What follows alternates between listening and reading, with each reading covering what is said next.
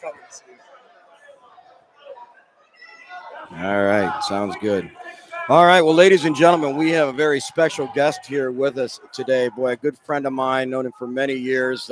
You actually had a chance to meet his nephew, right, with the Northwest Indians, Art Kallai. But with us right now, Uncle Chris, his uncle, the owner of Wrestle One Tournaments, and I'll tell you what, Hall of Fame inductee. He's been inducted in the Hall of Fame. In fact, I tried to get his lovely bride, Debbie, to come down and see us. And he'll tell us a little bit about that. The only husband and wife inductee team into the Wrestling Hall of Fame. Just outstanding. And for me also, and for all of us out there, he is our Ohio USA Wrestling State Chair. Ladies and gentlemen, I want to introduce Mr. Chris Kallai. Chris. Thank you. What's up, buddy? Let me come on here. Hang on, let me move this up just a little bit. There you go. Are you kidding me?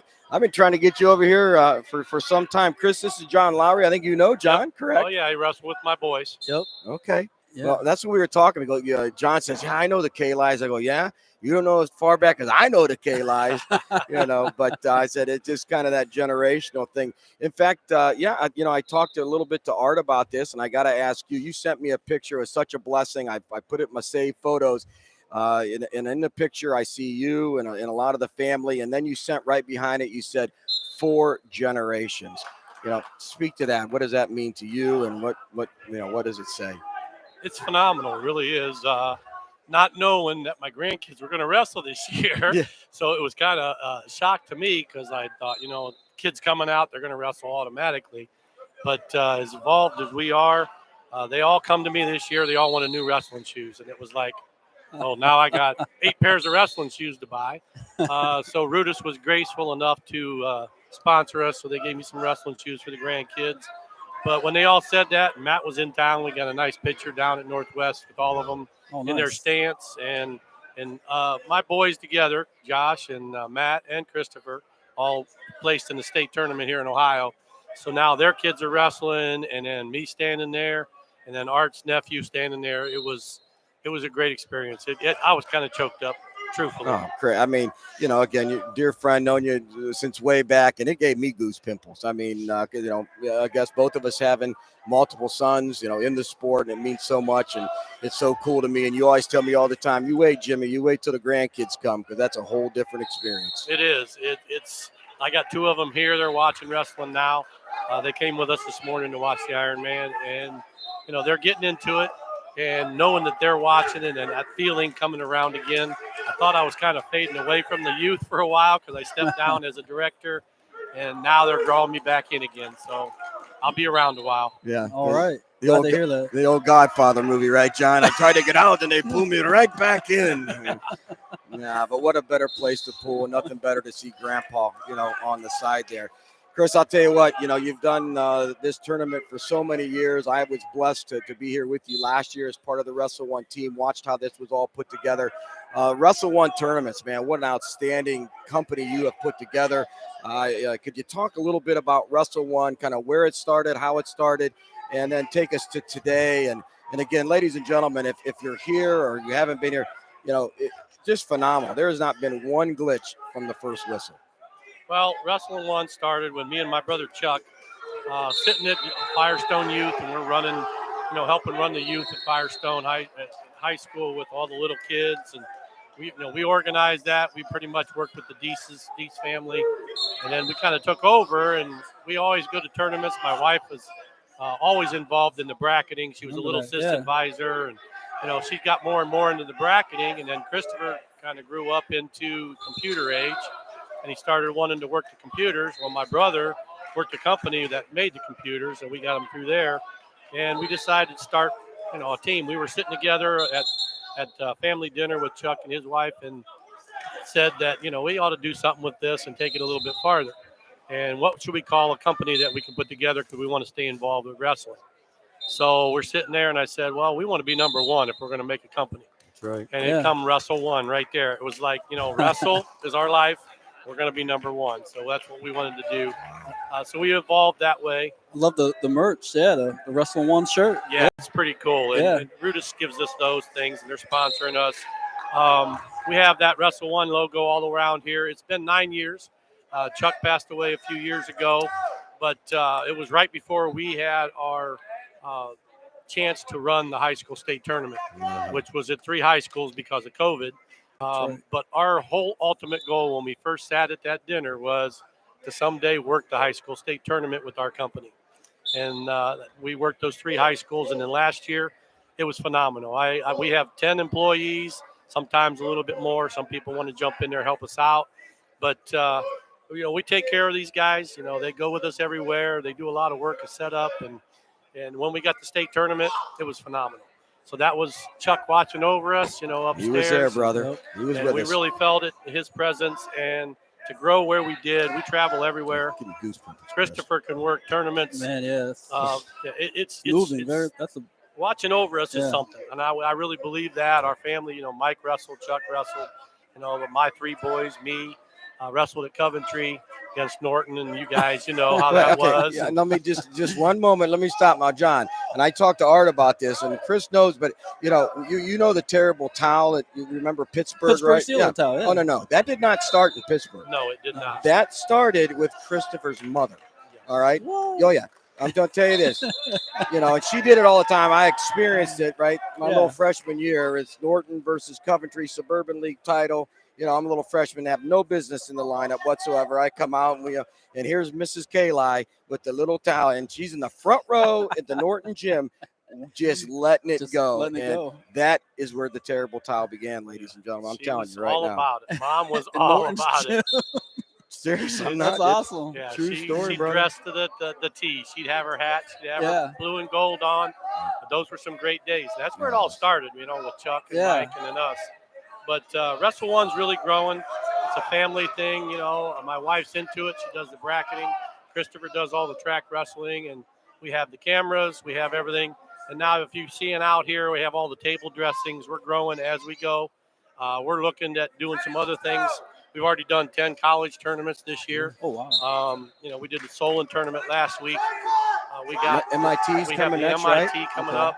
So that's going to be our first time at the MIT. We're really excited Nice. to work with those guys over in Medina. I just got today the confirmation on the Gorman tournament. It's a long-standing tournament down in the Ashland area. Okay. So we're going to do that. We have a lot of other ones that we're going to do all the way through March. But the state tournament, we're working on that one right now already. The girls are going to be added this year as a division. So it's going to make it a little bit bigger, a little bit longer. Yep. We have some great ideas for that, to try to dress it up. NCAA regional at Case. I think you're doing that. Division 3, Is that right, Coach? Yeah, Division 3. We did the women's nationals last year up at Adrian. Yep. We did regional for NCAA up at Adrian last year. Now Case has got it. We're going to work for them. Christopher and I both have worked the NCAA D1s when it was in Cleveland. I just talked to a guy the other day. They put us on the list to help run that NCAA coming back to Ohio here in Cleveland in a couple years. A lot more to talk about yet, but if somebody wants to get a hold of Wrestle One, to possibly do a tournament, how can they get a hold of you guys? Website, email, what's the best way? And phone number, how can we get that information out for you? Well, Tony Muller's he's one of my wrestlers from high school. Okay. He handles our website, so it is on there. You can get a hold of me, WrestleCKallai@gmail. And then I can get the information out to them. You can go on the website, Wrestle One website, bring it up. You'll be able to see that. It'll give you all the information on what we do. We have a full service, basically. We do everything. We run all the cables. We have table coverings. We have computers. We got cameras. We have all the clocks. Anything that you need to run a tournament at any level. Yeah, That's absolutely. great. Yeah. What a fine job you guys did here. It's just amazing. This is my 23rd year here, I think it is. We're just going to ask what year this was. I've been here since the decent started with these guys. It's been 23 years working it. Wow. Well, hey, shout out to your wife on the bracketing. We were just talking about how the quarterfinals and everything fared up. Yeah, all the seeds are right where where they were supposed to be. So. Yeah, that's her and Christopher. They put that together. Christopher's been working on this tournament for a little over 5 months. Oh, wow. For just the Ironman, just to make sure everything lines up right. So that works well. There's a lot more to it than just showing up and Most definitely. There's the bracketing, the seeding, rankings, pulling people in from all over the country. It's definitely big. Wow, that's great. That's good to hear. Chris was telling me earlier, John, that last year he said there was 3 weeks after the tournament in December, he gets a call from the director of operations says, hey, we need a meeting. So in January, right after done, is when the planning started for this tournament today. A whole year in advance, then it's when the planning begins. Oh yeah, you have to. Yeah. You got to get everybody For something in line. this big, yeah. Yep. There's a lot of parts that work this tournament with the athletic director, the assistant athletic director, and then the tournament director. So there's a lot of things you got to put together. That's awesome, though. Yeah. Well, I see we're getting up towards the big boys here a little bit. I know that semifinals coming up. We're very excited about that. I know Chris is going to be doing some announcing as we bring those semifinalists out to the mat. We got to ask you, USA Wrestling. Oh, my goodness. I mean, I've learned so much from you. I've been so blessed to be part of your leadership team in that regard. You're the state chair of USA Wrestling, kind of run that entire, and on a couple of our national committees also, Olympic Committee, I believe. Correct. Can you talk a little bit about USA Wrestling as far as Ohio and even nationally? Anything you can share with our audience that you find intriguing or interesting? Well, I've been state chairman for 21 years, so it's been a long time. But we've really grown. People expect a lot out of Ohio. Ohio is a wrestling hotbed, is what they say. I just talked to the Cornell coach a minute ago. He was talking to me at a meeting that we had earlier, and he's all excited to get one of the Wadsworth kids that I know that I see in school. But that's those contacts you meet when you go to USA Wrestling events. Right. So I travel the whole country. My wife, being in the Hall of Fame now is really cool because she reverted back the other day about when we were in Croatia with USA Wrestling. We went to Germany. Whoa. We've been traveling all over the place in Hungary. It's an experience that people don't understand. Wrestling does take you somewhere. Right. And I go to the state meeting out in Colorado every year as a state chair, and then setting up Fargo. I've announced Fargo. I took 300 wrestlers to Fargo last year. But it's not just me. I organize, but I've got people like Jimmy's been there. I got my media director, which is Brad Borneville. Yep. He's here working the Ironman. Jeff Coleman, right? Jeff Coleman, yeah. So there's a lot of people that puts together as coaches, directors, national team director. But Ohio's on the map. We won the national title last year in cadets, and that's our ultimate goal is to stay high on there. We're always in the top 5 in Fargo. So a lot of good contacts. What a match. I see a lightweights coming out. Does that mean we're looking close to the semis here, Coach? We're going to be getting close. Yeah, we got the consolation round, 2 consolation rounds. Oh, 2 consies. Okay, my bad. I said 1. We got 2. Good. We got a little bit of time. Okay. That said, I'll tell you what. Talking with Art, as you know, right, coming back to us from the West Coast, talked a little bit about women's wrestling, because he coached his daughter, right? And he really saw how women's wrestling out west, which we know, and I was just amazed going to Fargo, the size of the California, the Hawaii, the Texas, one of those women's teams out west. But Ohio now starting to pick up, right? It's women's wrestling is coming more east, and how do you see women wrestling here in the state? Well, now that we got a high school state tournament with the women in it, we've had that, and the Coaches Association ran it for years. Now the high school's taken that over. It's grown really big. Yeah. I mean, a few years ago, I remember coming to the Coaches Association in Cleveland and saying, hey, women's wrestling's coming. And then all of a sudden, now you look back and it's here. So we had a big team. We had 28 girls last year go to Fargo, which is a lot more. We only had like 7 or 8 the year before. So we've really grown, and there's a lot more that are involved now. We have women's directors. We have a lot of different women's traveling teams now. They're going to the duels just like the guys do now. Right. So it's really, really taken off. It's the most growing sport right now in the United States is women's wrestling. Is there like 40 plus women's college teams out there? Yes, there is 40 plus that, and now I think there's only like maybe 8 or 9 states that doesn't have women's wrestling right now. Wow. They've really grown really fast. That is quick. And we're very fortunate in Stark County, right? We have the women's freestyle head coach there, Dane Johnson out of Alliance, correct? Right, yes. Dane's doing a good job. This is going to be his 3rd year as women's director. Wow. He's really helped put stuff together. That's a nice thing when everybody wants to be involved and you don't have to find people. Yes. People are coming out saying, hey, can I be a part of this? Once they see it start to grow, and that makes my job a lot easier, with working with you guys, working with all the coaches that we have in Ohio that really believe in the kids and what they're there for. Yeah, absolutely. And Dane's just such a quality young man, too, to be overseeing our women's program. Hall of Fame inductee.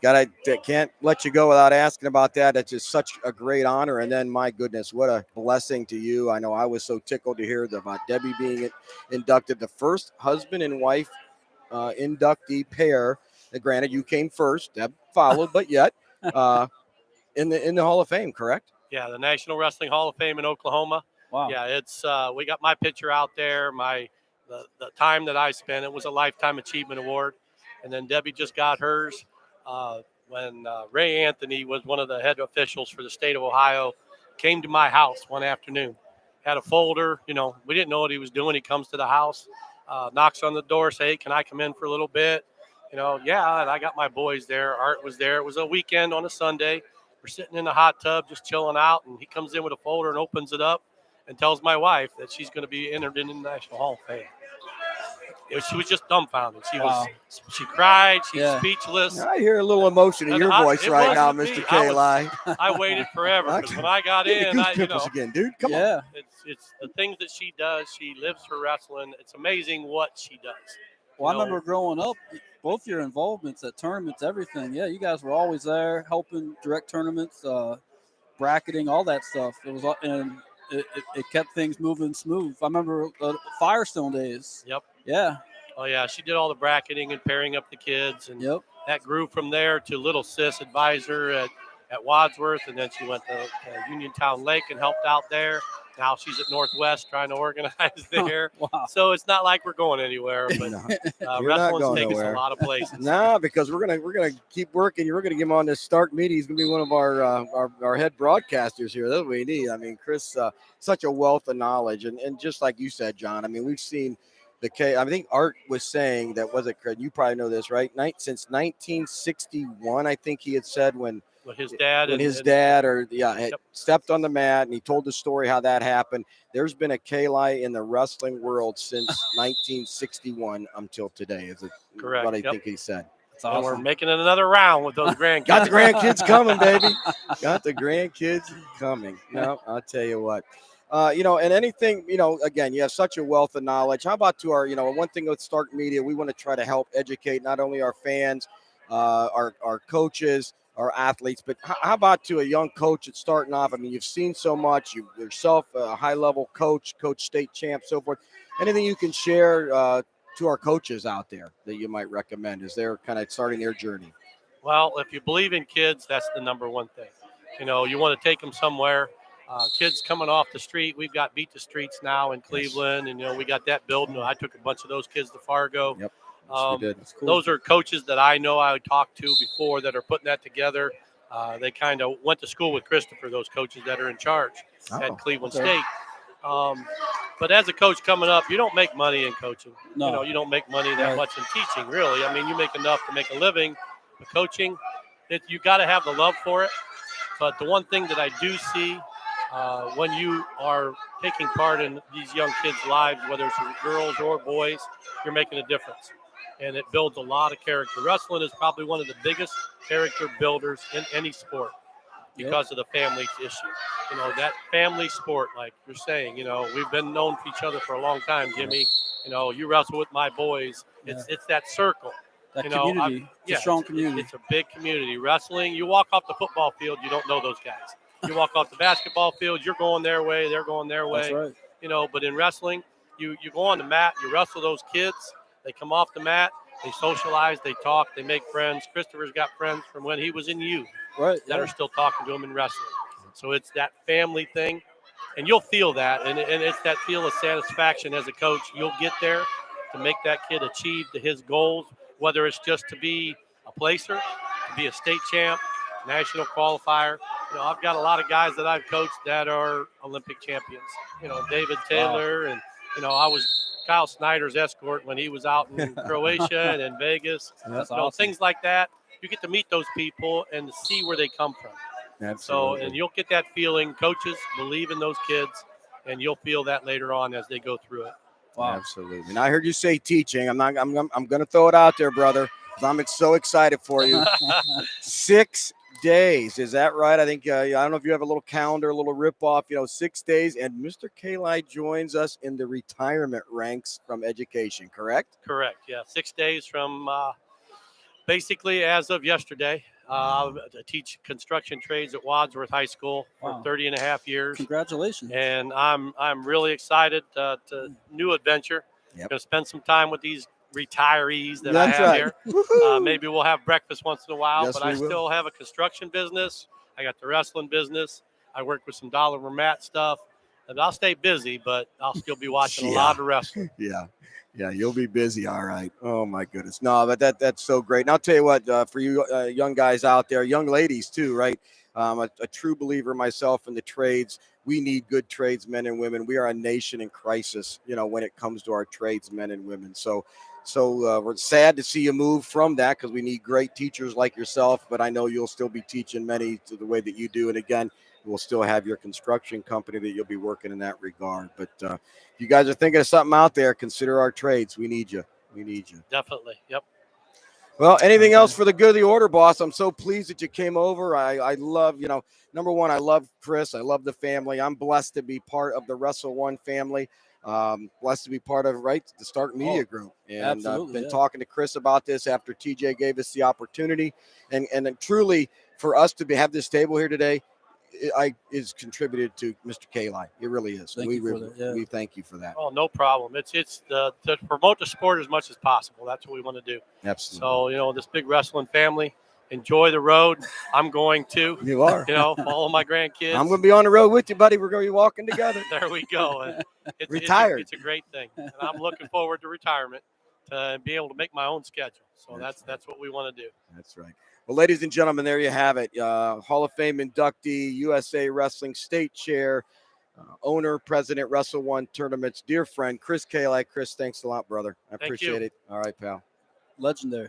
Yeah, legend is right. Yep. That's right. Wow. Thank you.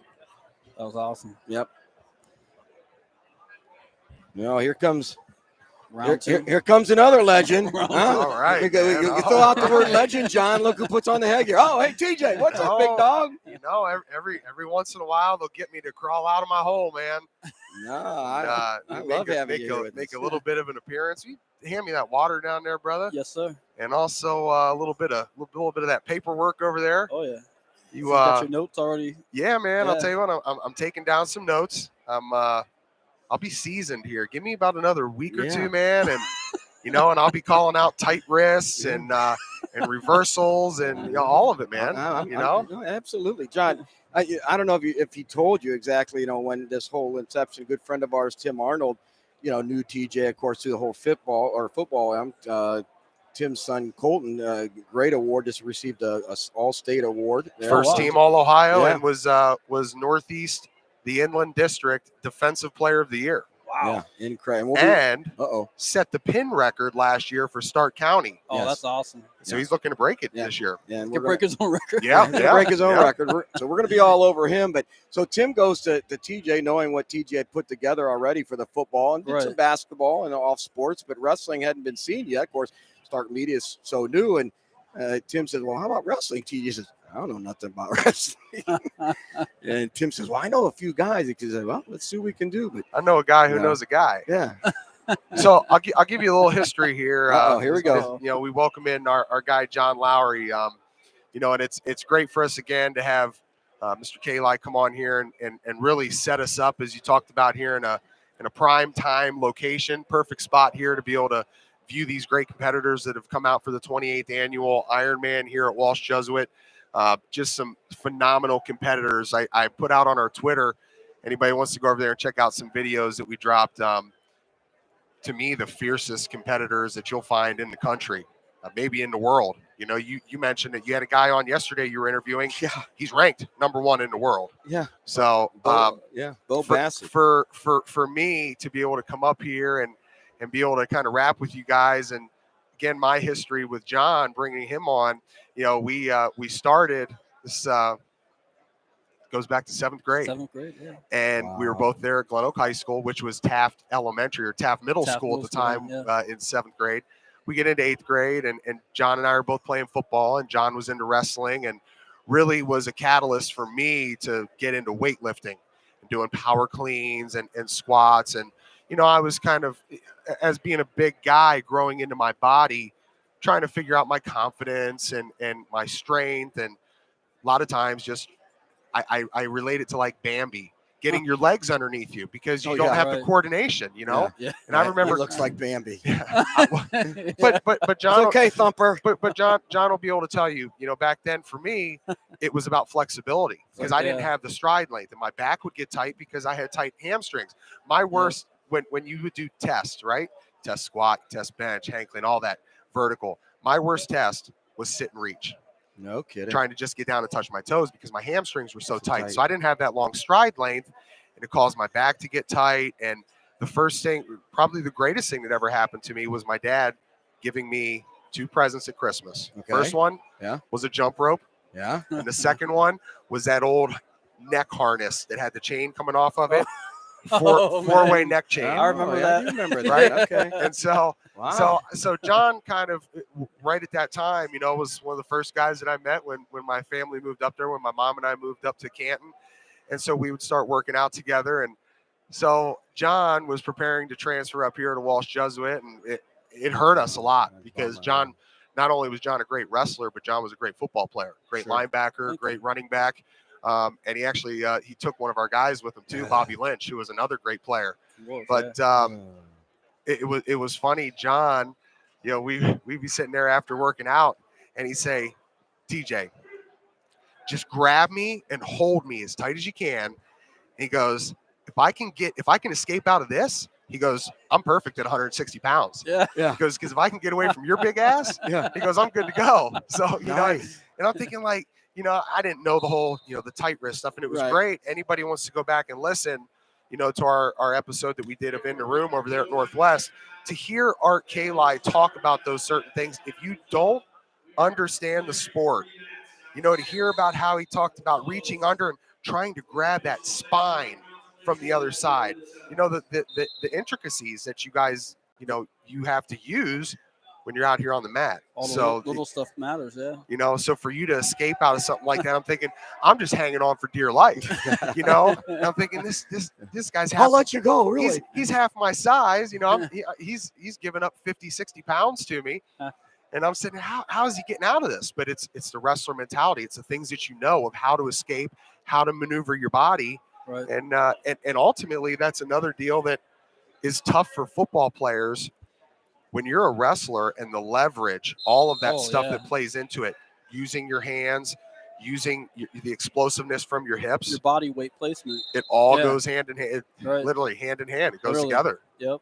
Sure does. All right. So now all you young football players, you're hearing from an Ohio State great here. That's right. You know, didn't wrestle, and you know, and he'll tell you reasons why. He's not ashamed. None of us are, but we'll tell you now as he reflects and looks back, that wrestling could have maybe made a little bit of difference in your play, don't you think? Yeah.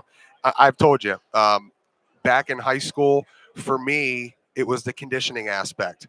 You know, for bigger guys, you know, as you don't have your wind yet, I didn't like doing all the conditioning. Now, when I got into college, I learned to love the conditioning aspect because by the third, fourth quarter, I wanted to be able to dominate my opponent. And that wasn't from bench press, and that wasn't from squats. That was from running distance. That was from sprints. I can remember times at the Horseshoe. I started from where everybody sees those players come out of the tunnel down there. Yeah. I started from double A deck right there in that corner, and I went all the way around the bottom double A deck, ran every row of stairs up to A deck, the other side back around, up to B deck, around, up to C deck. I ran the entire stadium in one day. You know, but to me, that was like the entire time I'm doing that, I'm thinking, okay, I'm looking down on that field. There's nobody in the stadium. It's just me. And I'm thinking, in about 200 days, you know, there's going to be an opponent out there. Right. And what I'm doing here right now is going to allow me to dominate that guy. Well, I'm glad you mentioned that. We were talking earlier about the commitment level these kids make, even, you know, to be at this tournament, wrestle round 1, round 2, and it's the stuff like that you're talking about, TJ. You're doing behind the scenes, the stadium steps, you know, the training early mornings, the weightlifting, all that plays a big role in building that character that Coach Kallai was talking about earlier. Absolutely. And I like what Coach said too. Teach said about, you know, that third or fourth period, right? He wanted to dominate that player, right? When you and I coached, Johnny, right? We coached for the third period. For the third period, that was what you coached for, because Yep. we knew we can get you in the third period. We're going to beat your ass because we were better conditioned, and we knew we were going to take you through. And it's exact. So, yeah, that translation is right there. That's spot on. Yeah. You know, and for the people that don't know, the people that have never done it before, you know, just getting in there for that first period, 2 minutes, you think, oh, it's 120 seconds. Can't be that bad, right? Yeah. Go in there and try and do 3 rounds of boxing against somebody. Oh, You won't make it. Your arms feel like jelly. You're done. Yeah. And as we all know, such respect for our sport, wrestling. But I'll tell you, boxing has got to be a whole nother level. Guys stand out there, number one, the condition, but then have somebody punching you in the face, in your body. I'm not sure about that, brother. I saw the bad transition at Ben Askren. Yeah, right. To me, though, I think the aspect of wrestling where you're shooting, you're still having the head slaps and the grappling. Right. It's not a direct jab, but it feels like it. I mean, you're coming right to the side of the head. So, I mean, to be able to defend against to everything that's coming at you, multiple different attack points. And I think, as you mentioned about Ben Askren, that's why you've seen such a great transition from these wrestlers into MMA. MMA, yeah, that's true. Yeah, a lot of your top dogs in MMA world are ex-wrestlers, yeah. Right. And the guys that can't wrestle, right? The guys like a Conor McGregor or somebody, and they get a good wrestler in there, they're gonna get taken down. Right. Yeah. Well, what do they say about a fight, right? I mean, trust me, guys. I was not a fighter. I was a lover, right? And I love the ladies. I wasn't going to fight, but they say that you're going to end up on the ground, right? You're going to end up on the ground in a fight. Yeah. And who do you want on the ground? You do not want to be with a wrestler on the ground that knows legs or how to tie your upper body, your head in locks and whatever. You don't want to deal with that. That's true. And that, what you say, Tej, that was exactly what I used to use as a recruiting technique as we saw our numbers trying to get kids out.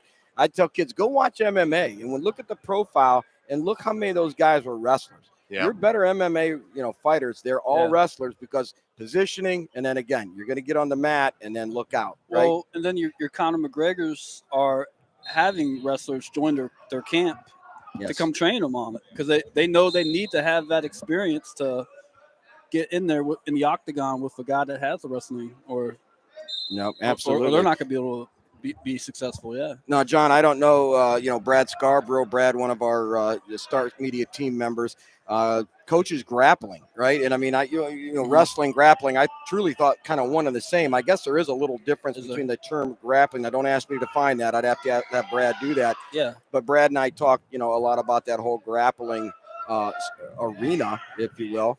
But yeah, it's exciting. Do you remember Sambo? Yeah. Oh yeah. I remember USA Wrestling. I never did it. Used to include that sometimes back when the tournament. US. In fact, it's funny you say that. I'm gonna give you another one. So as I said, was a USA membership chair for many years here in Ohio. So when we go to the national meeting a few years ago, Samba was there. I don't think anybody took that on as a director, but here's one. I was like, I want to do this. Beach wrestling. I seen that. Yeah. So we do have a beach wrestling director. I wanted to be that, and some other guys stepped up before, and I don't think I could have held 2 positions because I thought, how much fun. So I told Tej, I said, Tej, this summer, we've got to somehow get a hold of the director, get Start Media out there. I mean, can you imagine that? I want to see Steve. I want to see TJ in his Speedo, Start Media Speedo, right? Big dude walking out there. Okay, we're going to start this up. Referees and, stripe. But bathing suits. Come on, we can have a blast with that. Teach, what do you think, boss? I'm down. We're in. All right. I am 100%. I was watching his facial expression.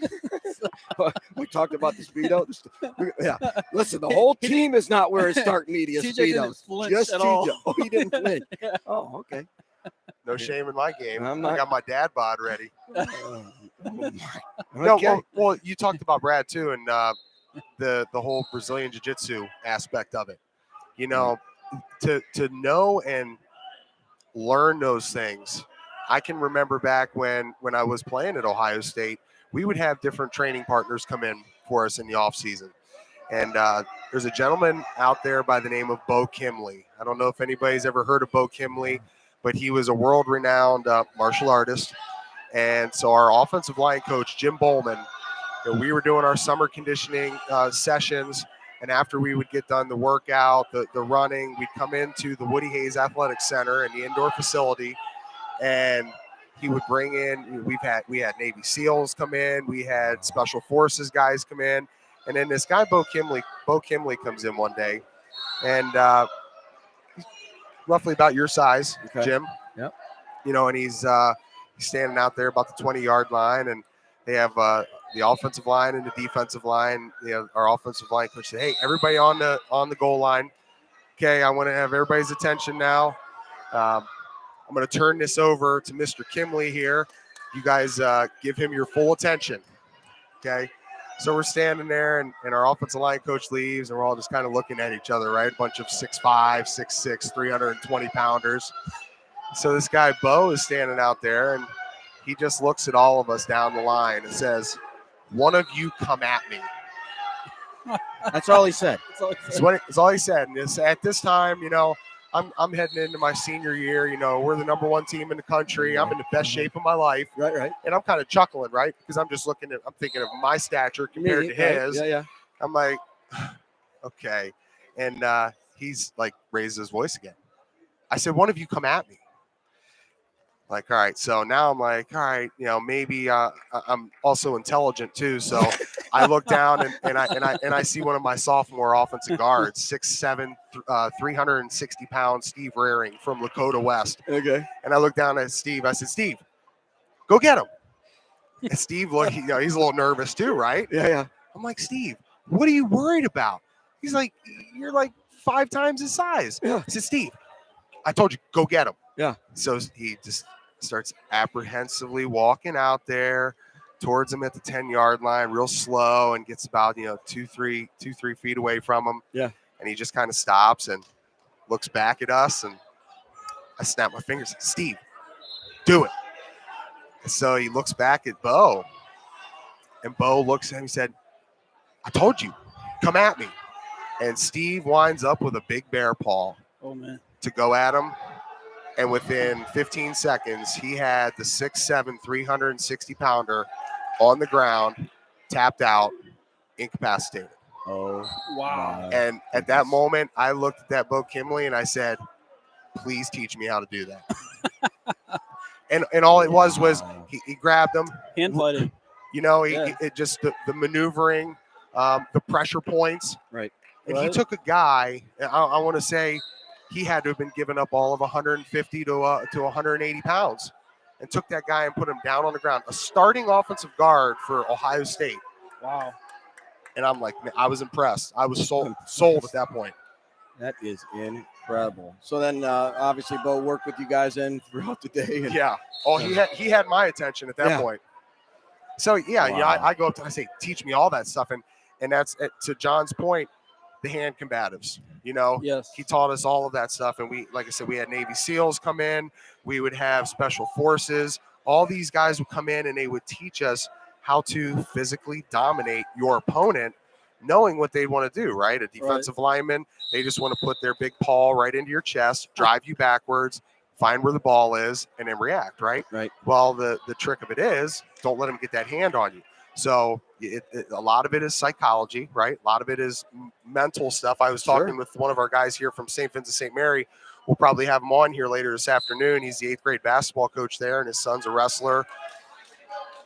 You always know in just the Ironman competition, for instance, right? Everybody out here is strong. Everybody out here is well conditioned. What's the difference? Right. It's 90% mental, 10% physical. So when I'm working against a defensive lineman, I got to think, okay, what's this guy want to do to me? How can I counteract it? What can I show him to maybe draw him in? And then I give him something else, right? But being able to stop hands, pressure points, the hip, all of that. And we would learn that stuff and use it. And it really, it was a game changer for us. It's stuff that you don't learn in high school. Right. It's more advanced because by the time you get to college, you're at VMI, you live, eat, breathe, sleep your sport. Right. No, it's a lifestyle. Yeah, it really is. Absolutely. Yeah. Absolutely. And then speaking on the toughness of this tournament, on the second mat, or that maroon mat. Okay, mat number 2 there. Yeah. That's McBurney from Maslin Perry. That's an Ohio State placer. and he is having a heck of a matchup right now. But I mean, here you got Ohio State Placer going at it with this Wyoming Seminary wrestler. Yep. You know, this is what, just round 2 of consolation, and Yeah, a little deep. round, I think we're about round three okay. or 4 possibly in the consolation. But we're not even at the, you know, No. we're not even at the placement level yet, and this is happening. You know, this kind of competition. It's this tournament brings it. It's great to see. Now we talk about the blood round, right? We're not even at the blood round not even yet. at the blood round yet. Yeah. We're seeing this matchup. Yeah. No, McBurney, a great wrestler from Maslin Perry. I'm sure we're going to be down there. Tej, I know we're going to be set up for the Perry Graham match later in January. So excited to hopefully be out there to broadcast that and bring that to you. But yeah, Austin down 3-0, third period, short time it left. I don't think he's going to get through. But again, as we said earlier, right, John, no disgrace. Right, absolutely. Yeah, just to be this far in this tournament, I mean, like I said, these head-to-head matchups are this is you know, the best in the country. And that's why you got all the college coaches here recruiting. It's absolutely, they know where to come. Yeah. And that's there's a loss there, a little dejected. He's got to keep his head up, though. You know, right? I mean, where do we learn the most from? Right? Do we learn most from our wins? Do we learn most from our losses? Right? I mean, it's early in the year. Yep. I mean, he's going to take what he experienced here, go back, take a look, watch the tape, and improve that technique. Correct? Oh, absolutely. He's that. In my eyes, that he's gonna win a state title this year. So. Oh yeah. I think he's predicted what? He's predicted 1 or 2. He's I up believe. there. Yeah. But again, one of our top elite wrestlers from the state of Ohio already, you know, in this tournament that early. That's shows the toughness of it. Yep, absolutely. You know, a loss that you could take here early in the season can benefit you so much down the line, and absolutely. You know, we get into March and you you're making that move towards the state tournament down in Columbus. Yep. You can look back at something like this, and it can be, you know, we talked about it yesterday, Jim. A guy like Aiden Faulkner, you know, who was banged up a little bit, so he couldn't go yesterday. It was cool to be able to see him out there. He still kind of warmed up and was working with Tim Anderson, who was a guy that I played with down there at Ohio State, defensive tackle, played, I believe, 8-9 years with the Buffalo Bills, was part of that national championship team in 2002, and he's coaching there at Perry now, working with the heavyweight, as he was a heavyweight state champ at Clyde High School. I've seen him out there. Yeah, man, and Aiden's a guy that, you know, he didn't place in this tournament as a freshman, but he finished second in the state as a freshman. Sounds about right. So, it's like what me and Jim been talking about. Absolutely. Absolutely. Yeah. I wondered about that. I didn't see Aiden. I didn't realize Aiden did not make a little bit of an ankle, okay. a little ankle deal. So, you know, not really wanting to risk anything early. No, this is not, you know, this is a great tournament, right? But unfortunately, it's not what your season's made of. Your season's, like TJ just said, your season is to look at the Schottenstein down there at Ohio State, man. You want to shoot for that state tournament. That's where the bread and butter and money is. And this will prep you for it for sure. Oh yeah. You're gonna, you don't need to watch film on yourself on this. You'll replay that moment a dozen times in your head or more after that match, and you think, man, if I would have done this, or you know what I mean, and your coach will go over that with you, and you'll say, guess what? I'm ready to rock and roll next week. Let's do this again. And as you know, right, as coaches and athletes in this sport, that opening, that attack opening is so small, comes so quick. And as TJ said, trying to find that little bit that, you know, that is for you. What is a mistake that's made that you can take advantage of? Yep, yeah. That split second. Yeah, absolutely. They say football, what? Is it a game of inches? Is that the saying? Yep. Every yard is gold, and every inch. I mean, you know, and you talked about it, just how quickly one little mistake, and you can be in a lot of trouble, absolutely. Right? You know, it's and there's a lot of those comparisons between those sports. I mean, you know, one wrong little footstep can get you bull rushed and walked right back into your quarterback. One wrong opening right there, and you're getting rolled up. Right. Yep. You're to your back. Yep, absolutely. I thought it was great too. You talked about seeing the Michigan coach in here. Yes. Yesterday, I had a chance. We're going to actually talk to him here shortly. Tony Ursuline, head coach from Purdue. Wow. And then I saw the Nebraska coaches in here. You know, a lot of college recruiters, a lot of college coaches here. You know, this is, to me, it's almost like going to the NFL Combine, right? I mean, you're coming here saying, okay, you know what, our 138 guy, he's going to be graduating next year. What's out there? Right. You know, right. Well, you know, Johnny and I talked about that a little earlier, right? The COVID year is though that race year is coming up, right? Yep. And these teams are looking to reload. They're going to be losing a lot of those athletes that were able to stick around for another year or so due to that situation we had. And I think the big thing, too, about this tournament for other states, right? Ohio, as John knows, and all of us, you know, Ohio is such a hotbed for wrestling. Our state tournament draws a lot of our college coaches in. Oh, it does. Oh, right. Absolutely. Yep. And Fargo, right? The national championships in July. And like Coach Kallai said, we won the Fargo, the cadets. Cadets, Ohio win. But yet for many states, that's where college coaches go. Absolutely. And to see the number that TJ's mentioning that he has seen here, you're right, is absolutely phenomenal. Incredible. Yeah. I just seen the Appalachian State coach behind us. Yeah. During the Really? Yeah. He was watching that last match. Yeah. Okay. Yeah, all the way from Boone, North Carolina, right? Oh my God. Yeah. I'm not sure. I think I saw the Arizona coach here yesterday, but I'm not positive. Wow. I know that I saw Arizona gear, and I guess I thought, well, it's not just local college coaches. Yeah, they're coming from all over. Yeah, all over. Yep. Well, again, we're in the consolation round here, ladies and gentlemen. The way that you can see our video set up.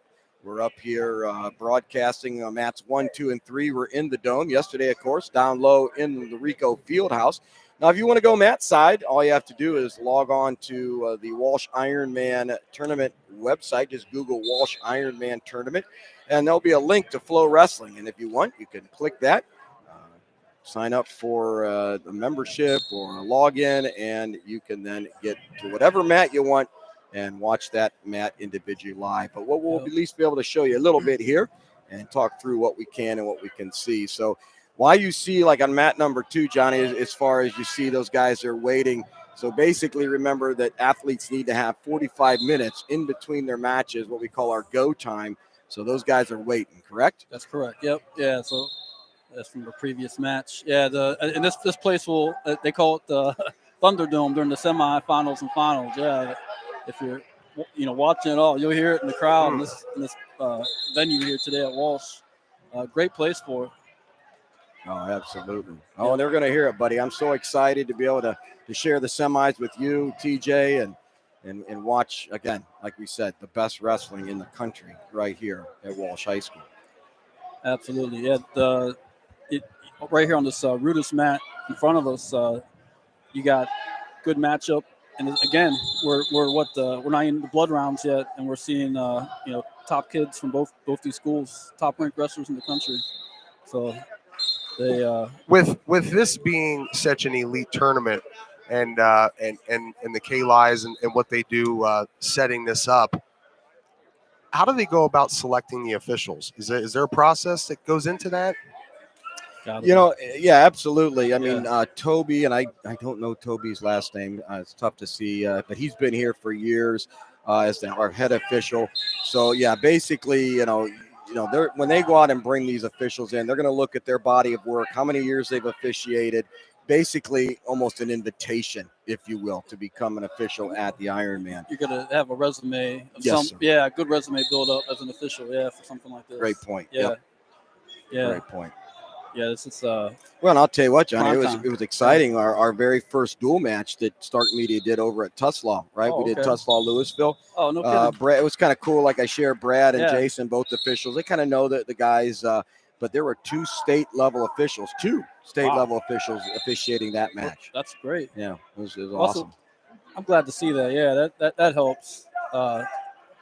Especially, with spectators, people watching, if you got a good official out there to manage the match for you, it makes things easier to understand too. You see better consistency, and I've been seeing a lot of good consistency here, from what I've been watching, and I think that's something they discussed too before the tournament.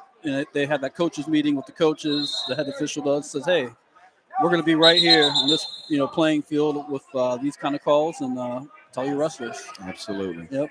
Absolutely. And we talked yesterday, of course.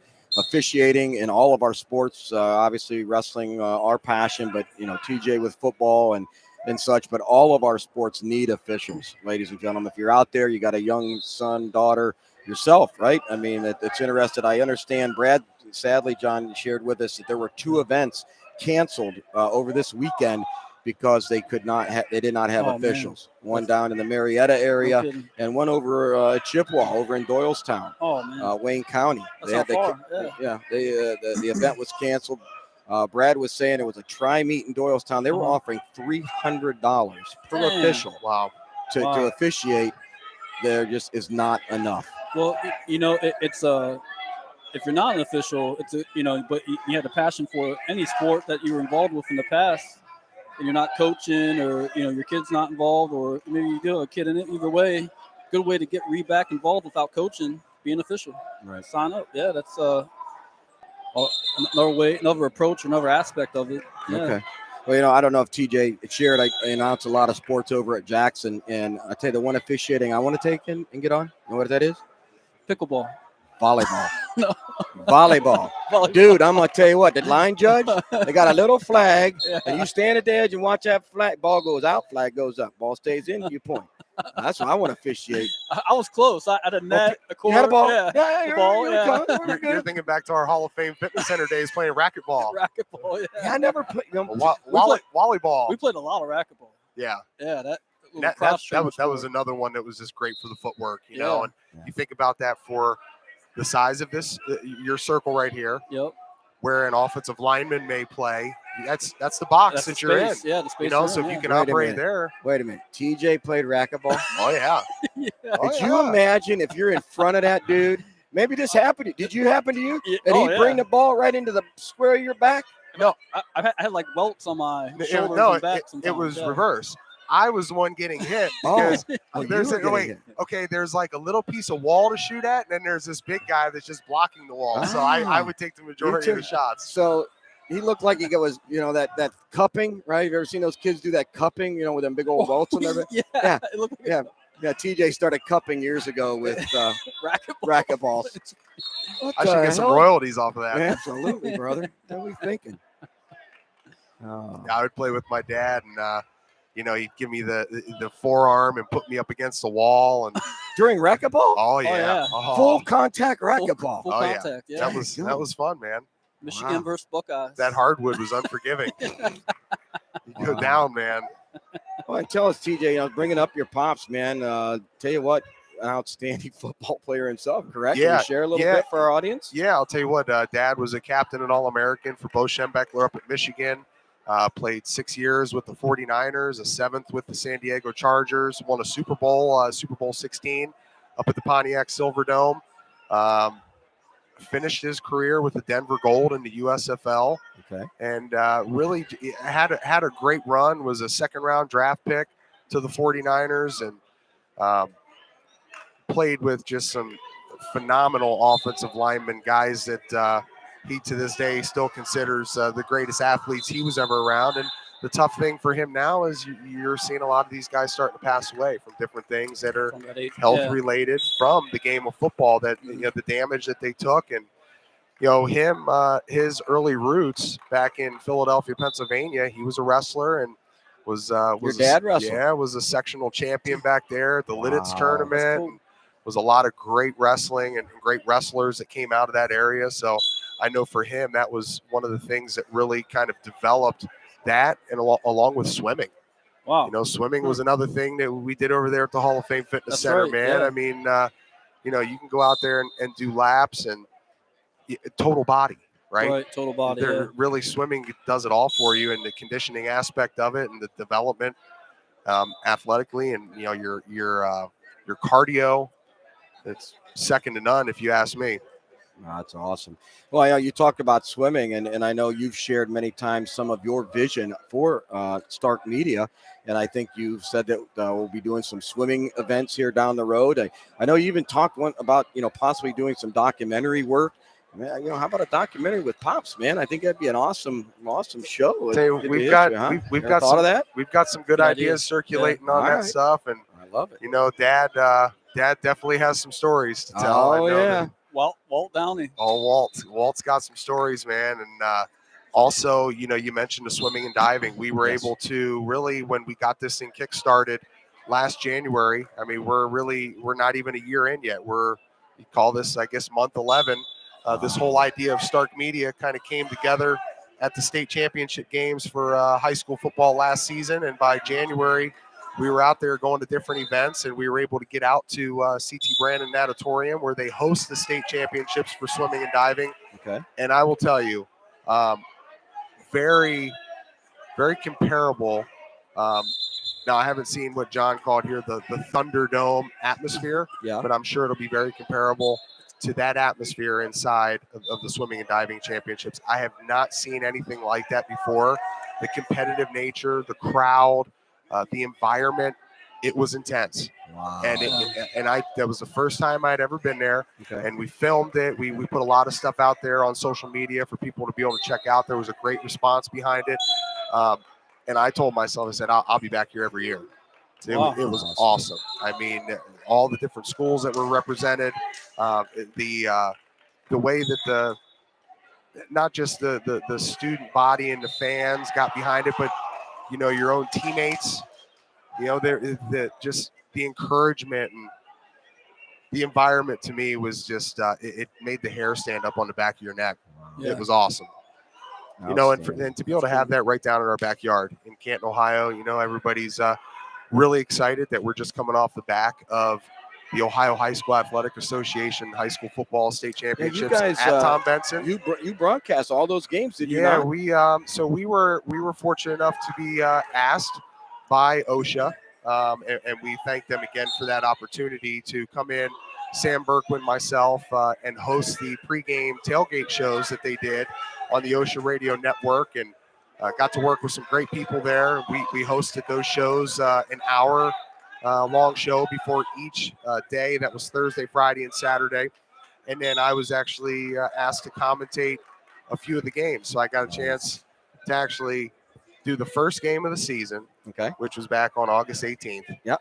And I got to call the final game of the season, which was Saturday night, where I got a chance to see my buddy who I played with down there at Ohio State, Ted Ginn Jr. I got a chance to see his dad win his first state championship and bring the first public school state championship to a Cleveland City school. Yeah, which is phenomenal. Glenville High School. Yeah. I was glad to see that too. Yeah.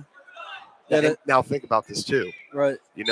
Glenville has competed before for a state championship. They lost by a point to Hilliard-Davidson years back. Yes. Now that was at the Division II level, I believe. They were Division IV now. And a lot of that had to do with the COVID year when things kind of split up there and Glenville shut down. A lot of those players went and they were allowed to play at St. Ed's. They were allowed to play at Shaw. They were allowed to play at Euclid. Right. And it really kind of decimated the program. So after we opened things back up, Coach Senior had to rebuild. And he did that, but it caused them to have, with competitive balance, they were pushed down to Division IV, and there is a lot of talent on that football team. Yeah. Jim Knowles, the defensive coordinator for Ohio State, he was in attendance on Saturday night. His linebacker that he's bringing in, Arvell Reese, is a starting linebacker for Glenville. Phenomenal talent. There's 3 other guys on that Glenville team that have been offered by Ohio State. Just think about that, Jim. At the Division IV level, you've got 4 guys on your team that have been offered by Ohio State. A couple of the guys have offers from Georgia, Alabama, Michigan. I mean, these are I just named 3 teams that are going to be playing in the college football playoffs. The playoffs. Yeah. And that's a Division IV team. Wow. So, and they were able to beat Wyoming 26-6. It was a great game, but phenomenal effort by Glenville. It was great to see that, and for me too, just not knowing that is the first city championship up there in Cleveland. That's true. Yeah. Usually like Ignatius or St. Ed's, right, own that, or even you got like Mentor and Kirtland up there that they're not in the city though, but they're suburbs of Cleveland that you'll see them up there in the finals a lot, and it's a different kind of pool of kids you get. Well, exactly. Just as you said, right? And as TJ said, public school again. Whatever your feelings, public versus parochial, doesn't matter. But Coach Ginn taking a public school like that and state championship. Huge. And like TJ said, man, are you kidding me? 4 D1 like that. Just hats off to that coach. I mean, well, we know coach's resume. He's phenomenal. Just a phenomenal man. You speak about documentaries. So one of the projects that we've actually started working on. Wait a minute, you're gonna share some secrets? Yeah, we're giving a hot take here. Stark Media exclusive. I see you looking at that red folder. Everybody, let's go ahead and put the alert out here. Get it out there, baby. Get it out. All right. Stark Media exclusive here. We've actually already started to put together a script for a documentary that involves the 3 gentlemen who the big deal about what Ted Sr. did was really he rescued a lot of these kids because they were in terrible situations. Right. And most people will say they could have either ended up dead or in jail because you're just living off of the streets of Cleveland, a very rough area. And there were 3 kids that were all on the New Orleans Saints roster at the same time, and they were all Glenville High School graduates. No. Wow. These kids' net worth now combined is $335 million. Unbelievable. It is unbelievable. Big number, Teach. Yeah. So you think about what he was able to do, what impact, the impact and the opportunity that comes from that. And to think, though, how rare that is, with a 53-man roster, to have 3 guys on your team, the New Orleans Saints, all from Glenville, all making a huge impact. It's a hell of a story. So we've put some things together. We've got some partners that we've talked to about it and that are helping us with it. And so you're feeling confident that's a go, huh? Yeah, we have a lot of different projects that we're putting together, but some of them that kind of reach outside of the scope of just covering high school sports and collegiate sports and youth sports. We want to be able to kind of shine a light on some different stories that feel good stories, stories whether it's redemption, success, comeback story, however you may spin it, stories that need to be told. That's called grit. Yep. Yeah, absolutely. Yeah. Absolutely. Greater later. Yeah, that's pretty awesome. Absolutely. Well, and that's the thing too, is TJ's given us the ability and has told us, hey guys, I'd like to see what we can do from the youth to the college level, right? And we'll be doing some youth broadcasting here on some Sundays very soon. And I think a really good platform, again, Stark Media doing a job not only bringing wrestling to you via the internet. We hope someday one of our goal is to have, you turn the radio on and you're going to hear a dual match from Stark Media. That's one of our goals. But also just to educate, all of our coaches, some of our athletes and our parents, right? And I think that youth is a great place that we can be down and use as a platform to talk about, right, what it is to be a good parent, coach, a good parent spectator, and to help them as they grow, not only in our sport, right, Johnny, but outside of the sport. Yeah. Even, corporate America, I got friends that never wrestled, but they have big positions now, at their companies they work for. And what they asked me? Hey, you got any wrestlers that that are or ex-athletes, that from school you're at? You got anybody that are in the field or looking for a job, man? Yeah, they know. Yeah, they're like we can't get them the training. Nope. And that character building that they've experienced. Right. Yeah. Nope. You're spot on. Well, one of the segments we haven't had our first. It's coming. Of course, we had our first in the room segment last week, right? We interviewed down at Northwest. We'll be at Louisville High School and possibly Central Catholic the week coming up. But another segment that we've got coming is called "Where Are They Now?" And what we're going to do is we're going to bring back some of the Stark County wrestlers that have been gone and do just exactly what you said. We want to talk about how did the sport of wrestling, help you to put you where you're at. Not because it's my son, but just my oldest son. 99 wins. We call him of the boys. He's number 99, right? He missed that 100th win, which is a big milestone, right, for all of our wrestlers. But, next semester, he's going to be graduating from Ohio State. He's going to be entering the dental field. He's going to be a dentist. In fact, this Friday, Johnny called me and goes, Dad, I took my last test ever in a class. I'm like, dude, you just got next semester. He goes, nah, that's all clinic. I'm just going to be working. I'm like, wow. But he'll tell you that it was the discipline, that which, the sport gave to him that has, helped him to prepare where he's at. So, molded him, yeah. Yeah. So that where are they now segment, we're very excited about that. We reached out to Victor Marcelli. Oh, yeah, I know Victor. Yeah, you know Victor, his dad, Jackson wrestler. Yeah, Corky, his dad. Corky, yeah. And good people. Yeah. Now, I always call him Brian. He's funny. Everybody calls him Corky. So you go, Jimmy, you're the only guy that calls me Brian. I'm like, dude, funny story, straight up, man. So I'm coaching at Norton back in the day, and first time I ever met Brian. So I'm at Norton. He's coaching at Highland, right? Medina Highland. He was the head coach up there. So we Panthers go up to a match, at Highland. And I walk in the office, right, to do weigh-ins. And here's Brian with a baseball bat on his shoulder, right? I mean, that's how he meets us, our team, as we're coming in like, what is this about, But I think Victor, I don't know if Victor was even born yet, to be honest with you, when I first met Brian. But then when I come back to Jackson, right, and my oldest, he's in kindergarten. My second one, he's in preschool. I'm like, okay, time to start youth. So I go to my first youth practice, and I walk in the gym, and I look across. I squint. I go, is that Marcelli?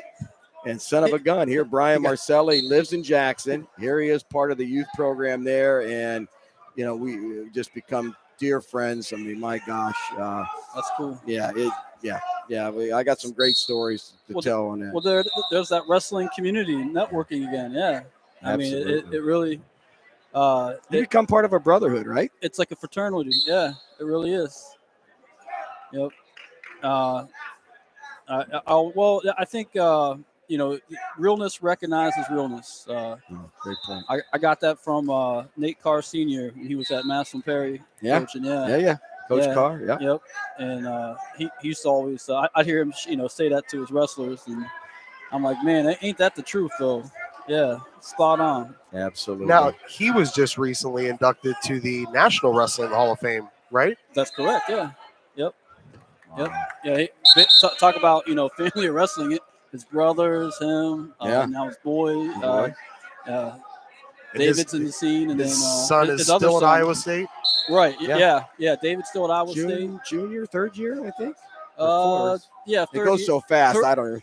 I think it's red shirt year. So something like well, because of COVID, I think he might even have another, if he wanted to, another year expendable, but. Because I believe he won his state championship at Perry the year before COVID, or maybe a year or two, roughly 2018. Right prior 18, 17, 18, prior to the pandemic, Yeah, it was 19, I think, when the tournament was canceled, right? That's correct, yeah. Yeah, my Jimmy, right? Mr. 2, right? Missed it every year by 2 matches, but that was the year. That was the year, That was the year that he. That year, I remember. Louisville. You mentioned Louisville earlier. Louisville upset St. Paris Graham in the duels, and then everybody was pumped up for the state because at that point it was still going to happen. Yep. And then because that was districts. I remember Jimmy wrestled at districts. Yeah. And it was like 2 or 3 days later they shut down and set state tournaments off. I think everybody was surprised, but I think everybody understood why. So, it was just it was different. No, that was it's cool to see like a Nate Carr situation. He here in Stark County working with a program like Massillon Perry. Now he's him and his boy up at Iowa State. I mean, it's just that networking. Yeah. Or like Coach Kallai was talking about earlier. He was.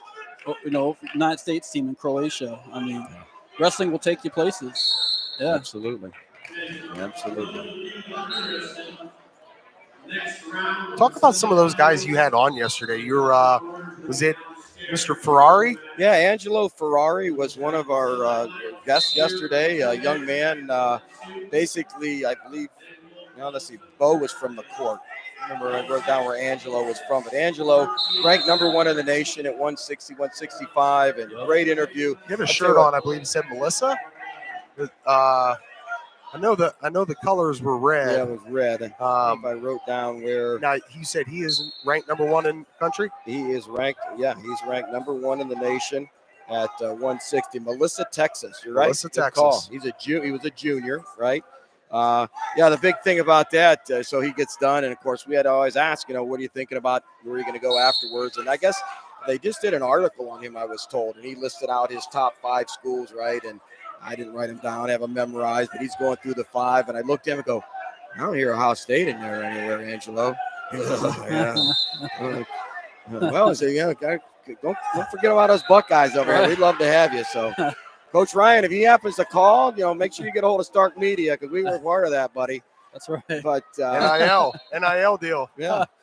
But also we had on Bo Bassett from McCourt. I'll tell you what, guys, a freshman, right? You had mentioned that earlier, John. A freshman. This kid was 7th a world champion in 7th grade.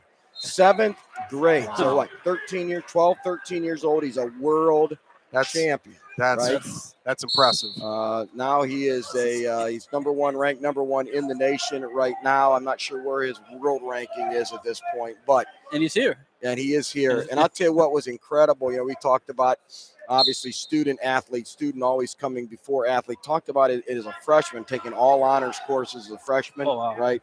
And he said, Coach, I asked him, of course, where are you thinking about, going to college? And, wasn't quite sure, but he said, wherever my grades can take me. And I'm like, wow, dude, that's spot on. And of course, when I said, Ohio State's a good school. But Coach Ryan, we're working for you, brother. But anyhow, Bo's a great kid. I'll tell you what, and I'll tell both those young men, if you listen to the interview, please, look at our broadcast yesterday. What was amazing, the shout outs they gave to the family, again, as you talked about, John, that whole thing, not only family of wrestling, but their own personal family, right? Right. And a lot of yes sirs. You could just tell the levels of respect that was there. And like you said, real understands real sees real. And those 2 young men, TJ, just amazingly real. Shout out to Ohio State and Coach Ryan.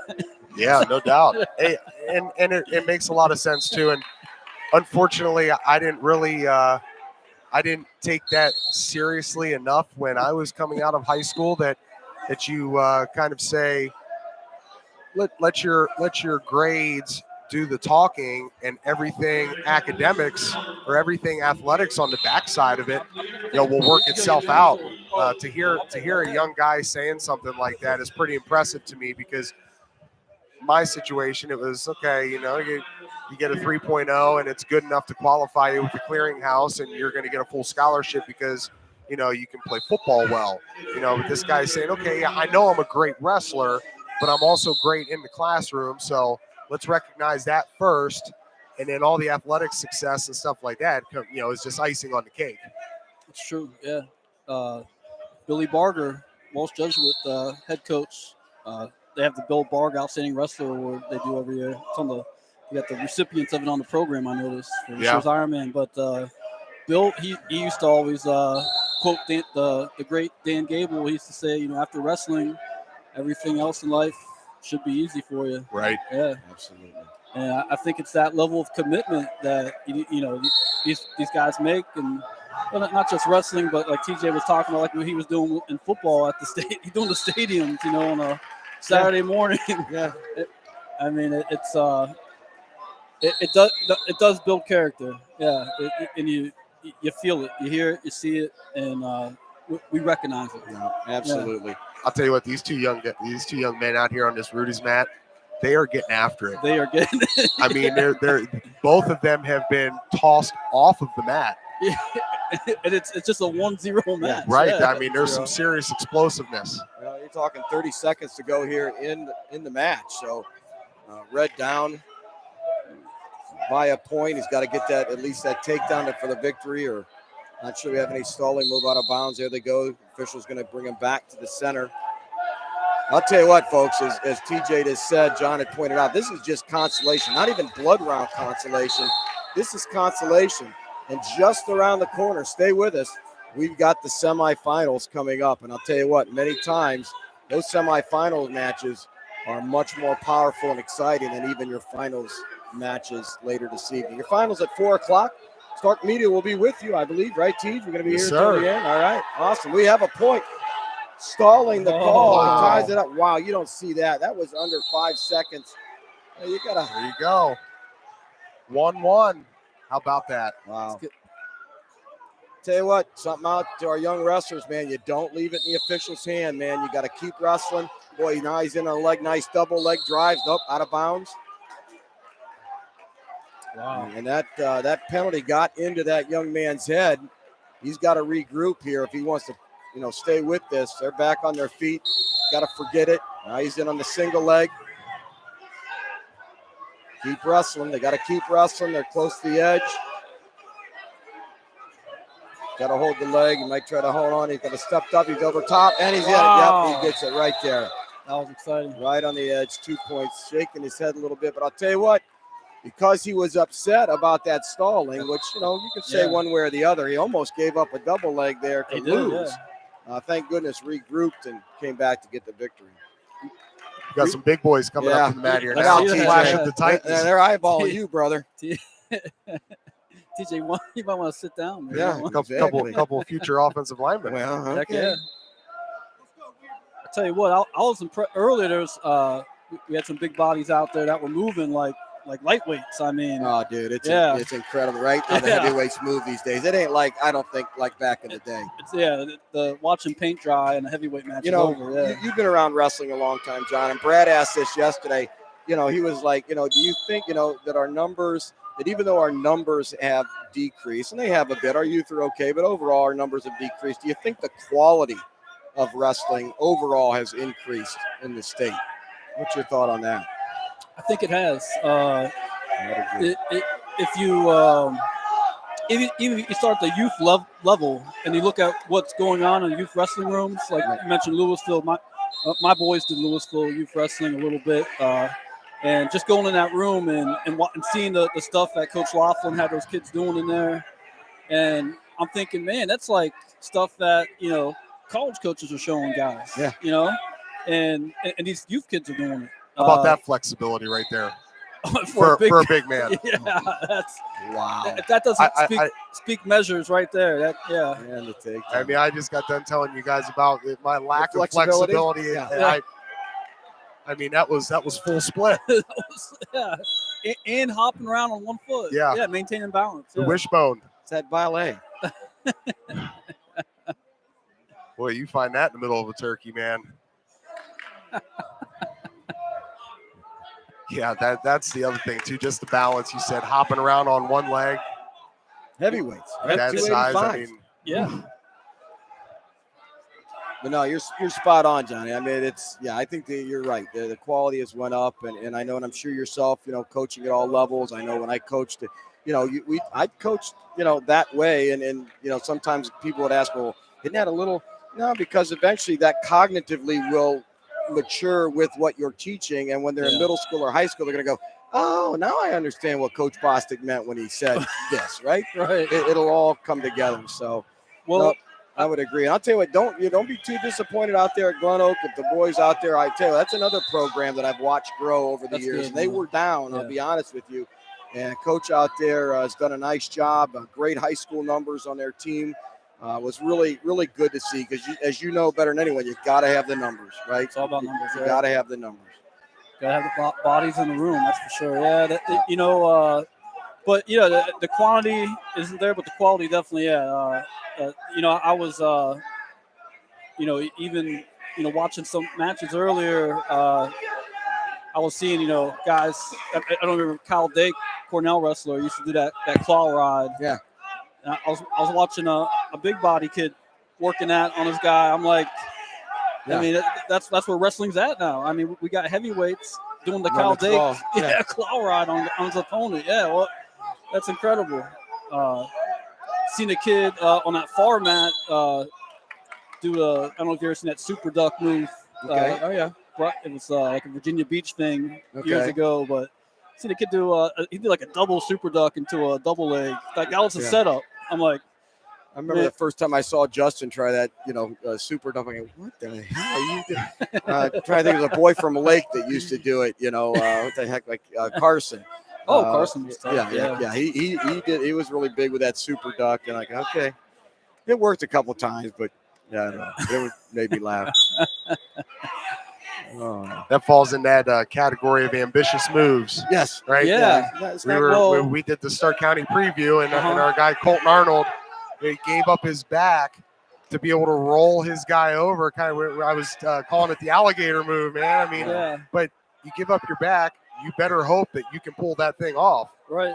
Well, I guess when, and Jim, when you probably coached years ago, and, when I was involved in the sport, there was this stigma that, programs like St. Ed, St. Paris Graham, Walsh even had some kind of secret, level coaching, or there was something special they were doing. Well, the secret's out. Everybody knows. Right. Everybody knows what they know. It's a level playing field anyway. Yeah. And I think in Ohio, you see that in our results. Look at I talked about Super 32 earlier. Yeah. It's one of, besides this, one of the other, tougher tournaments in the country. Tournament. Yep. And we dominate that tournament in the place winners every year. Absolutely. The legend has returned. Yep. Yeah, he is back.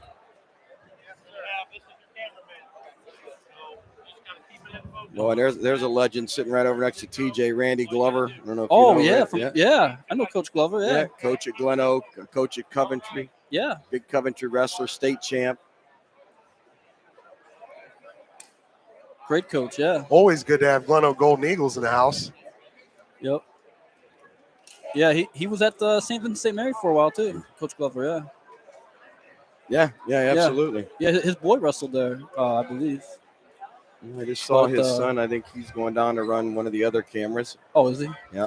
That's cool. So they're getting ready, ladies and gentlemen, setting up now that our semifinals about to get underway. They'll be up here in the dome, down low. The 7 mats are still up and on. So if you want to check in, that'll be Consolation down in that lower end.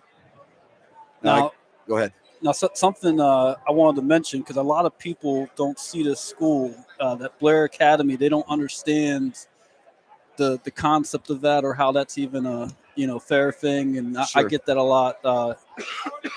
Jim, you want to break down the Blair Academy thing, or it's just you get? Were they the initial winner? Team champion of the first Ironman in 94. It was that, I think 94. Walsh won it. Yeah, I could say. Yeah, but then Blair followed suit. Yeah, and then Blair just started dominating. But yeah, it's a college prep school. It's academy, academy style. Yeah, they're staying there on campus year round, and it's getting them ready for college. But it's what I'm gonna say, it's a different kind of experience. No, absolutely. Yeah. But yeah, they're if you look here in these, so we're going into the semis, you're gonna see a lot of those Blair Academy kids. So we got. It was interesting. I know you're gonna rattle off some of those guys from Blair. Yesterday, coming into the arena here, you could just kind of see the look in their eyes. And it was a little bit different, the eye to tiger, and their coaching staff. There was,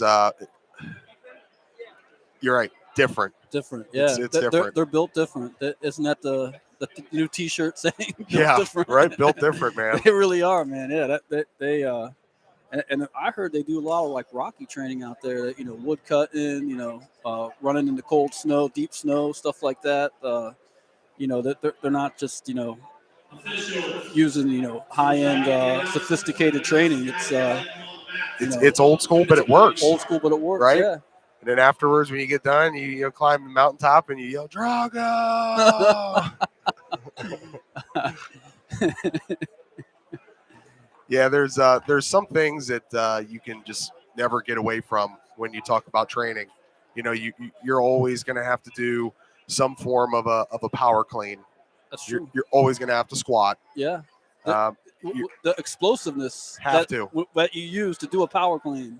These guys are doing it every 3 seconds in the match. Yeah. Yep. Or when you played football for the Buckeyes, every that whistle blew. Every time you come out of your stance. Yeah. You think a linebacker, the way he comes out of his stance, it's all about, being bent at the hips and being able to explode from there. Yeah. And go upwards in a rising motion. Dude, that's literally a wrestling match right there. That hand fighting that you were doing with that linebacker, or tackle whoever you're up against, man. That's spot on. That's a battle. Just that short time. And I like those old school training methods. Yeah, you know, they still work. it's just yeah. To say maybe like iron sharpens iron. When you're talking about just pushing a wood sled, right? Dragging a couple 45-pound plates, yeah, around your waist or whatever it may be, just taking a sledgehammer, onto a tire or flipping an old truck tire. Yeah, me and my kids were watching Creed 2, and then Creed 1. I never saw the first one, but yeah, Rocky Balboa. He brought that back to Apollo's son Adonis in that movie, and I'm like, I'm watching that and I'm thinking, you know what, that kind of is cool because it's a reminder that, hey, just because we did things this way, or he had him chasing the chicken, I'm like, heck yeah, man, that's the best hand-eye coordination, footwork you could get. You can catch that chicken. What Mickey say? We're gonna eat thunder and crap lightning. Just get the chicken. I had it as a Coach Randy Glover quote sitting next to it. Coach Glover, man, I like that style, man. Just chew it off. I want to make sure I find stuff with his. Hey, you probably didn't know, man. You got a couple Golden Eagles sitting next to you here, man. TJ Downing, nice to meet you. John Lowery. I've met you before. Say it again. John Lowery. Yep. Nice to meet you guys. Yep. I think the last time I saw you when you were still there at Glen Oak, you were sitting up there in study hall with Bobby Petteroli. You guys are sitting there having a little conversation and just keeping the kids in line. I'm still there. You are? Nice. TJ.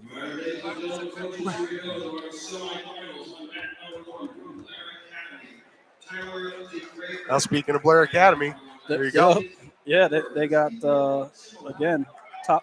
That's the number one ranked kid in the weight class. What a matchup!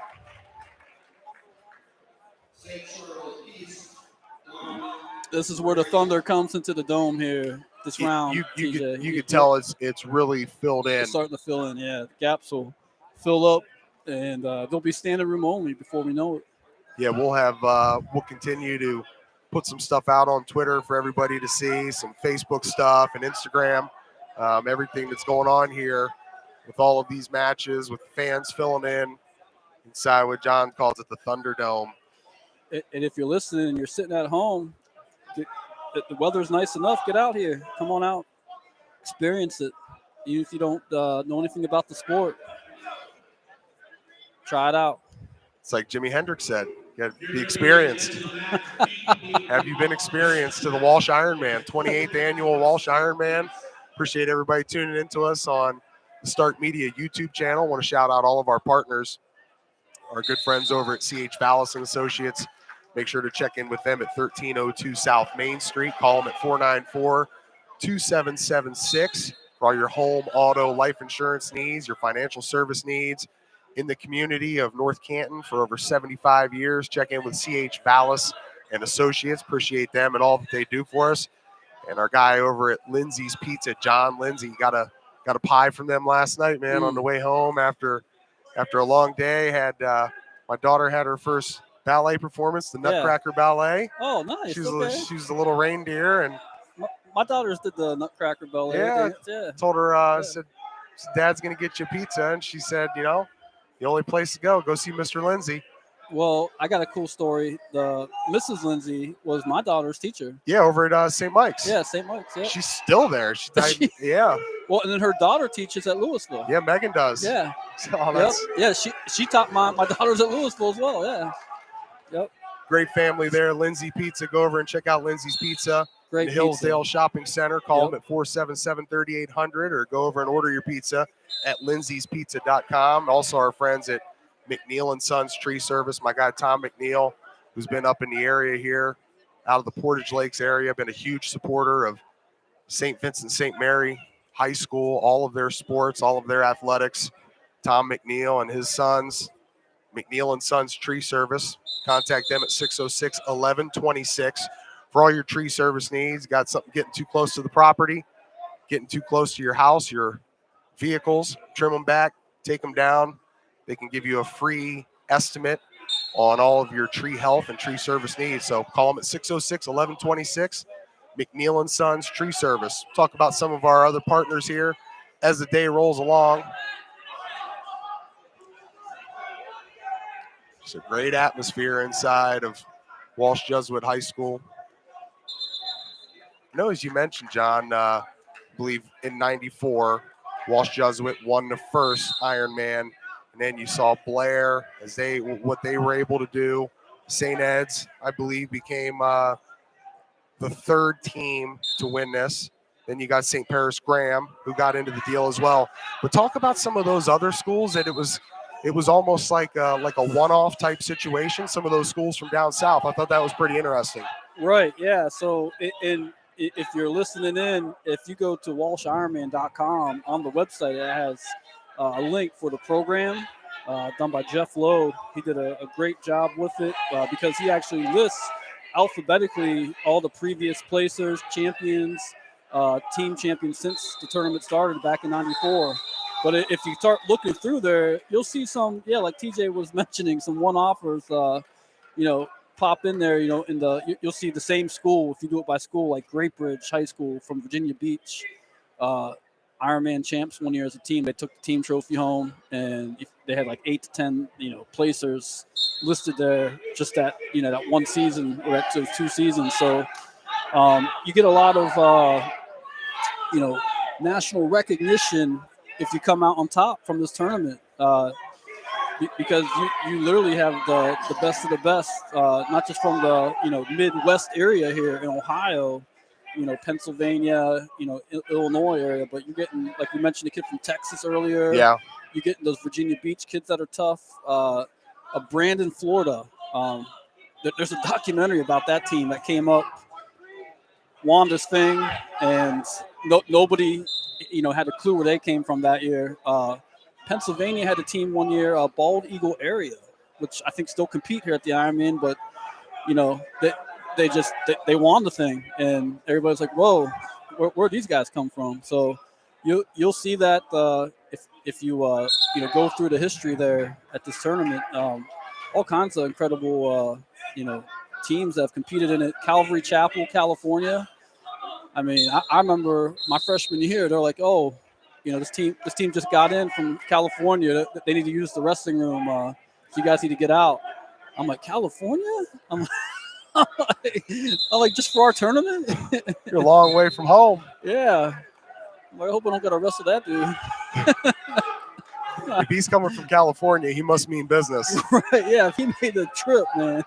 They gave him a ticket. Yeah, I was like, that guy barely made it for TSA. He's probably a bad dude.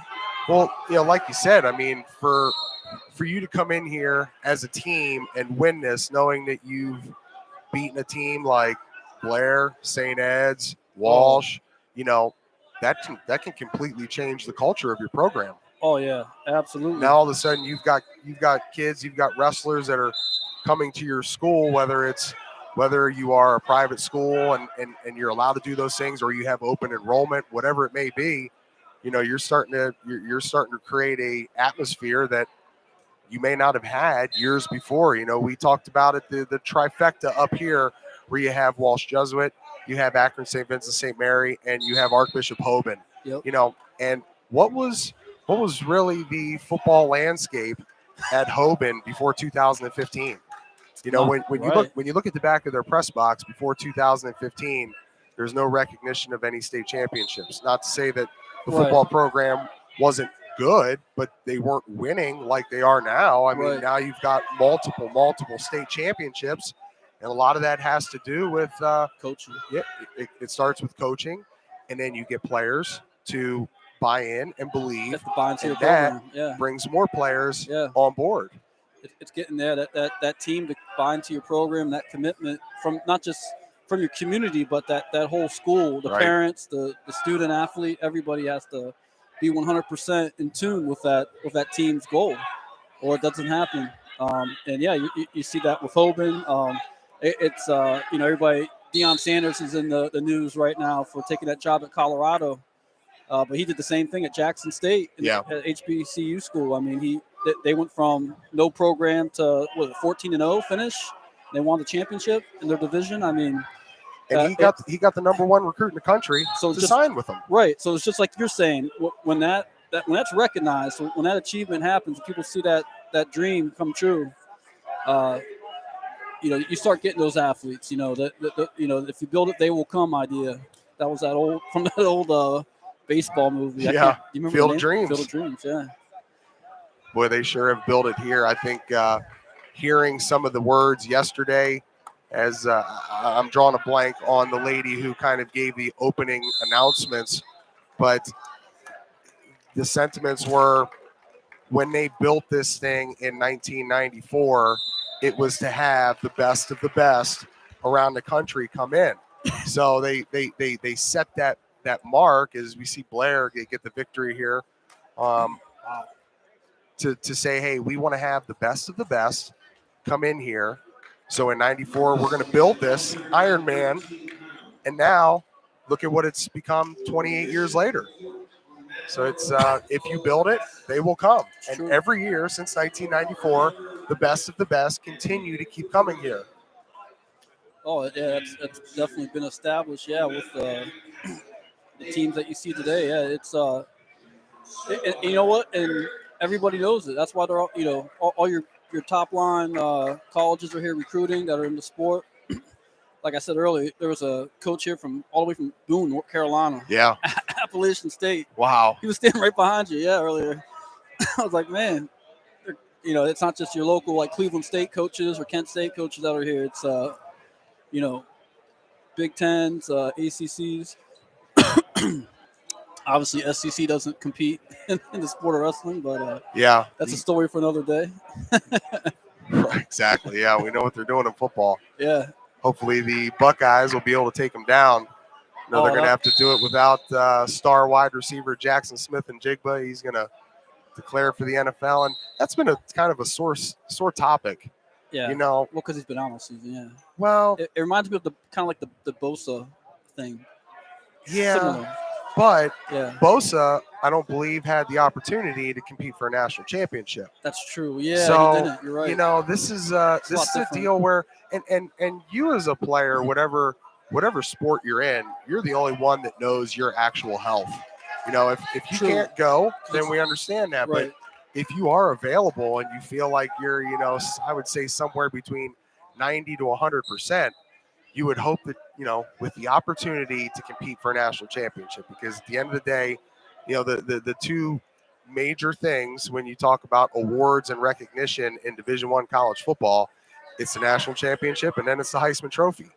And if you have those things in front of you, to walk away from that, to me, I get it. I get the money and the financial aspect of things, right. But going out there and playing for a national championship, if you're going out there thinking that, oh, you know what, I'm worried I may get hurt if something happens, I'm going to miss out on this money, you shouldn't be going out there with that thought process in the first place. You should never walk out onto the field thinking, oh, man, this might be the game that I'm going to get hurt. Right. No, that's very true. Yeah. It's definitely what I would say a pressure cooker situation mentally to make that decision. To move forward I can't see how you would walk away from the opportunity to cement your legacy as a national champion. That's rough. Little personal note. We're at the Buckeyes game last year against Purdue, and freezing. I mean, the cold front definitely hit Columbus that day, and we're in the bookstore, literally buying. We're in the bookstore. We already had Ohio State gear, plenty of it, but we're in the bookstore to buy more gloves, more scarves, to buy a Ohio State blanket. I mean, we didn't come prepared. And standing there in line, I'm looking at these gloves, and they're like really, flimsy looking gloves. I'm like, man, I wish I had my old football, like lineman gloves, stuff like that. The Newmans. Yeah, this guy behind me in line's like, yeah, man, I was saying the same thing earlier. Turned out to be Smith and Jigma's father. Oh, yeah. Yeah, and then we got Mata. yeah, and then we met his mom, and yeah, we were actually in line with him. Yeah, the rest of that experience. Yeah, so they did a picture with our son. That was kind of cool. Anyway, my little story about that. But well, regardless, not competing for a national championship now and declaring for the NFL draft, I think he will probably be able to buy the bookstore when it's all said and done, because it looks as though he's probably going to be a lottery draft pick. He's got he has phenomenal talent. Yeah, he has a big stock build up. Yeah. Great match going on here. So this is in front of us. McCourt and Malvern Prep. Yeah, number 1 versus number 5. So now the 1 is from McCourt. No, the Malvern. Yes, you're right. Yeah, the McCourt is the number 1, and the Malvern Prep is the 5 spot. But I mean, again, this is just a semifinal. It looks like a national title matchup. Yeah. Same on that other mat over, to our right there on the maroon. That's number 3 versus number 2. I mean, and the young man from McCourt, as John mentioned, the number 1, he's leading this 11-4. Incredible to see these kind of matchups happen in the semis. Just completely working those shoulders. He's looking for the pin.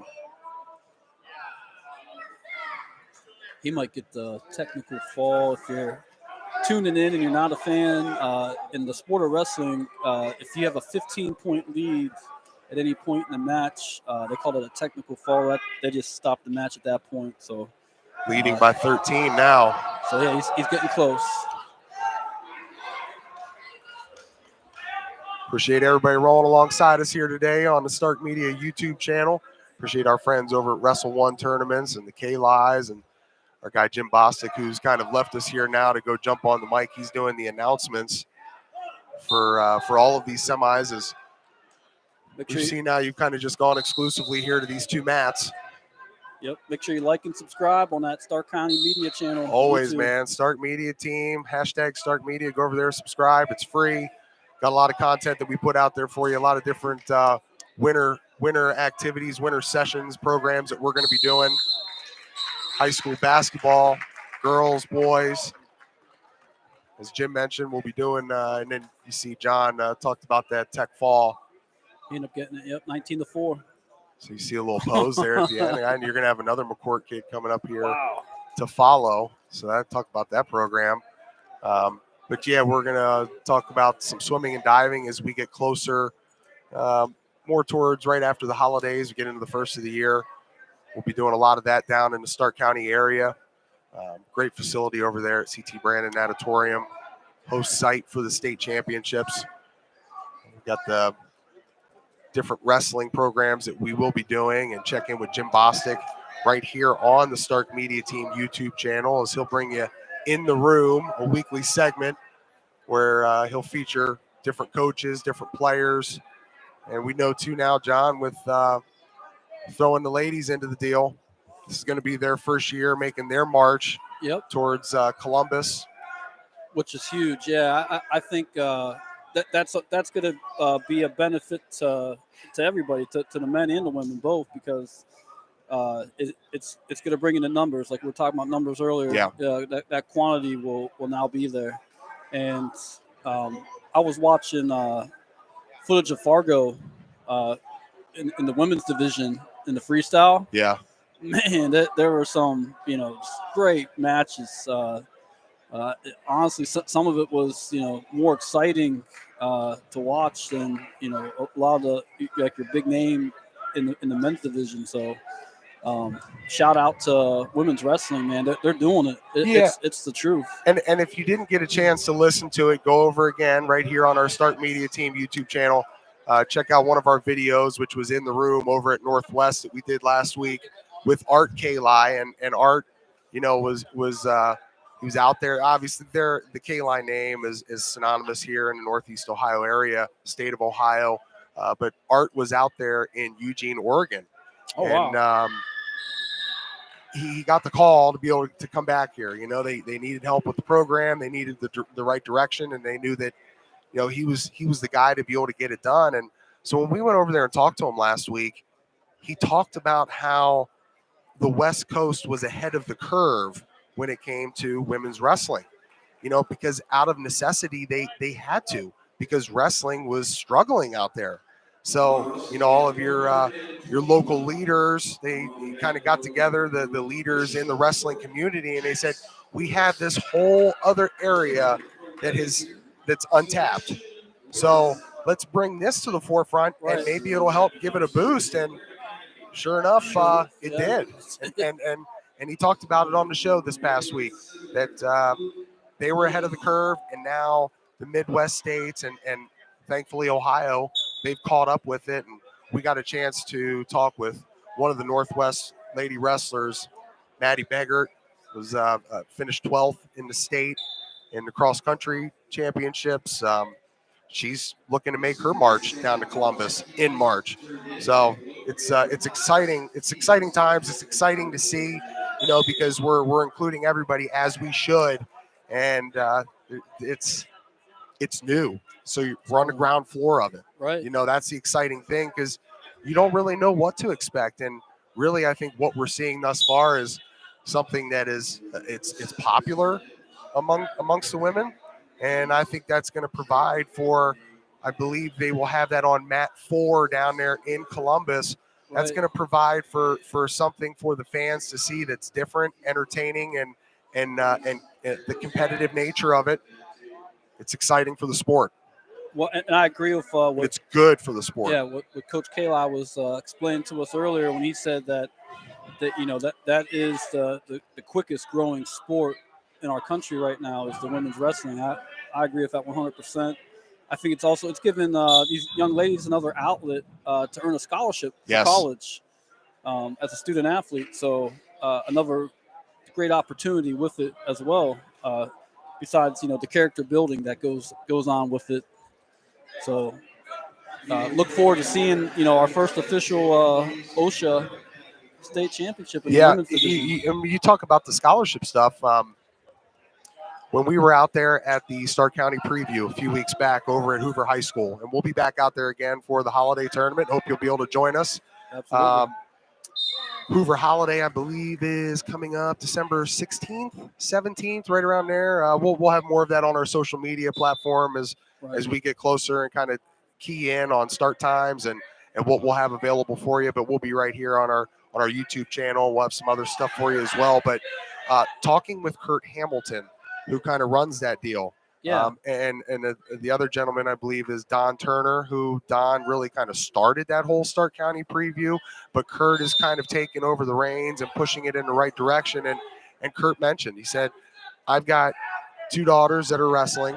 And he goes, we didn't know until we knew that there was $500,000, $1,500 scholarships out there available for them. Yeah. And you think about everything that's involved with going to college, whether it's, and I kind of joked with him. I said, there's really not books anymore, right? Because most of it's all on the computer. But still, that extra $500, putting that towards your room. Your room and board costs, yeah. Yeah. Exactly. Every little bit helps when you talk about the expenses. I mean, that's a big deal. No, that for sure.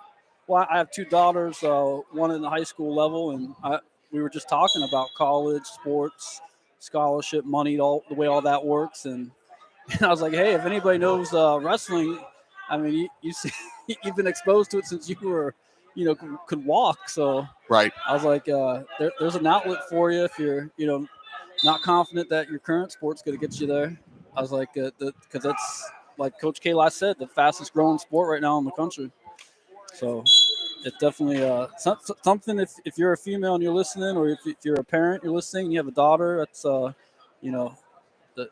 age to wrestle, get them out there or let them know that's a possibility. It's coming to Ohio soon. We got the first ever OSHA state titles coming up. Yeah, and if you're looking or wondering for where to find that information, the suggestion from Kurt Hamilton was start with your athletic director at your school. Go to OSHA's website, ohsaa.org. There's information on there as well, and it's easy to find. You just have to be proactive about it, and it's there for everybody. And we want to thank everybody who's kind of sitting here watching us right now. I see some numbers on the YouTube channel climbing up here. Want to say hello to everybody. I'm TJ Downing, joined by John Lowery. John is a former wrestler here at Walsh Jesuit, friend of mine, longtime friend of mine, and wrestled down at VMI in college. And glad to have him part of the Stark Media team. Our guy Jim Bostic will be joining us here throughout the day. So hello to everybody joining us on the Stark Media team YouTube channel. Great Saturday afternoon action here at the 28th annual Walsh Ironman. We see, did I just miss that there? Was the McCourt kid get the victory? He did, yes, that's correct. And that was another number one from that same team, that same program. Boy, yeah, strong program. Yep. On the mat next with that maroon mat, that's we got a Blair Academy guy. He just had some kind of injury. They had him paused over there for a minute. That's we're waiting on that before they start this next match. So. Well, I love how you term it the blood round, right? Because we saw here earlier they had to stop. One of the guys took a shot to the nose, and you start dripping a little bit, and it's part of the game, part right? Of the game, yeah. It reminds me. People always say they love that movie Gladiator, and you watch that movie, and you're out there, you versus yourself. Plus, you got you versus the opponent going on kind of situation. So I'm always like, hey, I know it sounds a little, far-fetched to say that's wrestling, but it's so much like it in that sense. The mental state of it, especially. Right. That is interesting. It is you versus yourself, and one of the things, speak to this for me, John, a little bit. A couple things I want to talk to you about here as we roll through the afternoon. The different style when you talk about you versus yourself, when you see the guys when you're warming up, everybody's kind of got their own style, right. and you're visualizing your opponent across from you as you're kind of working your shoot. You're down in your stance, you're moving your feet. Every wrestler's stance style is different, right? Nobody's really the same. Right. No, but is that really 100%. the thought process as you're going through that stuff? Is you're visualizing your opponent shooting at you? That's correct. Yep, there's a Walsh Jesuit great right there. Talk about legend. Nate Doherty. Yep, state champ. Nate, TJ Downing, pleasure, man. Good to see you, brother. Yep. Yeah. Anyway, so to answer your question, TJ, is yes, that's 100% true there. You know what? If you watch these kids, even in people that are, looking at the YouTube, if you look, on the sides of the mat outside where the actions happen, you see wrestlers warming up, with their hoodies on. They're getting in the zone. They got their, Walkman on. I said Walkman, it shows my age. Yeah, right. Yeah, they got their headphones on. Their Beats by Dre, their iPad, or whatever device they're using. It's wireless now. Remember back in our day, Yeah. you'd have to take the cord and you kind of run it underneath your sweatshirt, so that it wouldn't get tangled if you're sitting there working your hands, and then you just rip your earbuds out of, or even earbuds, your headphones, you'd rip them right off of your head because your hand got caught on them. Or while you're hopping around, the tape would fly out, right, or your CD would skip on the best part of the song. Well, anyway, these guys get into the zone, and Coach Kallai and Jim was talking about this earlier about the mental state of wrestling, and I always say, from a standpoint of, as an athlete, in it, that warm up isn't really a warm up physically for your body. It's more that mental part. That's when you're getting in that, hey, game time. I got to go out there and perform kind of mode. Because let's be honest. You could probably walk out there cold and get it done still. Yeah. But it's really, when you see these guys pacing back and forth like you do in the background around that mat, getting ready for their match, that's what's going through their heads. Yeah, if you want to get more of a better idea of what we're talking about, go over to our Twitter page. Our Twitter account is at Stark Media Team. Put a video up there yesterday as we first got in here to the Thunderdome. And the guys were just warming up. We were kind of right here in this area that we're at right now. Seen that, yeah. And you could just see the guys going through their different styles, and just the footwork alone. The footwork is so impressive. The Right. agility, the side to side, the transitional moves. Yeah. Right. Just the directional changes. It's impressive. Go over there and check that out. Stark Media Team on Twitter. Give us a follow. Check us out on Facebook. Got some more videos popping up on there. Just put one up for you guys. You hear Jim Bostic in the background. He's making the announcements over there for Wrestle 1. Want to shout out to Kallai's hooking us up here and putting us in the driver's seat. Wrestle 1 tournaments. Oh, absolutely. Check them out. What a legendary wrestling family. And I know you guys had a chance to talk to Uncle Chris, but you wrestled against his sons? Yes. Okay. Yep. Yeah, we competed. It's funny because, we were talking about their involvement in the sport, because him and his wife were both inducted into the Wrestling Hall of Fame, which is, I've seen them, earn that, man. They for years.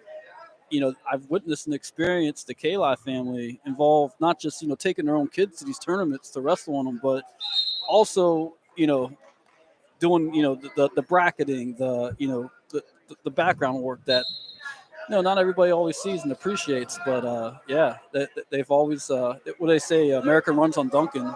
Yeah. I guess you could say American runs on Kallai in wrestling, man. That's great. Yeah. I think we need to trademark that before they figure that out. I better copyright that. Do it. A shout out to Mike Barrows. Got the thumbs up here. Checking us out on the YouTube channel. Appreciate you, Mike. Thanks, Mike. All right. And if just tuning in, this is the 126 weight class. It's 126-pound weight class division semifinals here at the Ironman at Walsh Jesuit High School, 2022. Now, you mentioned Nate Doherty. Oh, yeah. Now, is his age is were you guys on the same team together? Yeah, we were teammates. Yeah. Okay. Old teammates. Now, he was a state champion here. Oh, yeah. Now, you guys won the team title? Yes, we did. Yeah. Yeah, we were the – so, and it's a lot what I would say, like Jim was saying earlier, he asked me the question if I felt like the quality of wrestling is better in Ohio. Absolutely. And you see that at the state team championship now. I mean, that tournament, talk about, you actually get, a real, top, 8 teams that show up for that thing. Where back in our day, it was kind of more of a, they just looked at, okay, this team had this many placers, and this, and they kind of put the bracket together that way. And we competed in it and we did a good job. But it's cool to be part of something like that and be, exposed to, teammates that were that, efficient and elite to watch. That makes you better. Yeah. You know that works. Yeah. I think that's the perfect word for it, is elite. Yeah. And again, back to the old cliche words that I used earlier, iron sharpens iron. It does. And that's really a big part of why we wanted to launch the segment with Jim Bostic in the room, because that's when you talk about the room, your wrestling room, that's where the real work is, right? That's right. And there's not a lot of people that get access to that or know or get a chance to see what that work looks like, and that's you and your partner. You and your partner going back and forth. Is ultimately, there's a guy who was on there the other day with us, Nate Tomasello, Ohio State guy, legend down there. We'll say I preceded his legendary status. But, paved the way for him. I paved the way for him, yeah. My room was a little bit different, but I'll tell you what. No, talk about that, because we had a chance with going over there and speaking with Art Kallai. Yeah. And speaking with Abram Lazarus, whose dad, Sean Lazarus, was a defensive tackle at Michigan. He played just a little bit before I did, so him and I never got a chance to compete against each other. But we both know of each other, and our abilities. We would have clashed of offensive guard, defensive tackle. But to talk to Abram Lazarus and him and his partner, I believe it's Josh Ferris and another young man, Brandon, over there. Ferris, your partner, that's would you call it a special bond? You were in charge of making each other better, right? It's that not just your drill partner, but when you got we were talking about Nate earlier. You got somebody like that in your room, and you see them just busting their tail, for a workout when everybody else is tired, and they don't have to say anything for you to feel that in that small environment in that room. You feel it.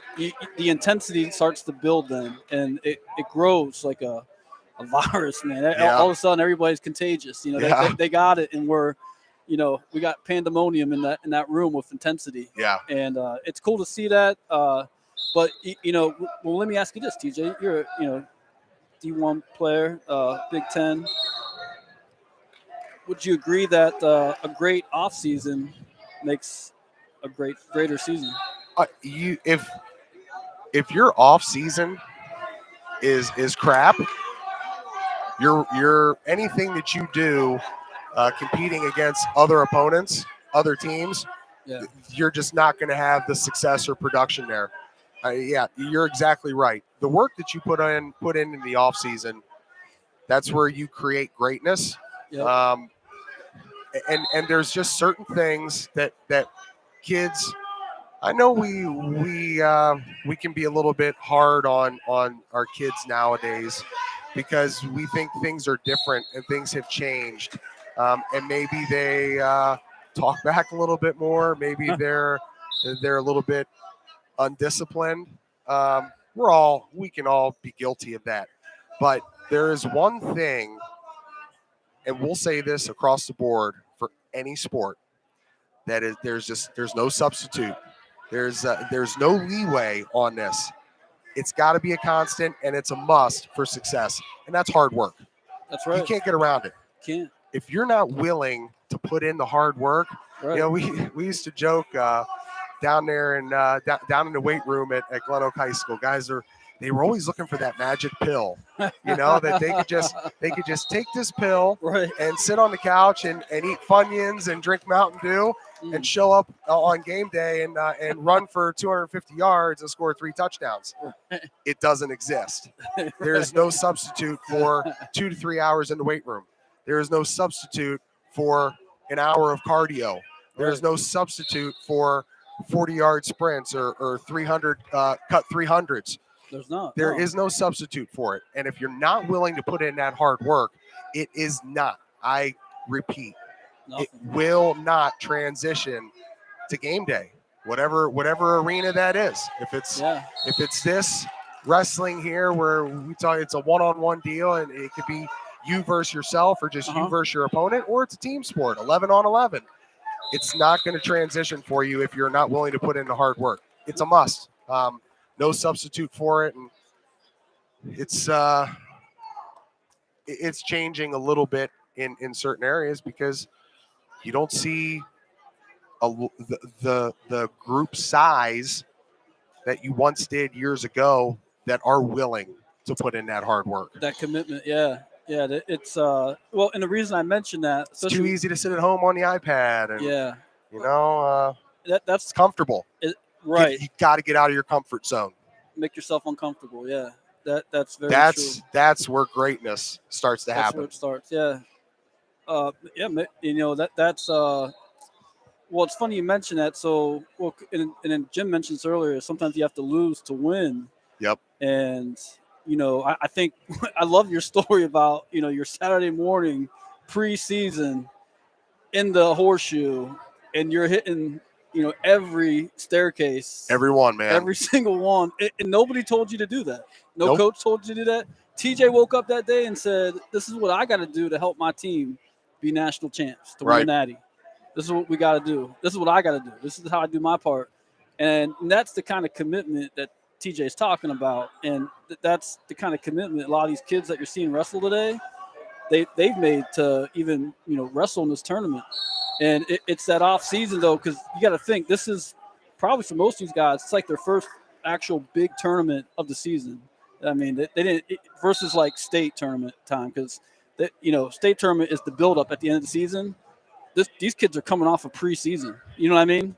So whatever they did or put in, in that spring And that summer, whether it was, them wrestling out in Fargo and freestyle and Greco-Roman wrestling, or if it was just, trying to master their craft in regular, high school wrestling, either way, these guys they were out doing something, man. They earned their spot here. That spot on the plane, that plane ticket, man. They came from out of state. So. What are you willing to do when nobody else is watching? And like you said, in your off season, Saturday morning, you had throughout the week, Monday, Tuesday, Thursday, Friday, you had team workouts, but Saturday morning, when your opponent is sleeping in, are you getting up at 6, 7 o'clock in the morning and going out and putting in road work 3, 4, 5 miles, just conditioning, and that whole time thinking about that moment when you're going to get a chance to line up or be in that circle and see your opponent and know that, the reason that I'm going to come out of here victorious is because I did more than you did. I was willing to do that. Right. Well, this is interesting, but what you just said made me think of old Glen Oak High School locker room. When you walked out that door, it said on it, when others sleep, we're up practicing. Yep. When others are partying, we're working harder. When others are thinking about it, we're doing it. And that was painted on that. Remember that locker room door they had right when you left? I think that's now Glenwood Intermediate. Yes. I got but yeah, that was plastered on that door, and I used to read that on the way out and think, man, that's spot on. And it applied to us, man. I don't know if you were talking about how we, met and everything earlier, but we used to put the time in when we were student athletes, and nobody told us we had to do that. That was on us. Our coaches weren't there. Our teachers weren't there. That was just us, saying, hey, I want to be a master of my craft. Yeah. You said, I want to be a master of my craft. How do we do that? And we were in 2 different crafts, but didn't matter. We made it work. Yeah. It could be the same. What a move down there. That was insane. So that's our. You got one kid from Blair. Yep. See if we can't find out where the young man. That's a McCourt kid. In the red, is that another McCourt? Yeah. Talk about 2 programs that are dominating this tournament right now. Unreal. Yeah. See, I thought you were going to give me one of your lines since you had a starring role alongside Sean Astin and Rudy. My goodness. Those who stay will be champions. People say dreams don't come true. Tell them about Rudy. Oh, Rudy Rudiger. I met the real Rudy in person. We were up there during the filming of Rudy when I was a child. Yeah, my sisters were attending college over at St. Mary's that's a college across the street from Notre Dame, and went up to visit them. Went to a game, and it was the wildest thing ever because they were doing filming, like all over the campuses and stuff over there. And we had no idea that this was going to be like a real big production, kind of movie. And the part where they do the chant, Rudy, they did that during the halftime of the game, and had the crowd participate. So I don't know if that makes me like a famous actor or anything, but.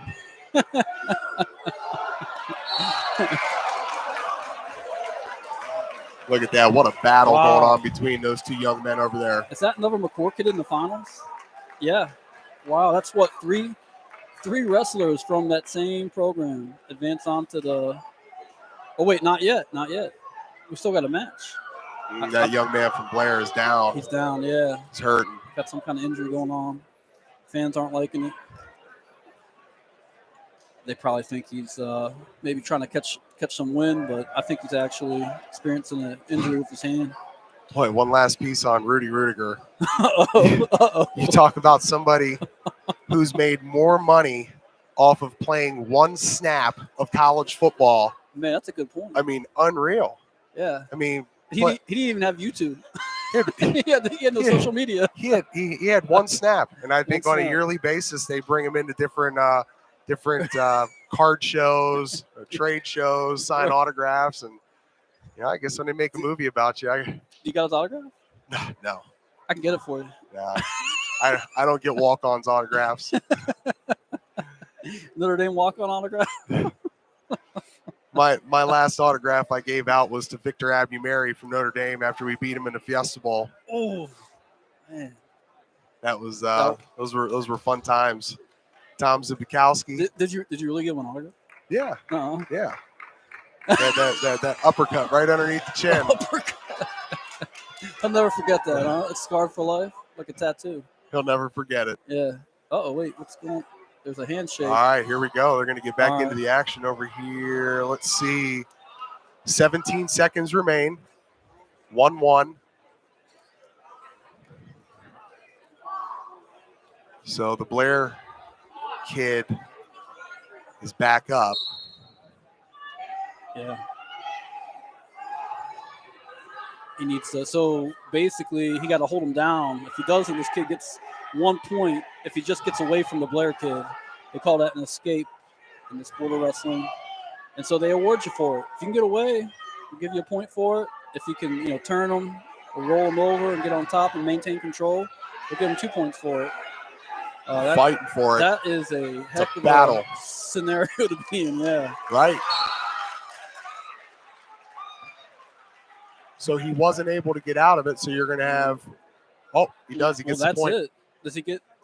Oh, because so that was TJ. What we missed was that was an overtime. That was already overtime. Yeah. So what if you're just tuning in? But all that means is the Blair wrestler had to maintain control, or if that kid escapes, and then you gotta, the other kid wins. It's a scenario, but very cool to be here to experience that. That was what a matchup.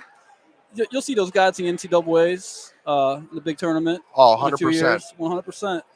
Not sure, who's going to nab them up for college, but those coaches are here already talking to them as they came off the mat. You can see a lot of these kids in here now. They're already rocking their colors. I mean, we got Virginia Tech, Tennessee. I think I just seen that Blair kid hit the gritty, celebrate. That's what's up. I would too, man. Glad to see that. Gotta have fun. Hey, you know what? When you win, when you have all that you put out there, put yourself out there, expending yourself. I think it was Vince Lombardi who had the quote. There's no greater feeling than whatever your battlefield is. You lay there and you're completely spent, but you're victorious, and you know that the work's been put in, and now you can just kind of sit back and soak it all up and enjoy it, thrive in it, and get ready for your next. I agree with that. Yeah, Lombardi was spot on, man. You ever Green Bay Packers fan because of him or no? No, not really. No. I've been a fan of a lot of teams out there, but So there's a high school wrestling tournament. It's called the Cheesehead Invitational. I know some of these schools used to compete in it. I don't know if it's still a thing, but it's out in Wisconsin. And if you're a champion or maybe even a finalist, I believe one of the awards besides like a plaque or a trophy is they give you like a Green Bay Packers head of cheese. Nice. Yeah. Yep. That's great. Yep. Now, let me ask you here again, we'll kind of reset this thing for everybody out there watching us on our Stark Media Team YouTube channel. See, we got some viewers out there. Appreciate everybody rocking with us here. Mike Barros, again, he's throwing us aim small, miss small. Appreciate you, man. Saying love the coverage, guys. Been checking us out.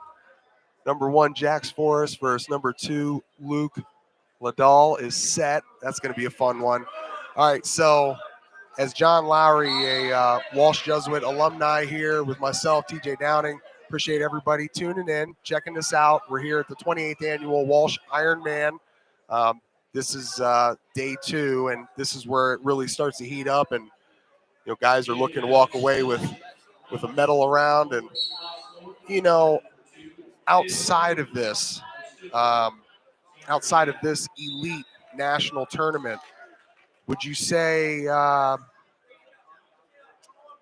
Beast of the East. Is that out of that's out of Delaware? That's out of Delaware. It actually, Okay, is that kind of maybe your second biggest following in the country outside of this? correct. Yeah, I would say that for seasonal wrestling. Yeah, Okay. for sure. Yeah, that's definitely the next big one. And most of these schools will probably be there competing at that as well. So I know that'll be a cool experience for all these kids. It's almost like it's like having Ironman Part 2. You know what I mean? At the Beast of the East, and just to give people that are just tuning in an idea of the level of competition that you're seeing here. That this kid that's in front of us on this mat, it says Carmel on the back of the thing. That's Mount Carmel, Illinois. And then on the mat to the right of the broadcast there on that maroon mat, got a kid all the way from Stillwater, Oklahoma.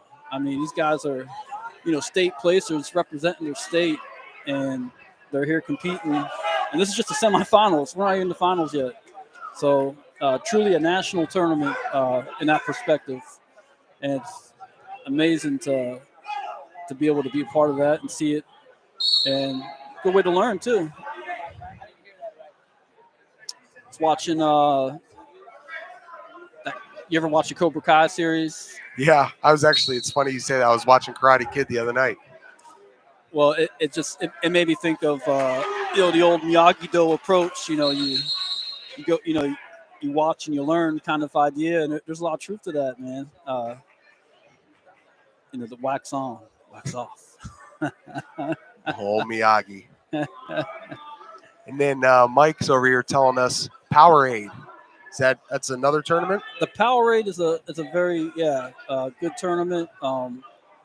I'm not sure how many of these kind of programs compete in something like that. I'm not sure if Blair or like Wyoming Seminary show up. But if you do know, let us know in the comments. So, but that's always been a tough tournament. I was runner up in the Powerade one year, man. Oh, nice. Yeah. Yep. I assumed I would get like a year's supply of Powerade at least. So was that in Pittsburgh when you wrestled in it? Bethlehem, Pennsylvania. Yeah. Yeah. It's dangerously close to Pittsburgh, though. Yeah. And you get like, I think like Keenan McNeill. It's one of the, schools that does well there from that Pittsburgh area. Easton, you see a lot of these, same schools here in Northampton. If you're a PA wrestling guru out there, again, let us know in the comments. I know Joey Baranek, he's actually the founder and creator of Pennsylvania News Wrestling Magazine. Oh, okay. Yeah, coach with Joe at St. Andrews University. So I don't know if he's tuned in yet, but he sent me a text earlier, said he likes to cover. So that's good. But yeah, Joe, if you're listening, man, comment. Let us know about the Powerade. More info on that. That's coming up though. Yeah, that's a big one. Yeah, I would say the Beast of the East, the Ironman here at Walsh does it, and the Powerade, probably your top 3 in-season high school wrestling tournaments. So if you walk out with, some bronze around your neck or even a win out of any of those events, man, you're feeling pretty good about yourself. You're feeling good. Yeah, you're going to have a great season ahead of you.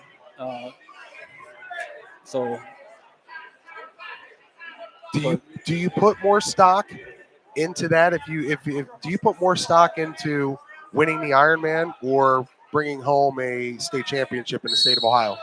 Oh, that's an awesome question, TJ. And it's tough because I think you definitely put more stock into the state championship because your season develops you into it. Yeah. Not just your off season. Where this Ironman tournament, this is so soon. I mean, a lot of these kids were just playing in the playoff for their football. See what I'm saying? So they were doubling up. Imagine that. You walk off the field of football practice. And you're coming here. And you're stepping in the wrestling practice room for an hour, whatever you got left of you. Then you got to go home and study. I mean, you're coming off of 3 to 4 months of just beating your body to crap in a grinder of a football season. Yeah. So your conditioning is probably all right. Yeah. But maybe not comparable or comparable to what it should be for wrestling. Right. Yeah, and that's where that whole You can go 4 yeah. quarters, but to get in here and bang it out for 3 periods and well, and that's when that off season matters. You know what I mean? Like we were talking about earlier. That's I was thinking of that and thinking, man. But that's, I guess, my best way of answering that question is, you know, it's a great honor. Yeah, if you can walk out of here, you know, with some hardware, yeah, what an honor. Our guy Mike Barrows, again, shout out to him. Appreciate you tuning in, buddy. He's saying Ironman. Ironman, yeah, I agree. Yeah. Well, here's the thing, like Jim was saying earlier, you could be an Ohio State champ and not even make it through round 2 at the Ironman. Right. Yeah. So yeah, I'm with Mike Barrows 100% on that. Yeah. This tournament, it don't matter how many times you won state, how many times you placed in your state, you might not walk out of here with a piece of hardware, even if you did. So, yeah, Ironman by far way tougher than your local high school tournament for the state. But tough though. Yeah, tough one to prep for.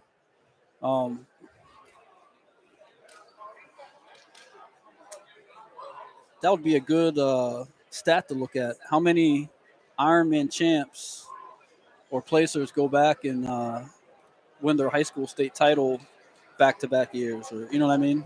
Right. Yeah, like Mike said here, I think most of these guys are probably number 1 in the state. Most of these guys have that number 1 ranking. We've already seen quite a few, and we got a guy down on the ground over there, or down on the mat. So I know they're working him out, trying to get him back up. There he goes. What did the ref say? Timeout. Okay. Just seconds left here. 15. 5-4.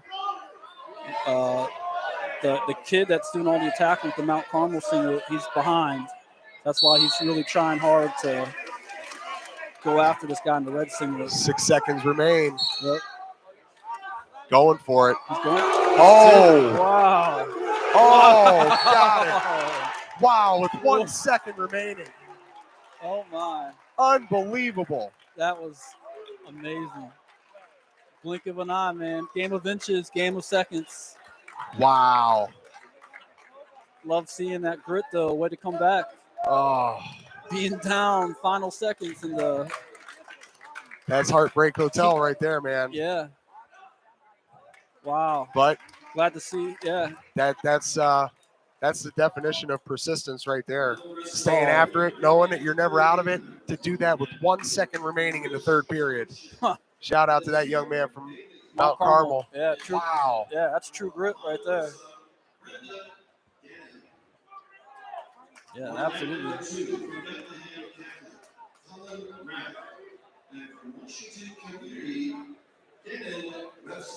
All right, so that ended that 132 semifinal round. We're now getting to the 138 semifinals here at the Walsh Ironman.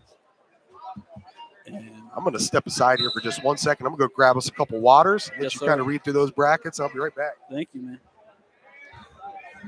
So got a lot of great action. These guys are keeping all the fans that are here definitely on the edge of their seats. And just like we were talking about earlier, this really does become the Thunderdome. Just like you heard at the end of that last bout, that final second ending for the Mount Carmel wrestler. So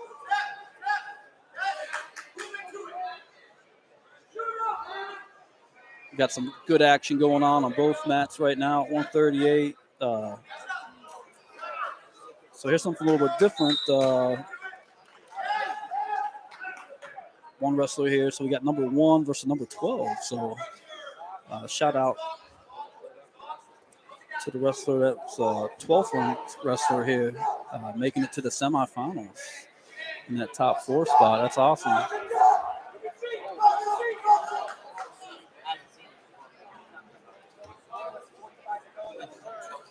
That wrestler is Brandon, and they're from Ponderosa all the way. Wow.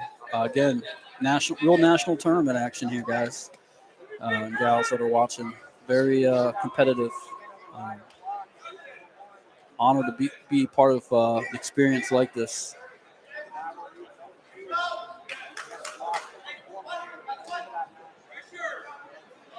Walsh Jesuit doing a great job hosting the event.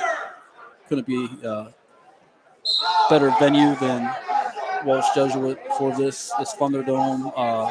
Really captures the excitement of the crowd, and you can feel it, the intensity in this room right now from the crowd and from the wrestlers and all the spectators at the mat side.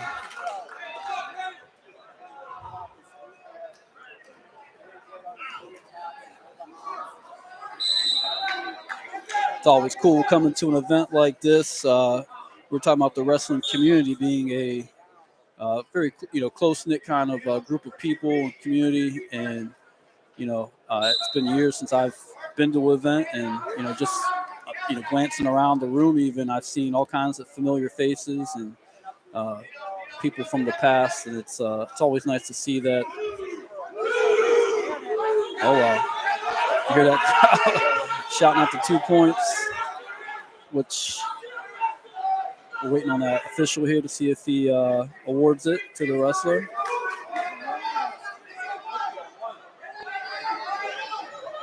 And that's on this Rudis mat, one of the crowd sponsors here for One Wrestling, the Wrestling One tournaments.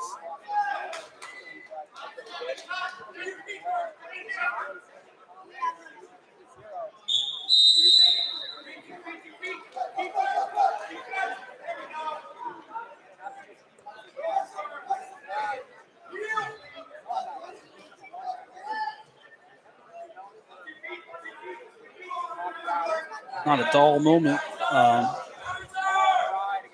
Looks like on the other mat, maybe an injury. Wrestler does appear to be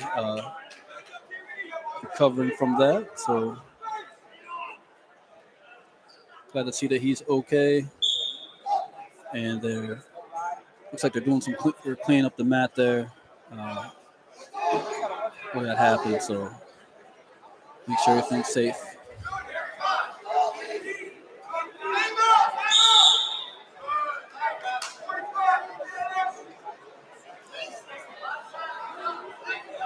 And if you haven't had a chance yet, if you go to WalshIronman.com, there is a link on the website that will give you access to this year's program, which Jeff Lowe did a great job. Shout out to Jeff for doing that. It has all the previous and past place winners, champions from previous Ironman tournaments, all the way dating back to 1994, listed on there. Very, very cool to go back and take a look at that information. Kind of like what me and TJ and Jim were talking about earlier. You can see where, you have these, one opportunity kind of programs that, you'll see like certain years where they had, maybe just that 1 year or 2 years, multiple placers or champions. And then, you don't see that, again for, a few more years, or you don't even see anybody from that, that same program in the top 8. So it's definitely worth taking a look at that. And then it also show, all up to 2021 place winners, champs. So you can see some of the return people that are in the tournament currently that are returners, as placers or champs. And another X factor to it, really is. And we got quite the chat going on.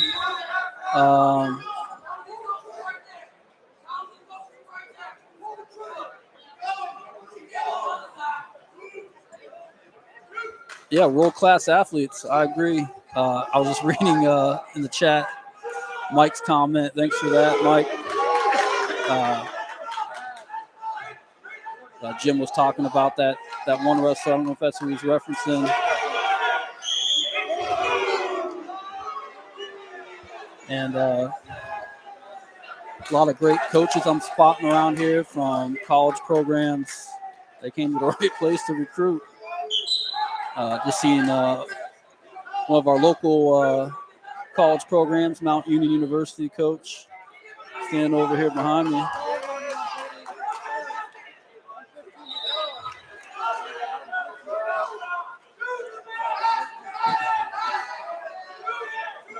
And please share the link if you are tuned in on the YouTube channel and you got other social media. Let your friends know. Like and subscribe. Great time, great opportunity to see world-class wrestling here at the Walsh Ironman 2022.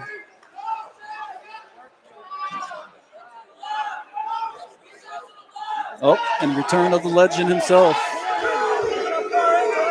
Oh, that's right. You didn't feel the roar of that crowd. The Thunderdome is starting to Yeah, I'll tell you what, it's picking up, man. Yep. We got to stay hydrated in this atmosphere. Well, we got waters lined up, man. We got another great one going on here. 5-5 match with 31 seconds remaining here in the third period. Boy, they're stacked in here. You see a really nice contingent from DeSales. Well, yeah, I mean, that's another program we haven't even had a chance to talk about yet. And hello to all of our viewers and listeners on our Stark Media Team YouTube channel. Appreciate all you guys out there. Appreciate all of our partners. Shout out CH Vallos Associates. Check in with them at 494-2776 for all your home, auto, and life insurance needs, all your financial service needs as well. A staple in the North Canton community for over 75 years. Our friends at McNeill & Sons Tree Service, 606-1126.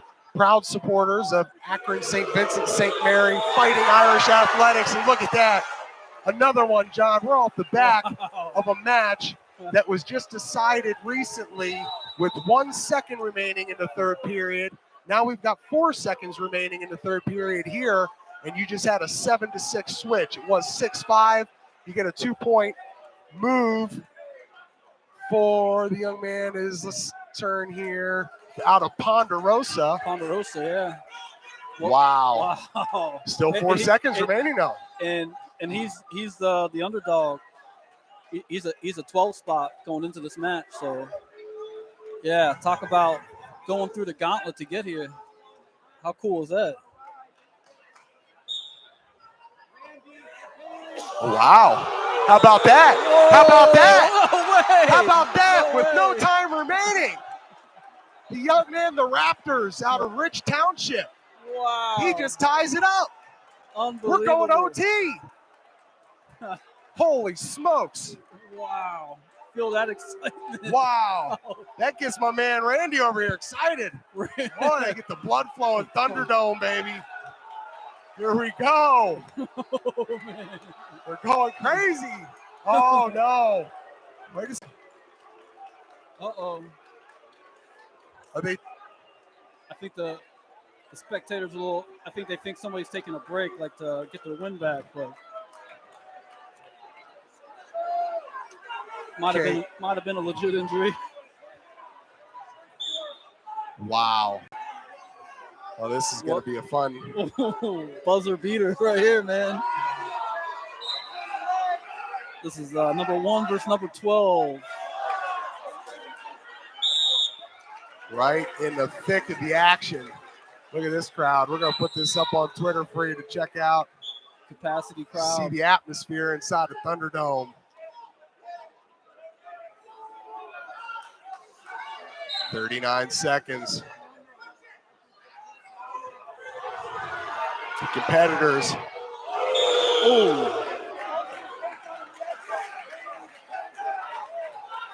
I tell you what. You can see these guys are exhausted. Yeah. Talk about fighting through it. It's all you can do. You find out a lot about yourself at that point. Oh, baby. No control established yet, according to the official. Looks like the crowd disagrees by the chance of 2. 15 seconds remain in the overtime period. Oh, wow. Look at that.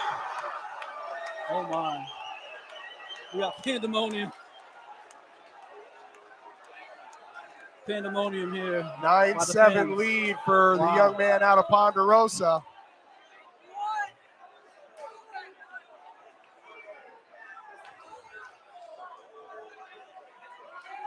Seeing the official discussing the score with the coach, maybe challenging the takedown. Hey, listen, everything that we've seen over these last 2 matches leads you to believe that this young guy out of Rich Township, with 11 seconds remaining, he can find a way to pull off 2 points. I wouldn't doubt. You see it happen. Oh, wow. That's a wrap. Yep. Overtime period. Forgot that. So those 2 points right there, that's done. That's a wrap. Ponderosa, man. All you can eat. Boy, the flank steaks are going to be coming out hot. Man, exciting. That's going to be exciting to see in the finals, that guy. Now, I want to find out, too, a couple people asking us on here. No, a guy, Mike Barros again. The local talent. I know that I believe Perry had 6 guys that have moved on to today. Okay. One of them already wrestled, I believe, here in the Concies earlier. That was McBurney. That was McBurney. Yeah. Yep. But that's, as far as from what we've seen, that's about it as far as Stark County goes.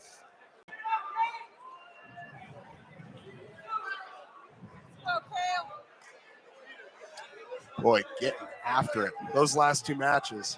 Got the crowd pumped, man. Unbelievable. we got folks to our left, to our right, all around, going to this 144 semifinal match here at the Ironman. And depending on how, I guess, yeah. Stillwater, another Oklahoma Stillwater wrestler coming up. Waynesburg Central wrestler.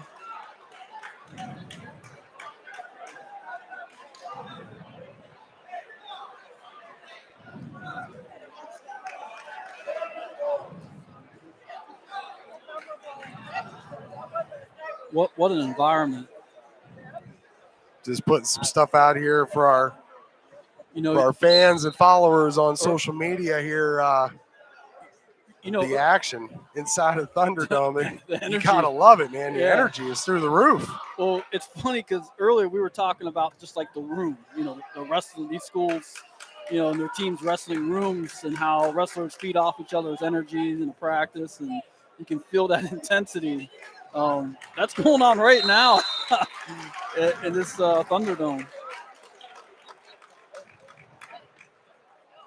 Go, Mac. Hey, as we get ready to jump into this, you said 144? 144, that's correct, TJ. As I went out there and grabbed some waters back here for us and came back in, can't help but talk a little bit about your alma mater, Walsh Jesuit.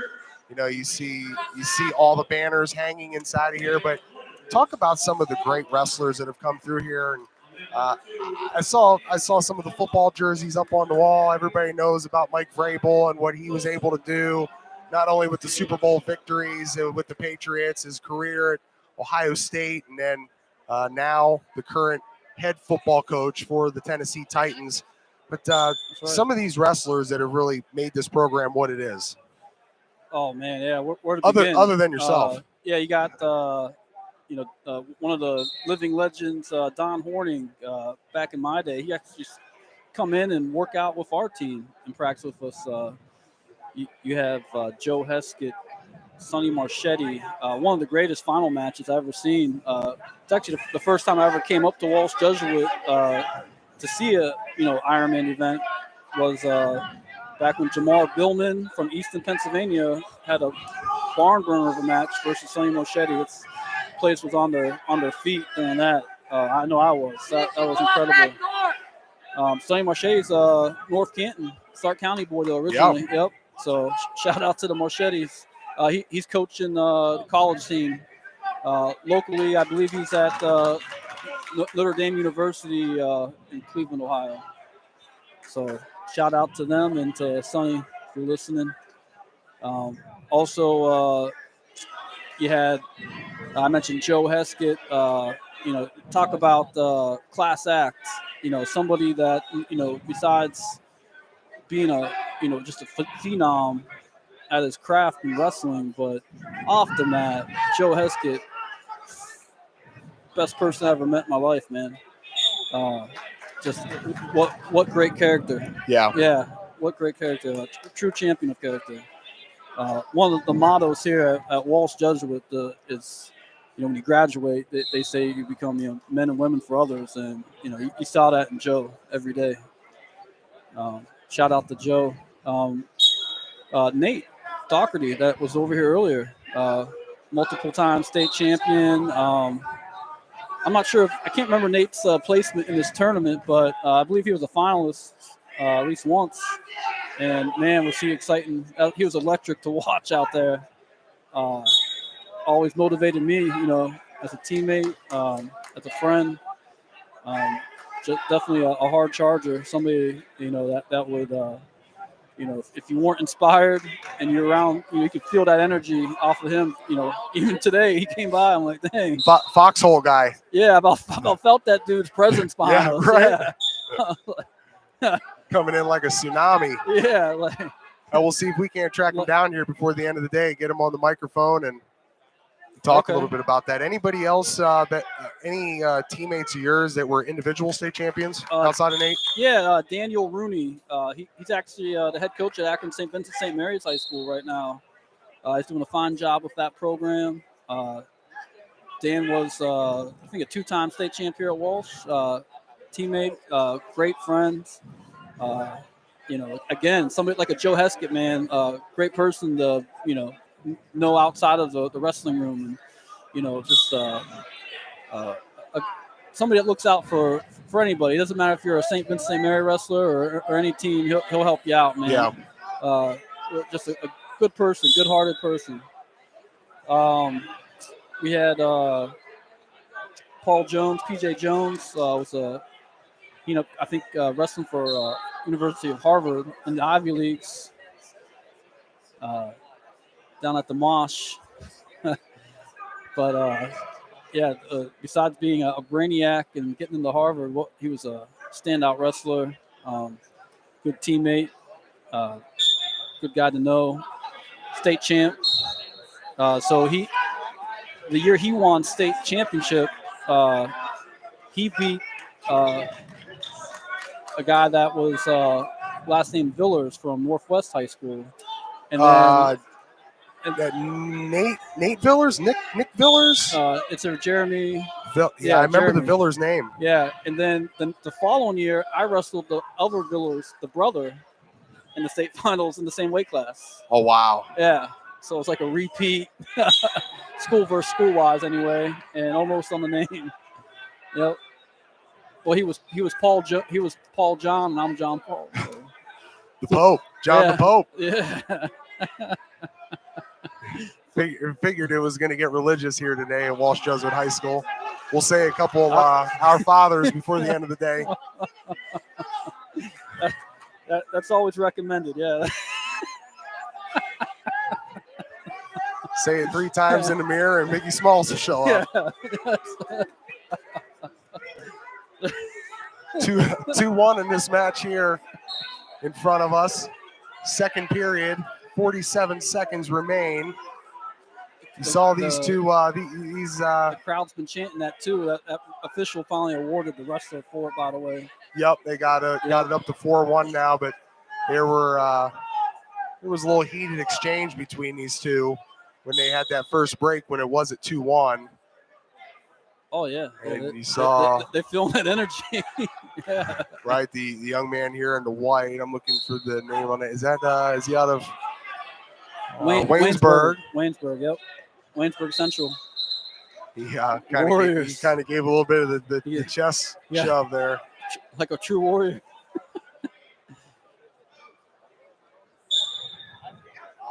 Got some true warrior action out there on the mat. All these guys duke it out here.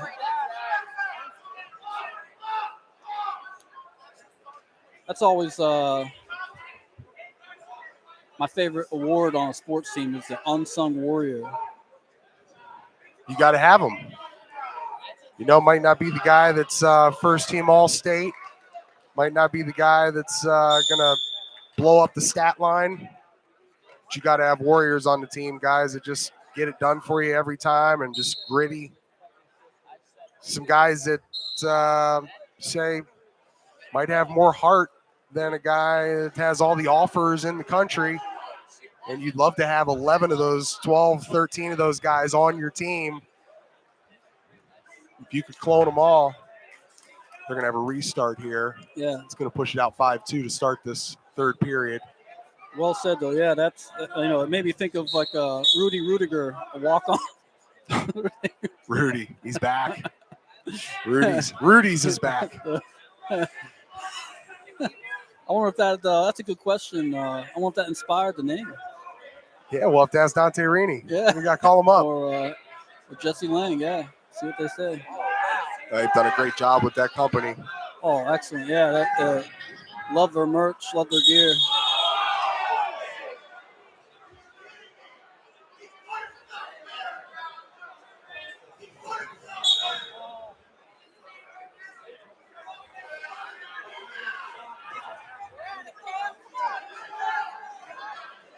And this high school, John, it's kind of taken a different shape since you've left. Since you were walking the hallways. I know when we kind of came in here early this morning, when you have those successes, we know that sports helps that a lot. I look at a school who's playing right now, a university that's playing right now today in the national semis, looking to make it to the national championship, the Mount Union Purple Raiders. You think about what athletics has done to their campus in Alliance, and you think about what that's done here at Walsh Jesuit High School. It's kind of changed a little bit since you walked the hallways. Monumental, yeah. A little disappointed, the statue of myself never got put up yet. So, if you're listening and you're part of that alumni committee, something to dive into during that next meeting on the construction of that. Put that out there on the practice field. Yeah, maybe include that in the memo. It's not in the budget. It's not in the budget yet. Might not be in the budget yet. I'm sure that's something they can work on, though. They're going to put in an ice skating rink.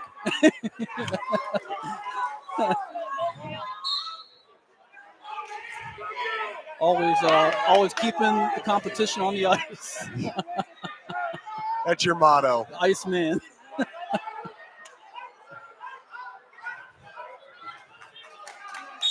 Wow, talk about flexible. God, his foot was facing the other direction from the opposite direction of us. And he spun around with it still facing that direction. 6-4 victory for the young man out of Waynesburg, and another close one. See our next two competitors getting ready to take the mat. Yep. You still got another one out of Blair on the far mat. We're just waiting for that last 144 final to finish. It's a 2-1 with 4 seconds remaining in the third period. We know what's been going on here inside of Thunderdome today. That's another number 3 versus number 10. Another underdog out there getting it done from Scioto.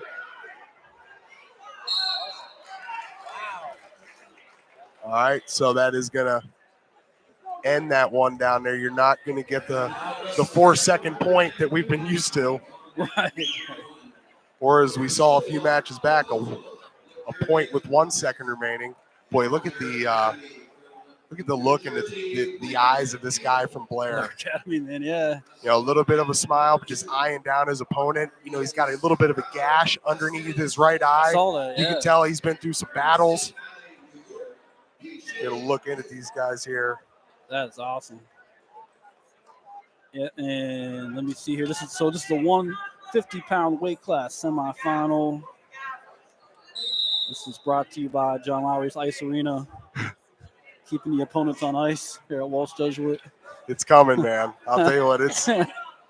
I think out of all of our viewers here, I think they've already probably submitted emails. They've got the petition circulating to get your statue erected. It's gonna take a big social media movement, I think, for that to happen. But speaking of social media movement, appreciate everybody that's followed along with us.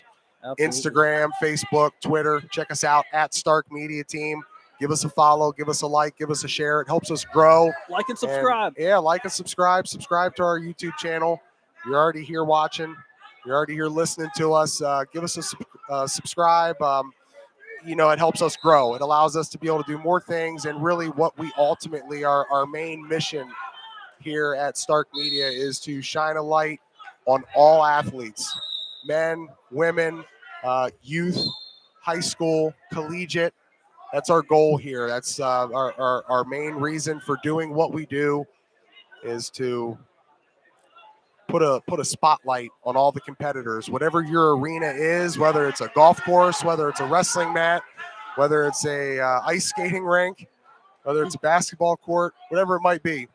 Our aim is to shine a light on all the competitors, all the student athletes, as our guy Jim Bostic, who's over there on the mic making the announcements for Wrestle 1, and our friends, the Kallais, to really give you the spotlight that you deserve. Boy, I'll tell you what, we are blessed not only in the Stark and Summit County areas, but all of Northeast Ohio. And that's where this great tournament is being held, the elite national tournament that is Walsh Ironman, 28th annual Walsh Ironman tournament. I'll tell you what, it has not disappointed thus far, partner. No, it hasn't. Yeah, what a station identification, by the way. Good job on that, TJ. Way to look out. That was more than the Paul's 10 seconds for station identification. my 10 seconds. They used to say that's why we don't give offensive linemen microphones, because you're supposed to talk for 10 seconds and it turns into about 10 minutes. No, that was very thorough. Internationally known on the microphone. We call that elite. That is elite, like this tournament. Yeah, that's right. Yeah, this matchups here are incredible. So this is another Stillwater, Oklahoma. We've seen a few other wrestlers from this program earlier today in these semifinal matches. So a lot of success there. Of course, Blair Academy again, still keeping the tradition going, dominating this tournament for years, man. Unbelievable. I think there may have been a stretch where they won it 3, 4, 5 years in a row. Yeah. I know that Ed's, I believe, won it 2 or 3 years in a row. And yeah, you talked about it, dominance from certain programs, and then you trickle in Bradenton, Florida. Yeah, right. or Great Bridge, Virginia Beach team, just or Bald Eagle area, Pennsylvania, the one year showed up and took names and left this place with the hardware. I mean, it's incredible. You never really know, what to expect, and I think that's the benefit from not just experiencing this tournament, but being an athlete in it, man. To know that you don't know. A lot of these kids, don't, I know there's social media out now where they can kind of keep an eye on each other, and see how, their opponents are, but you don't know who you're going to get until you get here, man. Yeah. Yeah. So that makes it a lot more competitive. Is that something when you are getting ready to compete in this thing? I know you talked about, hey, I got this guy that's getting off the airplane from California. Right. There's a reason that they're flying this dude all the way across the country to come to this deal, Yeah. But the unknown coming into this. The unknown. I'm getting in. Yeah. I'm getting into the circle here with a guy that could, if I'm not strapped up, ready to go, and that's the deal with this tournament, and that's a big reason why you don't see everybody from Stark County coming up here. You don't see everybody. We have great wrestlers in Northeast Ohio and our surrounding counties here. But you're getting into the circle with some guys that can mess you up pretty good. Look at our local state powerhouse, St. Ed's. Yeah, we haven't really seen a lot of St. Ed's out there yet in the semifinal run. We've had one of them out there. Yeah, and that was look who he's wrestling, the guy from Blair. Yep. We were talking earlier about the recruiting hotbed here for college coaches. Got a Indiana University recruiter or coach behind you right now, TJ. Yep. So got a guy back there with the Wisconsin wrestling on. I see that. Yeah. Boy, you talk about Big Ten well represented. You talk about Wisconsin. They've just hired one of the greatest wrestlers ever to come out of the state of Ohio, and Luke Fickle. That was right. Left the sales guy to be their head football coach now. So from University of Cincinnati, right? Yeah, he was a wrestler. By the way. He was a state champion for DeSales. Yep, that's and, right. Instantly the impact will be felt on campus in Madison. When you bring Luke Fickle into your program, things change. I had game changer. Yeah. I had a chance to spend a lot of time with him. He was on our staff down there at Ohio State when I was there, and you could just tell the toughness and the intensity from him. It was different. We would have John. When you that was more of a rivalry game back in your day, almost too. With the Badgers. Yeah. And it fell off a little bit after Barry Alvarez had retired and just went to athletic director. You had a couple different guys come in there, Brett Bielema, Paul Christ, and it just didn't have the same feel. I mean, Ohio State has had the upper hand on them. I mean, boy, since going back to when old 12 gauge Cardell Jones beat him 59-0, and that was his first start of his career. Yeah. And he beats Wisconsin 59-0 in the Big Ten championship game. But when I was down there, or when you play football, most know that have played before. When you have your first 2 or 3 days of training camp, it's the acclimation period. You start with just a helmet, then you put the shoulder pads on with the helmet, and then by the third day you put the full pads on, but you can't hit, and then the fourth day you have live action, right? And you have some people would do Oklahoma drill. Some people will do hamburger drill. Whatever you call it, you'd have that first live hitting drill, right? Right. And so we called it down there at Ohio State. Coach Wrestle brought to us what was called hoot and holler, which you had 3 offensive linemen, 3 defensive linemen, and you had a running back, and you had a safety. And you had about 5 yards wide, 15 yards deep, and you had 3 plays to score. And so the intensity would just it would feel like this. I mean, it was through the roof. Guys after one play, they're jumping around, you're pushing, shoving. It's as intense as you're gonna get, right? Yeah. And game ready intensity. A lot of the times, things would carry over after that final play, and the coaches would, they'd be blowing their whistles, but guys are still fighting and going after each other. Yeah. So, some would have to get in there to try and pull guys apart. Well, some weren't stupid enough to get in between, let's say a 320 and 340 pound defensive and offensive tackle. Right. Luke Fickle, with no pads on. No. He would get in the middle, manhandle, and he would manhandle dudes. I heard these stories before. There was one time he came in there and he got a little bit too close to the action. You've got a helmet on, and he has no helmet on. He sticks his nose a little bit too far into it. He came out and he's just dripping blood down his face. No way. And he's just smiling and he's laughing about it. And Coach Tressel's even looking like, damn, this guy's a freak. That's the wrestler. That's the wrestler in him. Yeah. And it truly is. And that's just one dude still to this day that you wouldn't want to mess with. Want to be on his team for sure. Yeah. Maybe he'll you got to remind me over here, John. We're looking across the mat. I see the Perry guys across from us. That's the Perry head coach over there. Walking right over there. And you see him turning around just a little bit. I do, yeah. So you got Coach Danny Jeniton, Coach Brent McBurney. What a coaching staff, by the way, Perry. Yep, that's Brent there. Yeah. Besides being great coaches, man, those guys are leaders for these children. Outside the mat, outside this place, they're dealing with kids and helping them out with just life issues. It's cool to see that. Shout out to them. Shout out to Danny Jeniton. My nephew was a Perry wrestler, man, and what an impact he had on my nephew. So again, special shout out. Yeah.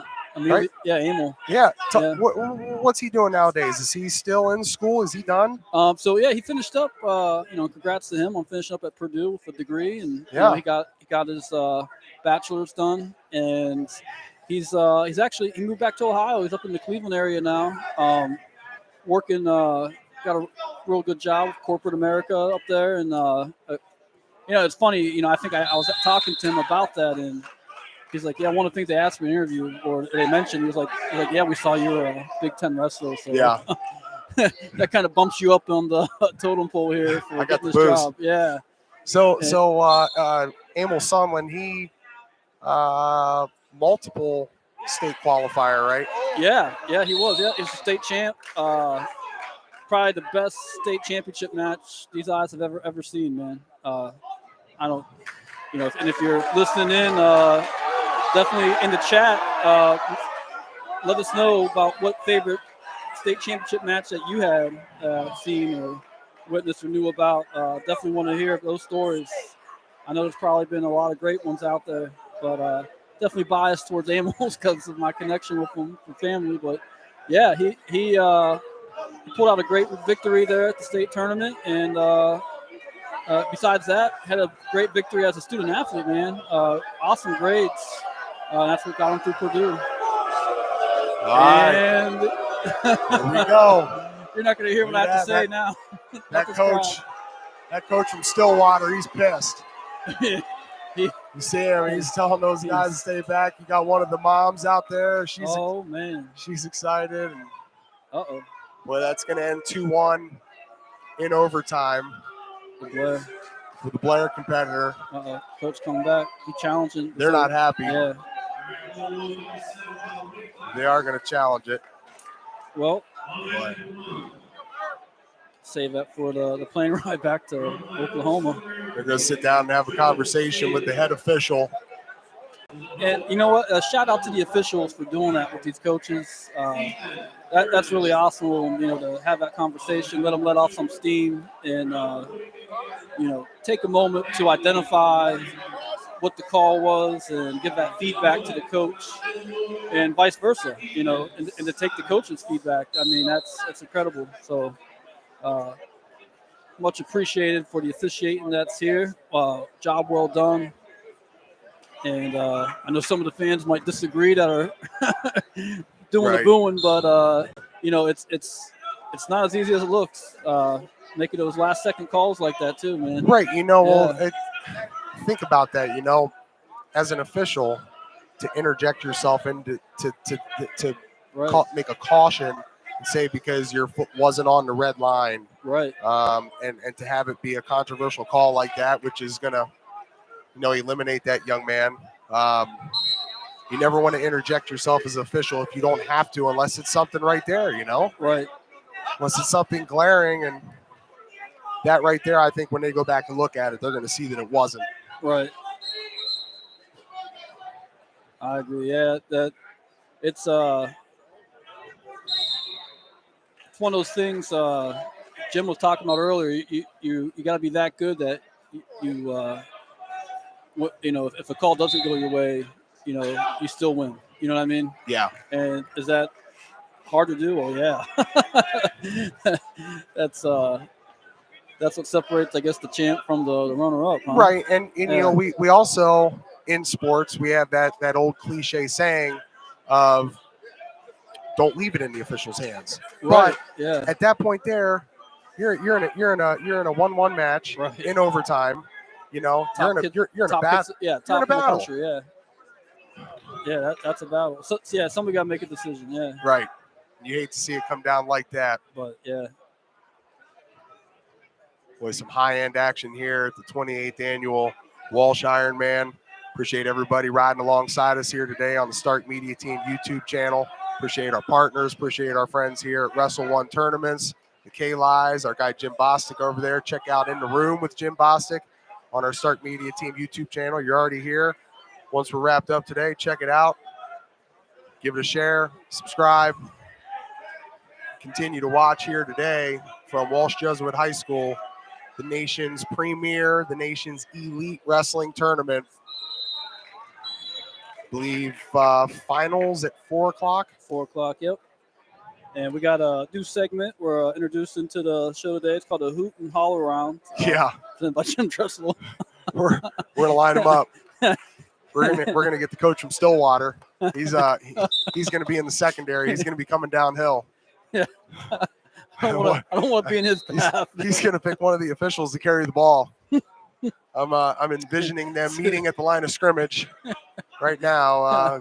Quite a collision. in favor of the coach. Oh, man. All right, and we're at the 157-pound weight class action here at the semifinals. And are they delivering? Yes. A lot of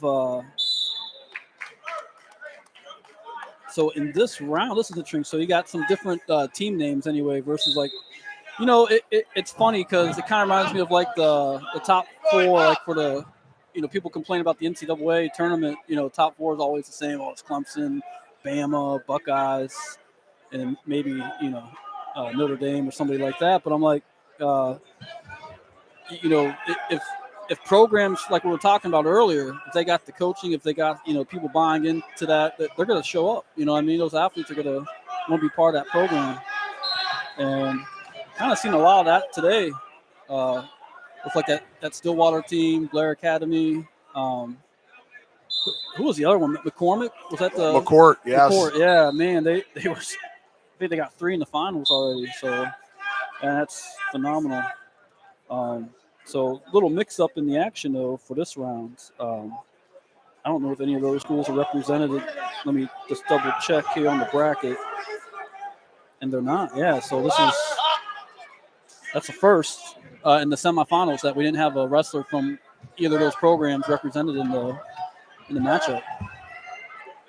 So shout out to those programs for being that awesome, man. Yeah, you already start to think about what's going to happen here with the team title. We'll get some numbers as we get close to the finals. You see that drop down right there. Wow. We'll get some numbers from our guy Jim Bostic, who's over there. I see him totaling up. We'll see where the teams are placed right now. Got to think McCourt, without a doubt, is in the top 3. Oh, they got to be. Yeah, they got to be. We see another young man from Blair warming up. So you know that they'll be there in the thick of things. Oh, absolutely. Yeah, they're going to be right up in there. Kind of curious to see who's in that like 3rd and 4th spot. We talked with Bo Bassett yesterday from McCourt. I see Ponderosa has another one coming up. Waynesburg Central does as well. So right now you got Wyoming Seminary. I know they've had a few, up there. So yeah, it'd be interesting to see that top 5, man. It's elite. Yeah. No doubt about it. A lot of grit in this round, man. Jeez. We're going to continue to keep our eye out for, we see our guy over there, Angelo Ferrari from Melissa, Texas. Oh, I see him, yeah. You see him, he's, man, this kid's electric, right? Oh, no. Oh, boy. I hate seeing that. Hope he's okay. That left arm. Yeah. Oh, that looked like a bad one. I really hope he's all right. You could see the instant that it happened. Yep. As quick as he rolled over, still writhing in pain. Looks like potential, maybe a dislocation of the shoulder, popped out of place. You just not gonna speculate on it, but just might have popped. Yeah. Yeah. I've had that. That's a rough one. And to get back up and go back out there, man, that takes guts. Sure does. Yeah, it's brave. Not a whole lot of people are able to fight through something like that. Yeah. Braveheart, man. Takes a special breed. Yeah. All right, Jim. So our guy came through, as I talked about, with some team scores. So right now, team scores: Blair Academy sitting at 164.5 points. Wyoming Seminary, I believe, is that the team you just mentioned? I just mentioned, yeah. They are sitting at number 2 at 120.5. Okay. Wow. Okay. Surprising, though, because they probably got a lot coming from the consolations, I bet. Yeah, you're going to see, as I read off these top 5 here, McCourt's not in it. Whoa. Number 3 is actually Stillwater, who we just saw with the questionable call there at the end. Well, they've had a few finals, though. They're sitting at number 3 at 119.5 points, so they're right on the brink, on the heels of Wyoming Seminary, just a point back. Malvern Prep comes in at number 4 with 92.5 points. And rounding out the top 5 is Lakewood St. Ed's with 83. So we haven't seen one St. Ed's wrestler yet in the semifinal round. Yeah. So that's interesting. So we'll rattle off the rest of them here for you. 6 through 10, Crown Point is 6. Bishop McCourt, who we've been talking about a lot, they're at 7. Lake Highland Prep is at 8. Number 9, Edmond North. And at the 10 spot is St. Charles East. John had talked about Bethlehem Catholic and Ponderosa. They are tied for 11 at 65.5 points. And then your closest Northeast Ohio, outside of St. Ed's, is at the 13 spot, and that's Brecksville. I was just going to guess that. Yeah, the Bumblebees. Is that their mascot, Brecksville? The Bees? Go down a little bit further. 14 Brownsburg, 15 Bixby, 16 Mount Carmel, 17 Tide. You got Minnesink Valley and another local, Wadsworth. So they're tied at 17 at 52.5 points. Keep going down. Number 19 out of Central Ohio, Dublin Kaufman. Number 20 is Notre Dame, and then we see at 21 tied the Perry Panthers with Western Reserve Academy at 43 points. Okay, shout out to Perry. Good job, Perry. Madison Perry. Wow, what a win.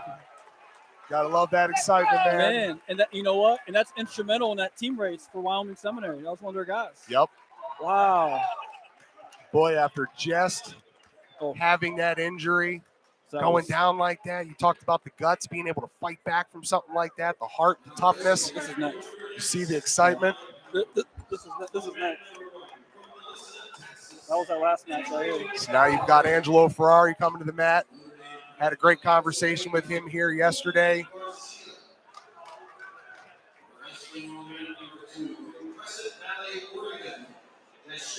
Ferrari's from Melissa High School, is that right? Melissa, yep, out of Melissa, Texas. And he is the number 1 versus Garcia. Hey, the Batson kid from Glen Oak in this weight class made it to the one round away from the quarterfinals, man. Shout out to Batson from Glen Oak, dude. Did you see that? Yeah. I'm just looking at the bracket now. Brandon Batson. Big shout out to you, man. That's awesome, dude. Nice kid. We had actually won the Solon Comet Classic. Did he? I believe that was just a week or two ago. No kidding. Yeah, he won that and was actually the most valuable wrestler at that tournament. No, wow. Well, you know what? And I remember him. I know he's a state qualifier at least a couple times for Glen Oak. So I don't know if he's been a placer or not, but that just shows how tough this tournament is, man. Yeah, because he had 2 wins in it, and then right before that quarterfinal round is when he took a loss for the first time in the tournament. So again, yeah, shout out to Batson, man, representing the Eagles. Golden Eagles, baby. Yeah. Soren. And so this is his weight class that we're talking about, by the way. That's why we're mentioning him, because that's the bracket I'm currently looking at. This is for the 165-pound weight class. Again, here at the semifinals at the Ironman wrestling tournament. And what a matchup here. We got the Ferrari and Garcia, number 5 versus number 1. So let me ask you this, TJ. How many? I'm guessing. Tell me if I'm right. I'm guessing the answer is 4. How many Big Ten title games did you play in? So for myself, that was pre-Big Ten championship game. But my junior and senior year, our matchup against the Michigan Wolverines was for the Big Ten championship. So my junior year, we went up there to Ann Arbor to take them on. Now, we ended up sharing the title with Penn State. So we would go over, we would lose to the national champions, Texas Longhorns, in week 2 in the Horseshoe.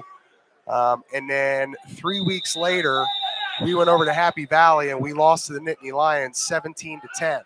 Hey, now, speaking of Nittany Lions, the coach from there was just behind you. Oh, yeah. For wrestling, yeah. We're going to have to get him on, too, man. Yeah, we had the Big Ten. Looked like right behind us, bro. We got Big Indiana, Ten, you're right. You Penn talking State. about well-represented, Purdue's here. Wisconsin.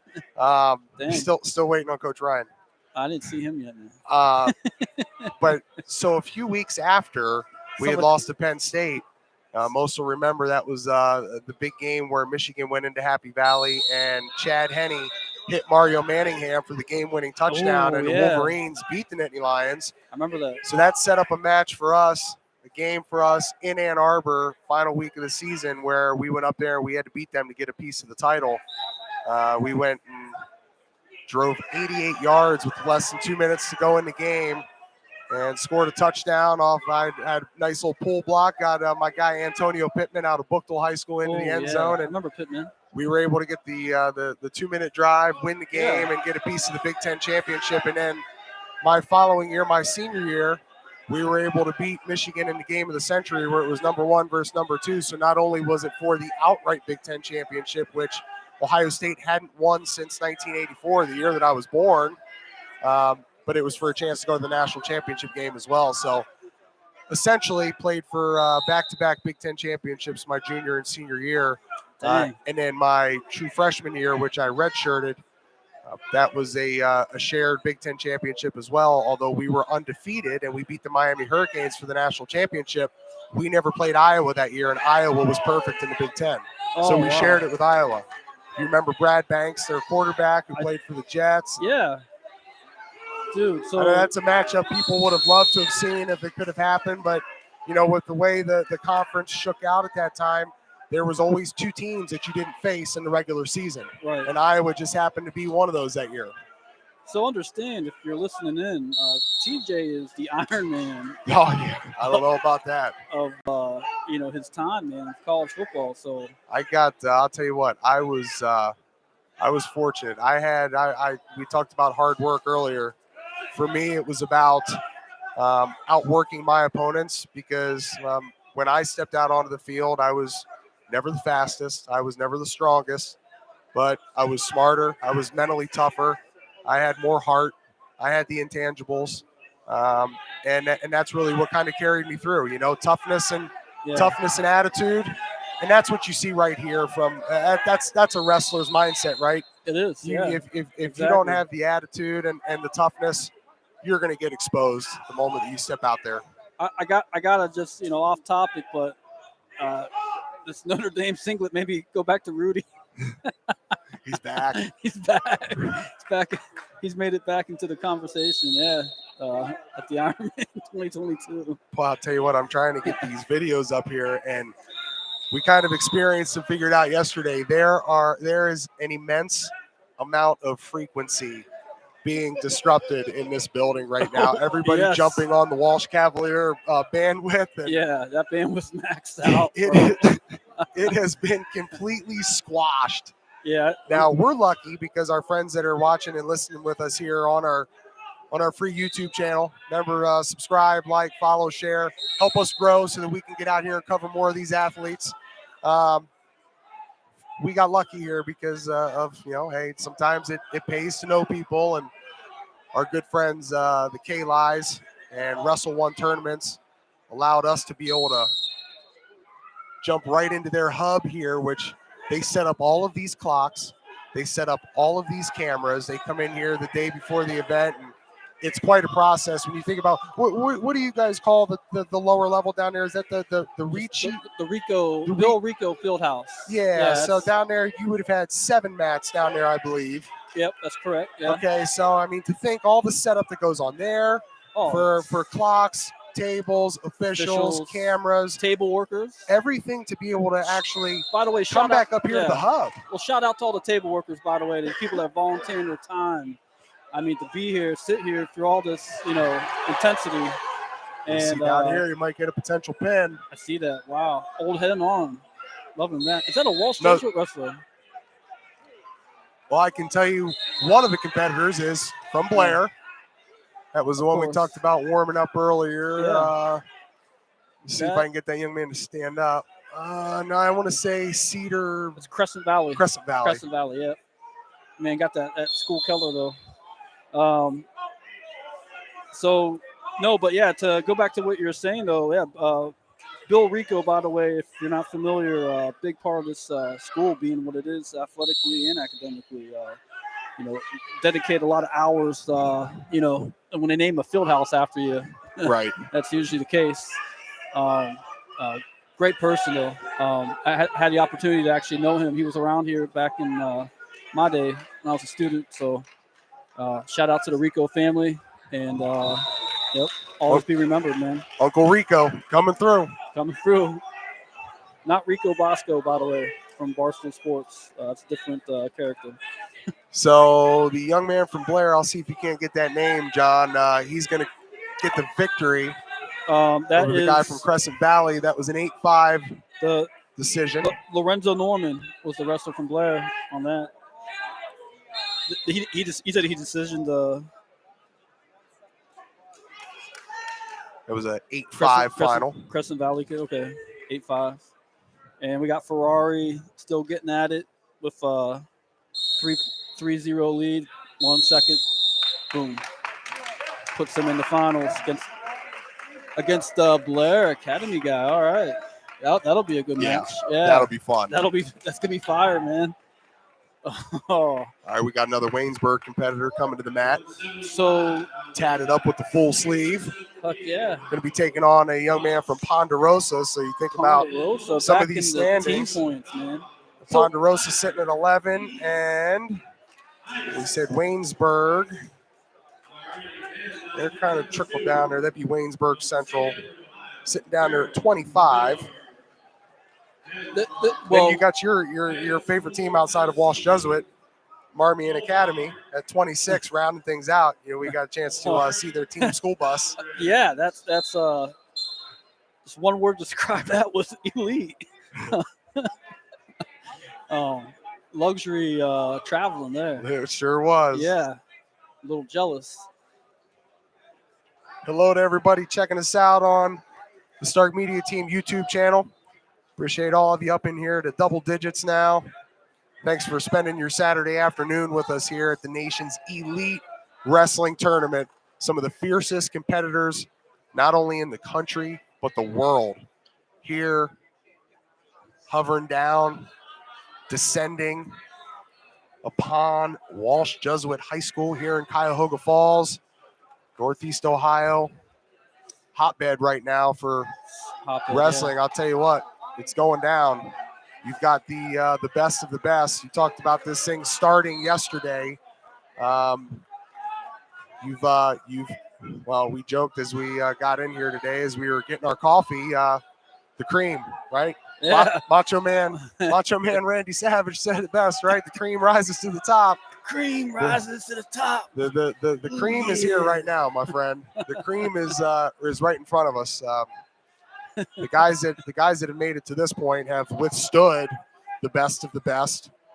They're battle tested thus far, and now it's about bringing it all home. You know, you talk about key words for athletes. Finish being a big one. It's about finishing off this afternoon, getting that hardware. Yeah, no, that's they like speaking on that because we're in the semis and going back to. I'm a reference college football again this season, for example. You had Michigan, Ohio State having some tough games prior to themselves playing. Looking past it, I wanted to talk about that a little bit. So a lot of these guys, we talk about the unknown, but once you get this deep into the tournament, you know what I mean? You see, okay, if I win, I'll probably get this guy in the finals. That'd be a good question for some of these finalists was, in that semifinal match, were you putting all your stock into that guy right then? Or were you kind of thinking like, okay, I already got this dude. I'm getting ready, for my finals match too, though. Right. And I know that's a real thing guys, struggle with mentally, because it's almost like putting the horse before the cart idea. Like, bro, you should be focused, from a coaching standpoint, put all your stock into this, one match at a time. But and I know not everybody does that, especially when you're, actually in it and experiencing it at the moment. So I'd be curious to, see how different response you'd get from different guys about that. Got a little pause in the action here on the first mat and had a little blood clean up. Did you guys ever have that happen where you had like a look past the game at Ohio State? Where you went a little closer than the score probably should have been with somebody that. Yeah, typically we would open up with a MAC opponent. My junior year, it was Miami of Ohio. Not to say that we looked past, because we knew that we had the Texas Longhorns on the backside of that, and that was just a premier matchup. It was going to be Vince Young and Cedric Benson, and Did y'all had Zwick going for a few plays on that one? Yeah, and he threw the ball to the Moeller tight end, Ryan Hamby, and hit him right in the breadbasket, man, and he dropped it. And if he catches that ball, we beat them. Everybody kind of knew at that point, you know.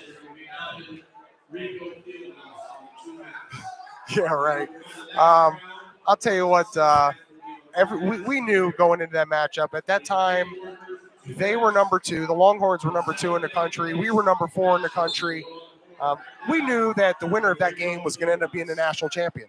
And sure enough, they ended up going on to beat USC in that Rose Bowl game, which is one of the all-time classic games. Matt Leinart, Reggie Bush versus Vince Young and Cedric Benson and those two great teams. And Vince Young and the Longhorns came out on top, and they were your national champions in 2005. Now, for us, did we leave some food on the plate against the Miami Redhawks? Probably, you know. Yeah. And then you fast forward to the next year, and we opened up with Northern Illinois in 2006. We're the number 1 team in the country, and I think we beat them like 35-17. Wow. You know, we probably should have beat them a little bit worse than that. We left some food on the table again.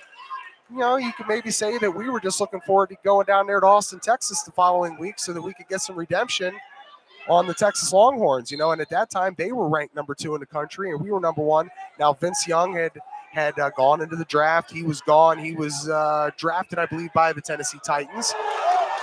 And then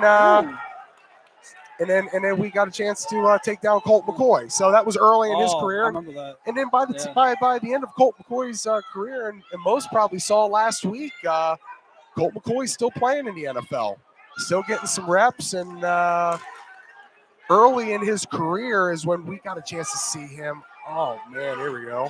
Get back to the action here on Ferrari. Colt McCoy, by the end of his career, I think it's since been broken. Don't quote me on this. It might have been J.T. Barrett. Oh, St. Ed's. Hey, St. Ed's back in the action. Hate to cut you off, but on the far mat, if you're watching from home in the maroon, that's a St. Ed's wrestler. We talk about local guys. It's the first time we've seen him this round in the semis, but what a comeback. He was behind, man. Third period comeback. Is he up? 5-4, yeah. This young guy is out of Baylor. Baylor, yeah. So he's top of the opponent in the red singlet is representing Baylor High School. But yeah, that's in the black singlet is a local area wrestler from Lakewood St. Ed's. We had mentioned them as being a local powerhouse. They kind of dominate the Ohio State tournament. Most people know that know the Division I scene here in Ohio. So good to see St. Ed's wrestler out there in the semifinal, and what a comeback, man. Shout out to Miller, that's his name. No doubt. Also, shout out to Greg Urbis, St. Ed's head coach for many years. Probably has like the Ohio record, I would guess, for most state champions. Shoot. I'll tell you who's going to creep up on some state championships here. He's racking them up over there is Tom Lombardo. He just went back-to-back state championships for Lakewood St. Ed's. Got a chance. Was down there on the sideline for that game. Did a pregame show as they took on Springfield. That was a rematch in the Division I state championship. That was a great game. Both years. Yeah, both years. Yeah. You know, Springfield not able to get it done, but they kept it close. Springfield, man. Yeah. Love to see that. I'll tell you the first thing I thought, man, as these guys are banging it out over here. Waynesburg and Ponderosa. Still with $1:29 remaining here in the third period. Ferrari up 3-1. No, that's switch here. We got Waynesburg. Yeah. Young man from Waynesburg is up. What is our guy here from Waynesburg Central's name? We got Walsh from Waynesburg. He's leading 3-1 with 1:10 remaining now. And Ice. Young guy from St. Ed's that you talked about, he just got the victory. All right. Miller, that was Miller.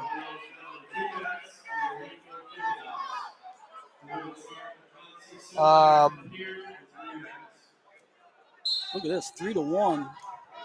We got Waynesburg with the lead. This will be will this be what the second Waynesburg guy to make it to the finals? Yeah. Then, huh? So they're going to up in the team race then. Yeah, sitting down there at number 25. Again, we'll rattle off Break that that. top 5 for you. Blair Academy, Wyoming Seminary, Stillwater, Malvern Prep, and then St. Ed's. So you see St. Ed's, they're going to get the boost as well. Oh yeah, They were They might- trailing, Malvern Prep let's just call that 9.5 points Yeah, out of number 4. Blair Academy, so they at the time we got these numbers at Yeah. 12:30, they were 44.5. We'll call it 44 points ahead of number 2, Wyoming Seminary. Well, now here's the thing though. Coming up, 190-pound weight class, you got another Stillwater who's sitting good at 3rd. You got at 215. Let me see here. Oh, Tell you what, it's got a little close. So experiencing some real thunder in the Thunderdome. Just Tell you now. what, they're not going to take down Randy Glover, man. That's No. the immovable object, man. No, yeah, that was a bad idea, wasn't it, Randy? I seen him; he's ready to shoot. He was ready, man. He wasn't playing. He was looking for a fireman. I'll tell you what, if I'm looking for a trustworthy security system, I want Randy Glover walking next to me out to my car tonight. He's the protection, man. I'll tell you what, great save. Great save. Good looking out, Coach Glover. Legendary wrestling coach here from Northeast Ohio, Randall Glover, sitting to the right of us here. All right. So we are But now. going back again real quick. Yeah. Those were great matchups in those Division I state championship games between St. Ed's and Springfield. The thing that really kind of first stuck out to me was, the only team to beat St. Ed's this year was the Massillon Tigers. But St. Ed's made a lot of mistakes in that game. Yeah. They did. Yeah. St. Ed's is a heck of a team, John. What's Oh, the, you're yeah. in trouble here. I think you're getting ready to be ejected. They got the head security. Head of security. Hey, John. Good to John see you. Maceo joining us. Yep. Good to see you. Shout out to David Gardner. I'm here with his grandpa, Mr. John Maceo. Always on the scene here at the Walsh Ironman, doing a great job for everybody, keeping this thing alive. Appreciate you getting us hooked up with our programs. Yeah. I didn't see Joe. I did a shout out to Joe though. Yeah. He asked me if I saw Joe Heskett. Where's Joe at? Is he up in the stands? Well, that's incredible. We're blessed with the presence of greatness, Joe Heskett. Well, he was here earlier, we found out, but if we see him, we'll get him on here maybe. Yeah, tell Joe to stop by. All right, got one. All right, 59 seconds. He said, I'll be back in 1 minute, 59 seconds. I'll tell you what, he's the greatest. I told him as I walked in, is it Maceo? Maceo. Maceo? Yeah. He was kind of in charge, I guess, of the programs for this event as you're coming in. Yeah. And so I looked down and I said, hey, we're getting ready to start a broadcast up here on the Stark Media Team YouTube channel. And he said, oh, yeah, I'm a big fan. I've been a subscriber for a long time. And you can only imagine, right? Yeah. He said, oh, here you go. Just take one of these copies. He goes, it has nothing to do with what's going on here today, but it's got all the history of this tournament going back to 94. And said, oh, yeah, I'm actually doing the broadcast with Walsh Jesuit alumni. And he said, who's that? I said, John Lowery. And his eyes lit up. I mean, we're a couple days away from Christmas. Yeah. He thought it was Christmas. Tell you what. And he heard your name. And he said, he grabbed his walker. He was ready to follow me right there at that point. He goes, oh, where are you at? I'm going to find that guy. Yeah. I was never the greatest athlete from Walsh Jesuit, but I guess you could say I was a pretty big deal around here, man. You were a student first, athlete second? I was, yeah. And, I actually saw one of my old, teachers that still, he's Mr. Steve Breskovich. He's a coach and a teacher here at the school, but I seen him earlier. And, it's just, I was talking about this earlier, it's just coming back and experiencing, people from the past and not just from, Walsh Jesuit, but from the sport of wrestling. What a community of people, man. It's almost tight knit, like a fraternity, like Jim was talking about and Coach Kallai was mentioning earlier. So, there's shout out to Teddy Hunter, St. Thomas Aquinas coach, on the map representing Louisville. Mr. Hunter, good to see you again. Always dressed to impress. Yeah, My man's rocking a suit. We had him on for the Yeah. Stark County preview. He Oh, came really? on and dropped some knowledge on us, man. It was great. Yeah. Well, we appreciate you. Yeah. Ray McDonald. Yeah. He mentioned Ray McDonald. That's a Stark County legend there. Yeah. Oh, okay. Okay. Yep. Yeah. You bring it to us, Shout man. out to Ray Raphael McDonald. Yeah, best bass player in Canton, Ohio, by the way, as well as a wrestling coach and wrestler. Great, yeah, great musician, man, yeah, and a great person. Great person too, yeah. Yeah, well, just like you, man, yeah. The best dressed person here, man. Where's that award at? The best dressed at the Ironman 2022. Oh, very dapper. Very, yeah. I love it. And the rest I love of rocking the shoes. Yeah, the rest of you've always done it. He's done it since I was a kid. Yeah. I've known this guy since we were in middle school, man. Yeah. Sonny Marchetti. We talked about him earlier on the show, yeah. He introduced me to his daughter. And I said, I'm going to go here. And she looked like she was in her 20s. That's funny. Oh, it's great. When he was in high school. Everybody, yeah. It's time flies, yeah. We're still here. We're still getting it. Yeah, glad to see you. Yeah. Yep. Before we take off, I'll go ahead and I'll get you our contact so you can get that up. You're at St. Thomas, right? I was correct then. All right. Well, hey, shout out to Teddy Hunter, St. Thomas Aquinas wrestlers. If you're not listening, subscribe and like. We need your support, and we wish you the best this season, guys. Hey, thank you. You got a great coach. You better listen to him. Buy into his program. Thank you, Mr. Hunter. If you need a hand, I'm back in Canton, by the way. Yeah. Yep. I got your card. Yeah. All right. Yeah. Locked and loaded, baby. Locked and loaded. Love it. Is that Joseph? Oh man, we're graced with greatness. Joseph Heskett, Walsh Jesuit. You go pop on the headset with us real quick. You got a little time? I mean, he told us about. I asked him who the legendary guys were here, and you were the first name that came out. Yeah, TJ. Joe's the man. Pleasure. Thank you. Yep. Well, glad to see you, Joe. Yeah. Well, living legend. Yep. One of the greatest ever, and a great person. Great person. Yep. Good luck with everything. Yep. Your daughter's playing soccer. Yeah. Well, the action's picking up out here on the 28th annual Walsh Ironman. Thank you again to all of our friends out here watching along. Oh, okay. See Mike mentioned it to us here. Marcus Malika out on the mat. Glad to hear that. Elite action. World-class wrestlers here at Walsh Jesuit High School. Okay.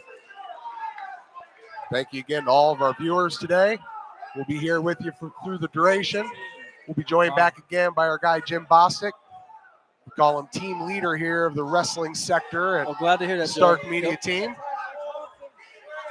Well, he's kind of handling the announcements on the microphone and keeping us dialed in on some of the team standings. Stillwater. See, one of the Stillwater guys just went down there. All right. Well, I guess the coach agreed with that call. Yeah. He's not over here this time. Yeah. Well, yeah. I guess blessed with greatness. We'll say we talk about Joe Heskett today. We talked a little religion here earlier. Say a prayer for Joe Heskett. Obviously, I believe he had a stroke. That's correct. Yeah. Survivor. So though. keep him in our thoughts and prayers. Like Rocky Balboa, he never gives up, man. Yep. Always fighting. Yep.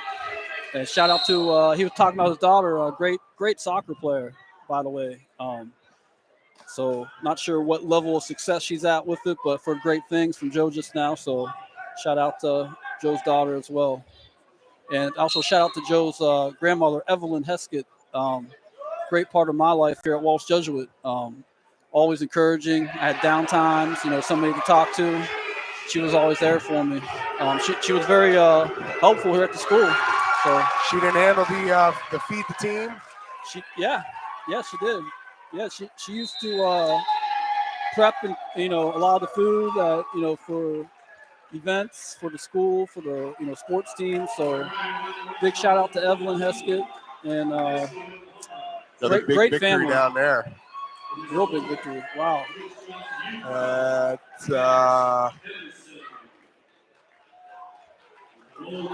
Is that Venison High School that he mentioned? Let me take a look here. That was at 190. Coming up next, you're going to have a DeSales Liberty matchup.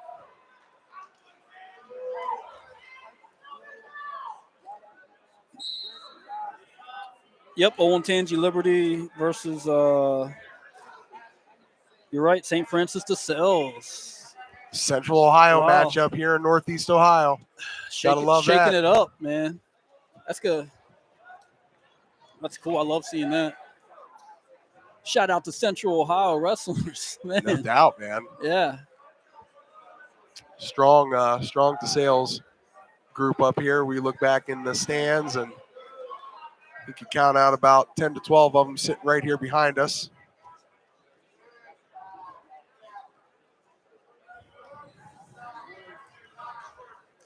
Got top-notch wrestling still going on here. I tell you what, for guys this size, like we were saying earlier, to move the way they do today, man, versus back in my day is like day and night, the difference. Bigger, faster, stronger. Bigger, yeah. And the quality, we talked about quality of wrestling before.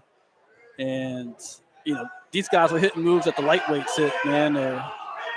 They're in high school at an elite level, but they're performing like a college elite wrestler with the movements and, hand fighting skills that they're doing out there, even, when they're battling out for a takedown. It's incredible. Not to mention their mat wrestling. So shout out to all wrestlers in general for making that happen, man. Way to evolve the sport. Glad to see that happen. Like I said earlier, it's been years since I've, been to a wrestling event like this. So I can really see the difference. You know what I mean? You really notice it then.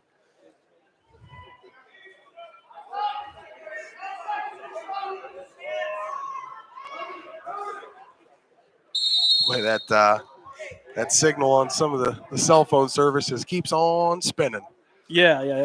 Trying to get some of our friends over on Twitter and some of the social medias some updates here, but you know what? Just join us live here on the Stark Media Team YouTube channel. Check in with us, listen to us live, send us a comment down there. Appreciate our guy Mike Barrow sending us over some stuff all afternoon. Appreciate all the viewers, listeners. Appreciate all of our partners, Vallos Associates, Lindsey's Pizza, McNeill & Sons Tree Service, FinallyHereOhio.com, Simon Says Promotions, Spirit of Stark. Remember, when you're looking to get your singlets done, whatever you need done, get any of your team gear, T-shirts, whatnot, towels, pants, shorts, any type of gear, Letterman jackets. Check out Spirit of Stark over at 409 Erie Street North. These guys will get it done for you. Official apparel partner of Stark Media. Appreciate our guy JP Simon and DJ Zimmerman, all the guys over there, Greg Purcell, Rick Santor, who right now, if you're looking for something to do this evening after this thing wraps up, downtown Massillon, they have what they're calling SantaCon. Okay, so our friends over at Heck's Tap Room, downtown Heck's Tap Room, Matt Heck and his wife Dory Heck, they are having and hosting through, I believe it's Platform Brewery, SantaCon, which you got all the different local shops opened up. You go down there and support those, make a donation, and you'll receive a bunch of savings, gift coupons, food and beverage discounts. So if you're looking for something to do tonight in Stark County, check out downtown Massillon. They got a nice little deal going on. People all dressed up as Santa Claus. You can get your picture with Santa. SantaCon. Rick Santor. Looks more like bad Santa than Santa Claus. I don't know if we'll have a bottle of Old Granddad hidden underneath the jacket. Oh, gosh. Nothing wrong with that. Pop out back real quick and burn a heater.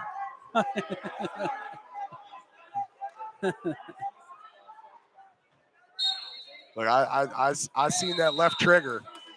Randy had that left trigger going, man. They're getting a little close. He's ready to lay the hammer down. Don't poke the bear, man. Well, I'll tell you what, it wouldn't be like one of those 138s coming over here. No, yeah. You got a little extra beef coming behind these guys. I might bail on that one. Bow your neck back a little bit. Yeah. You might be like, damn, I didn't know John still had it. He got the heck out of here real fast. No, these guys are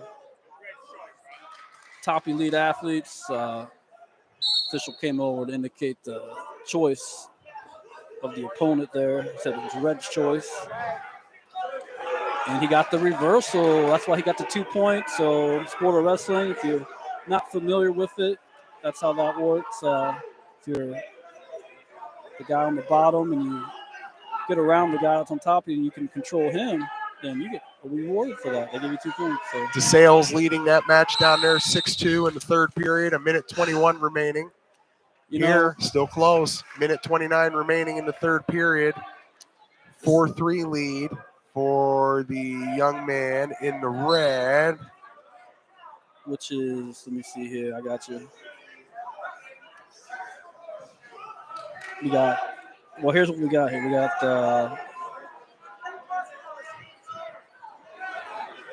this is Bigsby versus Crossroads.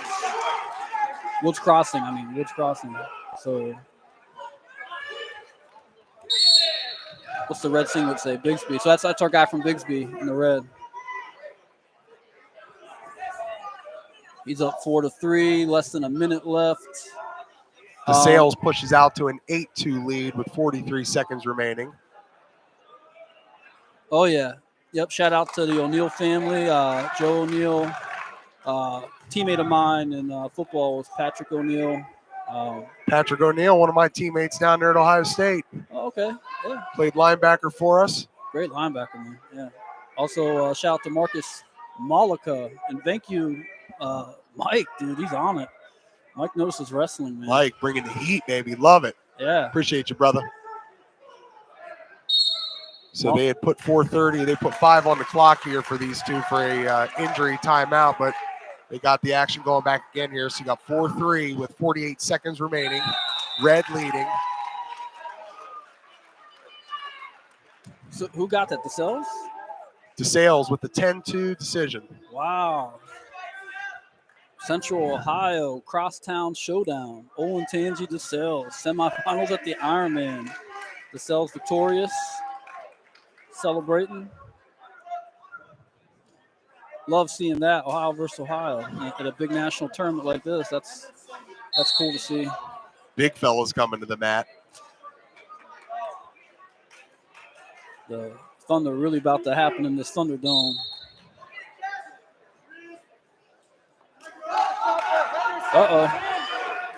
Looking to get it. Got it. He does. 9 seconds 5-4 left. with 7 seconds remaining. Oh my goodness. How about one. that? That's what the fourth match this evening that ended that way. Look at that. Less than 10 seconds left. It was decided. Wow. Way to fight through it, man. I'll tell you what, you pull off a decision like that in the final 10 seconds, man. That one hits a little different, right? For you as a competitor out there. That takes the sail out your that hurts, yeah. But the good news is, hey, you get time to recover and learn from your error or whatever it was and move on, man. All right, here we got a primetime matchup.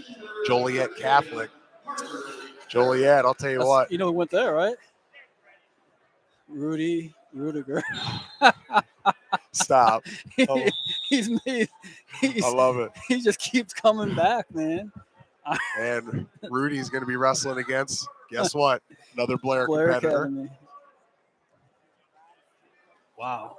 So Blair, I mean, they're probably going to run. They're still going to run away with that team score after this round. They just said. Right. No doubt about it.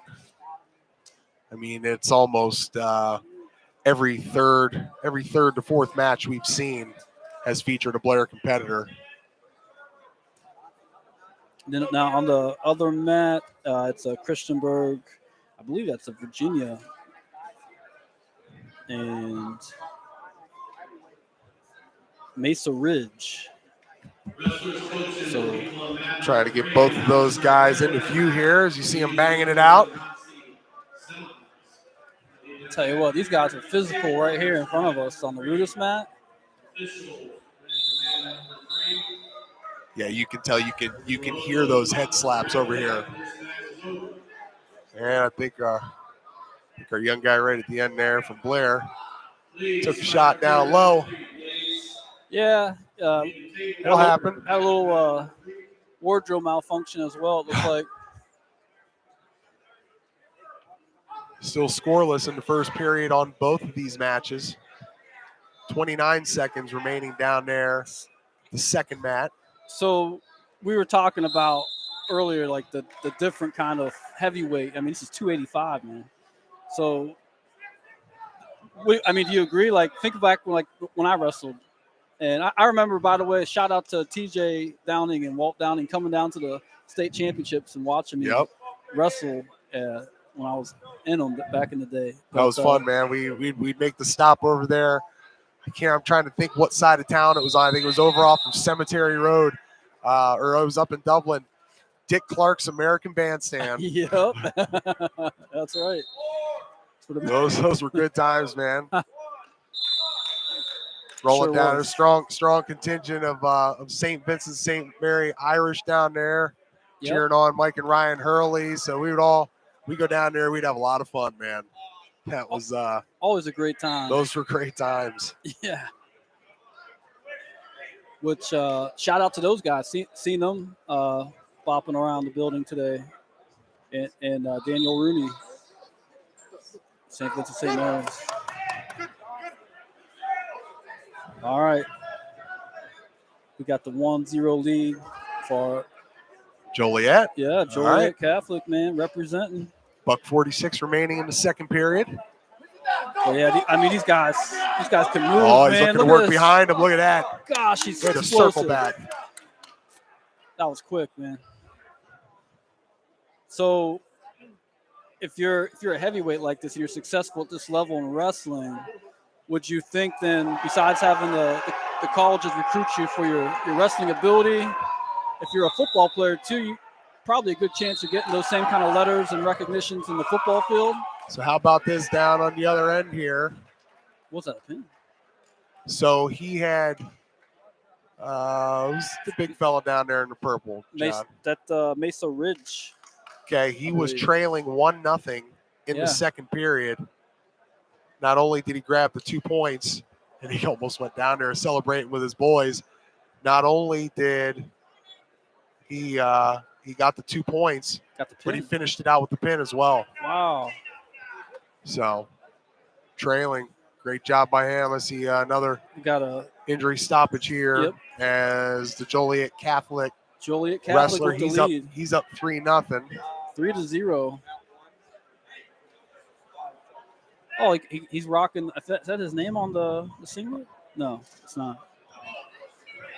It says here he's Dylan Johnson from Joliet Catholic. Boy can move, though. Man, he is explosive, quick. So, I mean, that's the thing. That's what I was, before that pin happened, what I was saying is if you're, let's say, a college football coach, man, and you're out recruiting, and you find out this kid you're recruiting or a possible potential candidate for a recruit is a wrestler at this level, and you see that footage, I mean, if you're that coach, you're definitely a lot more interested in that athlete, right? It's kind of a no-brainer. Right, yes. 53 seconds remaining here in this final match. 3-0 lead for Joliet over Blair.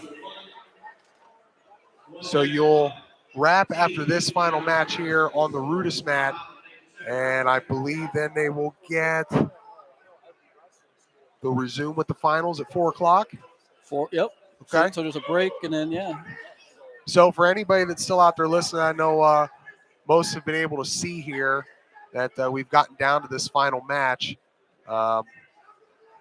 Those that are still watching, we'll take a little bit of pause ourselves, and then we will resume. We'll pick back up here at 4 o'clock. We'll be with you. Also, so pop back on. Stay with us. Shout out to the Walsh Jesuit High School medical staff and training staff, trainer Mark and Dr. Pekowski. Yeah. Doing a great job here, maintaining, making sure everybody's healthy and safe today. JB, back with us, man. Guys. Back in the room. Was that not incredible? Intense. What a semifinals round. I mean, you know, we all know this, right? Right, John? It's just like sometimes that was the finals right there. You guys just watched some final matches. That was just like a finals. Absolutely. Exactly. Yeah. Incredible. A lot of last 5-second decisions there. Oh, still 3-0 here on beaters. The clock. It's in the third period. Joliet on top of this Blair wrestler, who I believe this is now the third injury stoppage for him. Correct. Yep. So you see, he got the left nostril plugged. So leaking a little bit of fluid. So that was to start the third period. So 2 minutes on the clock. They'll get after it. So we'll see see what kind of fight this guy from Blair has in him, as he trails 3-0. Needs 5-point move. And there, just like that, goes the little snot rag. Good kick by the official. Might have little soccer experience. Boy, this guy from Joliet, man, he moves well. You know, TJ announces soccer too. Yeah. Oh, you know that? Yeah, man. I didn't know that. Oh, yeah. Lacrosse, soccer. Yeah. Love soccer. I coach my boys' youth team. Yeah. Highlight of my career was a 7th grade girls basketball game out at Marlington School. I'll tell you what. Nice. Yeah. My broadcasting knows no bounds. That's it. That's it. I'll tell you what. Here to serve the people, man. You know, Supus is down at Wittenberg right now. You know, one of our Stark Media team members at the high school cheerleading competition. Nice. So, maybe we're going to be announcing that someday soon. You know what? I'll tell you this. Our guy, Jeff Tyler, the natural, he actually went down there to Columbus and covered them. We had the Perry Panthers. We had the Glen Oak Golden Eagles. We had, I believe, the Lake Blue Streaks won it all last year down there. Wow. And brought that coverage to us on our Facebook channel. And, boy, I'll tell you what, great response. Great response. So you've been down that road already. We've been down that road, man. I'm late to the game, brother. I'll tell you what, man. We're got to get a pass to the party to know where you're going. This is a multimedia venture here, man. We love giving support to our bands. Absolutely. Tell you what, that's something that got a ton of traction when we saw the Hall of Fame festival parades and some of the different events leading up to the fall season or just the opening of the 2022-23 school year. The band's getting out there doing their best and showing their team pride and spirit, and people love that as well. I'll tell you what, for me, when I played down at Ohio State, I never got to see the best damn band in the land, because at halftime you don't see it, So for me to be out here covering high school sports now, and I get a chance to see like the Tiger Swing Band or the Purple Army, I mean it's impressive. Just Jim, when I saw you the other night, you're over there calling out the basketball game, Jackson and Hoover. The energy inside of that gymnasium when the band starts going, picks up quick. No, absolutely. Hey, shout out to my daughter who's playing in the band, by the way. Okay. Doing some concert that Jackson Purple Army, I mean, they come about 200-300 deep. Oh, I know, yeah. Deep. Oh, yeah. No, my youngest, all the other boys, athletes, not that my youngest, didn't do soccer and wrestling right, but when I telling John earlier, Tej, when I just said it was time to quit coaching, first out of his mouth, hey, Dad, I can't quit wrestling. But, okay, Jace, that's all right. But you know what? He's my band guys in the theater. Jackson Jills does a great job. So Jason, a little shout out to you also, buddy. Love the band. Love the band. And we talked about, you and I talked about even maybe doing a little dance, right? We've had a couple dance studios approach you about some coverage. My daughter, a big lead over at the Ohio Conservatory of Ballet, and actually produced the entire show that they're going to be putting on in January. Nice. So, told her that we might do a little Stark Media love there and try to shout out some of our dance studios. Very nice. Well, the semifinals done here, guys. We're going now. Here we go. This is consolation. Winners here go on to 3rd and 4th. Our losers will go to 5th and 6th. These guys are still guaranteed 2 more matches. And here we go. We're going on a marathon here, man. We're approaching 4.5 hours. Great times here at the 28th annual Walsh Ironman. Happy to be here. Shout out to Wrestle 1 tournaments, the Kallais. Our guy Jimmy B getting it done. John Lowery, appreciate you joining on with the Stark Media team. Appreciate everybody tuning in, listening to us, watching us here on the Stark Media team YouTube channel. Shout out to our partners. Been a great day here on the campus of Walsh Jesuit. You can't even begin to describe the competitive nature that we've seen in here. I mean, it's when you say the nation's elite wrestling tournament, the best of the best. You're going to have that. You're going to have that type of competitive environment when you bring young guys like that into here. Tell you what, and if you're listening in, help us get those like and subscribes up over a couple more hundred here. We'll get some footage of TJ doing some gritty action. Yeah, I gotta get the Speedo on. Gosh darn it, you beat me to it. Yeah, okay. I was gonna go there. Sorry. I got my tights on underneath. I was poking Jim for that one. Yeah, exactly. Don't poke the bear. No, no. You're a big bear. Nope. Little cub not poking the big bear. Nope. Well, I'll tell you what, when you're over there calling the action, we almost got taken out over here. I saw that. Thankfully, the fire hydrant that is Randy Glover was here for us. Saved our lives. Yeah, Coach Glover, I saw good maneuver there. You had to be happy about that block given for you, right? Quick. I loved it, man. It had Gleno Golden Eagle written all over it. Absolutely. Well, I'll tell you what, right here on mat number 1 in front of us, right, Javon Yarborough, great young man. Watched him since, way down the youth days. Athlete, Great guy, great young man. Tell you what, when he came up into high school, obviously, much lighter than many of his opponents, but I'll tell you what, made no difference.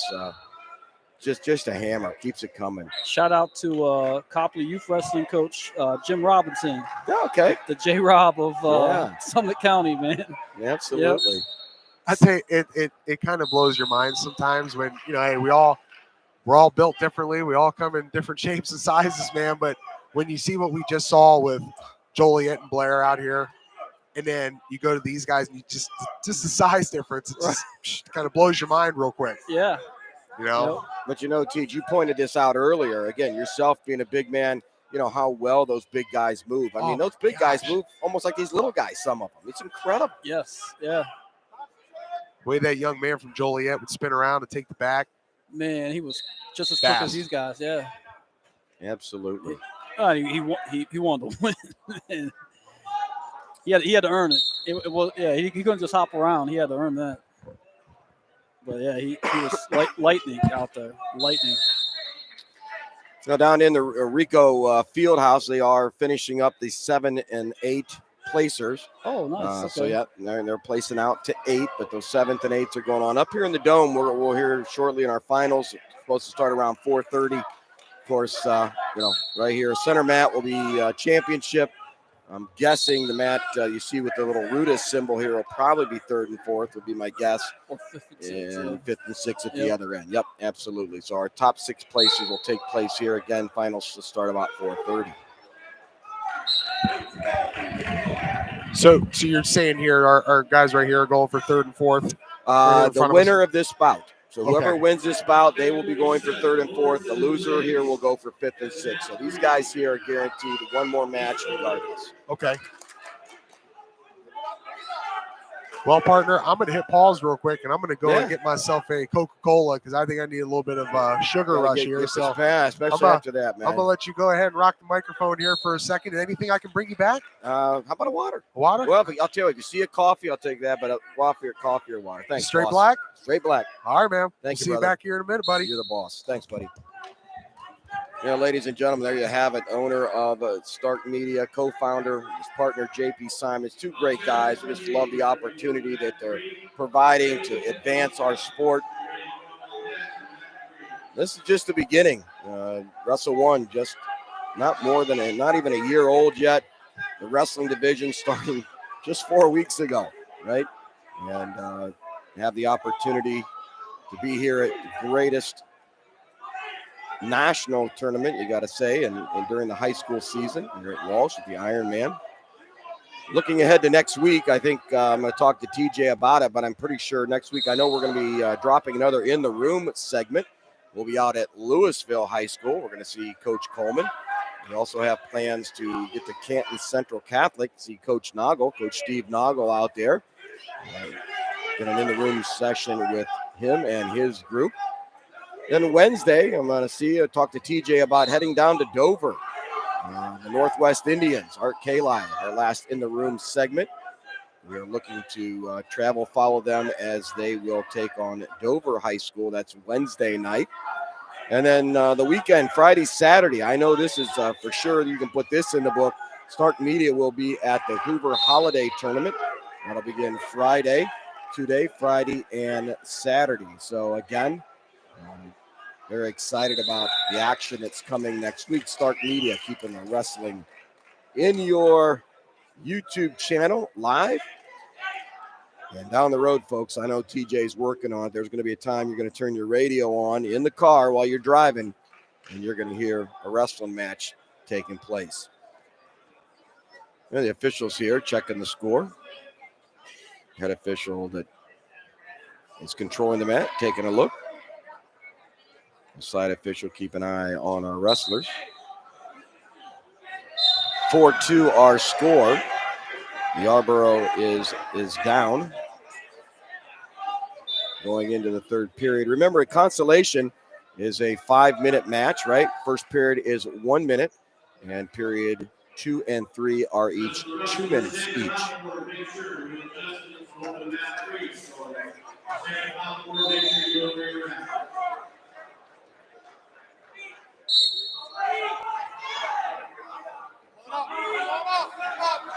And looking over at the center mat, boy, double arm bars in there. A wrestler on top looking to take that over. Boy, there he goes. He's taking it. Referee's got the swipes going. That's tight. He's got to lower those hips a little bit, get those blades down. But good fight underneath. Good battle. Gets the arms free. He's back to his belly. But he will give up the 3. That'll take that score to 12-5 in favor of our man on top. 4-2 our score here. Again, Yarborough is down, trying to work his way out of the bottom, trying to work for that escape. Wrestlers go out of bounds.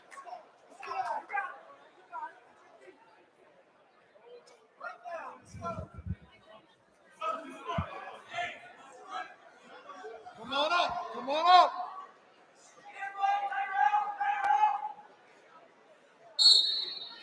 Come on up. There you go. Come on up. Up again. Up again. Get one. Get one. Get one. Let's get one. Get it. Get it.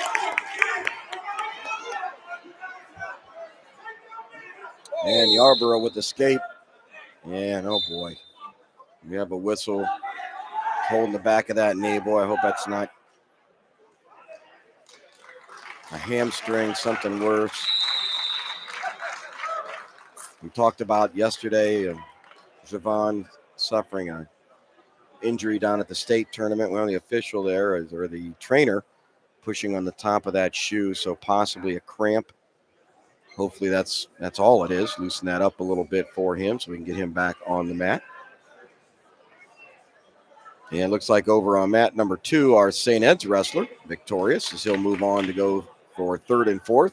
Again, each wrestler that you see here in this round, they will have another opportunity. So the winner going on to place 3rd or 4th. The loser will move into the 5th and 6th place match of the evening when our finals get underway. And Javon, yeah, looks to be a cramp. He's trying to stretch that out. Remember, a minute and a half is the injury time they are permitted. Looking at the clock, you know you can't see it from your vantage point. We're at about 20 seconds. Javon will probably take as much as he can there as we're into the 3rd period. It's down 4-3. Needs a takedown.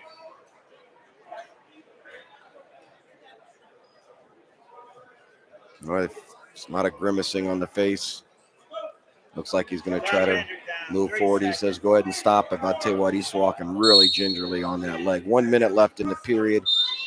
He's protecting it pretty well. He's got that knee down.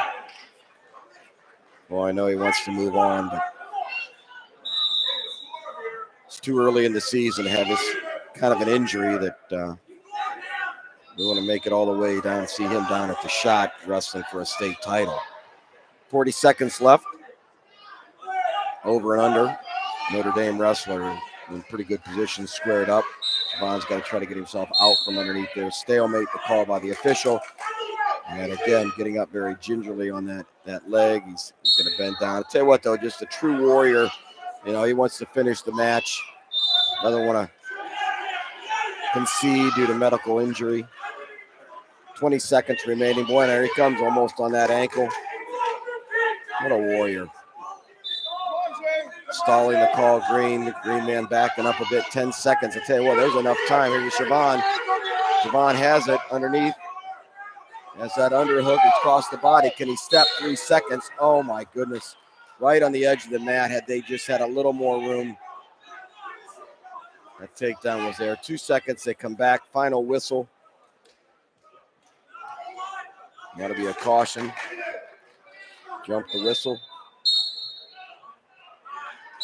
And that'll do it. 4-3, your final. Again, I just hope Javon's okay. Great match. Great match. We're going to move into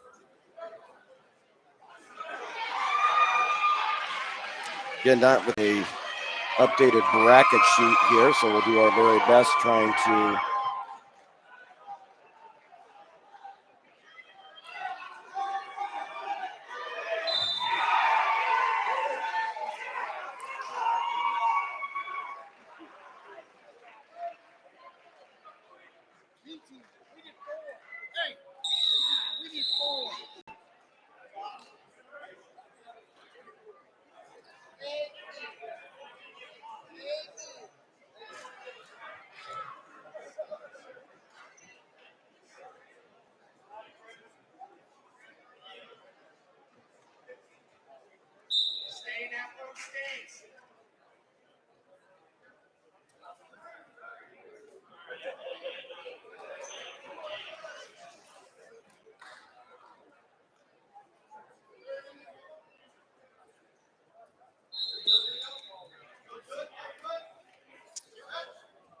I got the bout board up on the phone, so hopefully we'll be able to share a little bit better as far as wrestlers are out there, possible schools they're from, and noticing what I see.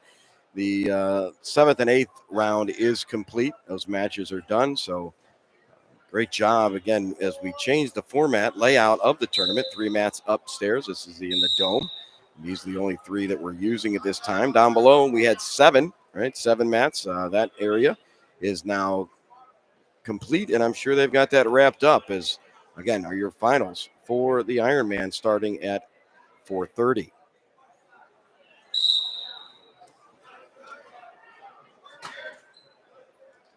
On mat number 1, you can see both of our mats here, and a little bit down on mat number 3. Making sure you have a chance to see all those mats. Again, if you want to get completely mat side, direct your focus on one mat. You can Google Walsh Ironman Tournament, and you can click the Flow Wrestling link. And with your registration, you can get right at mat side and watch that match up close and personal. Well, again, we're at 113 pounds. The wrestler from Malvern Prep. He's down. Reynoldsburg Reynolds wrestler on top. And he's leading so far, 3-0. We're in the second period, doing a nice job, has the legs in. Far ankle underneath. And leg comes out. And I'm at number 2. Bethlehem Catholic wrestler. And the Bluffton High School, possibly.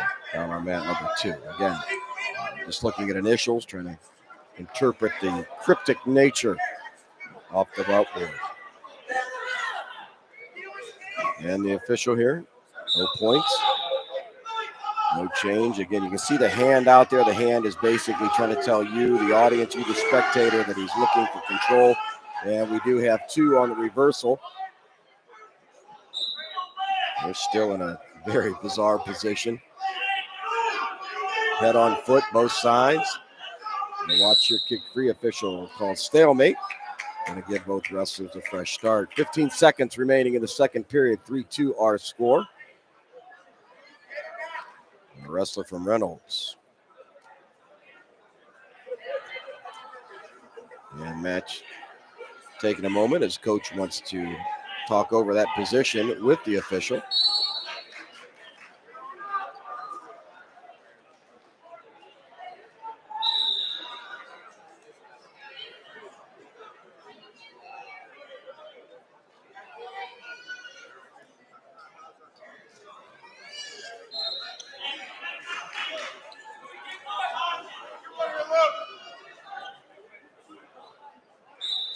On the far mat, see a wrestler from Blair Academy. Of course, I'm sure TJ and John were reading to you or shared team scores with them. So during that semifinals, and really, tournament team placement really won or lost during that semifinals round. So many points available there as those wrestlers advance, into that finals bout. Obviously, the bonus points important. Blair Academy so far at that point in time, right? Almost a 40-point lead. Might be a little bit much for second place Wyoming Seminary. Stillwater right there with Wyoming Seminary. Looking at that second and third position.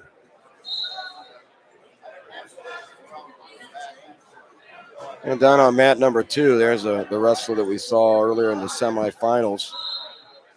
Great match.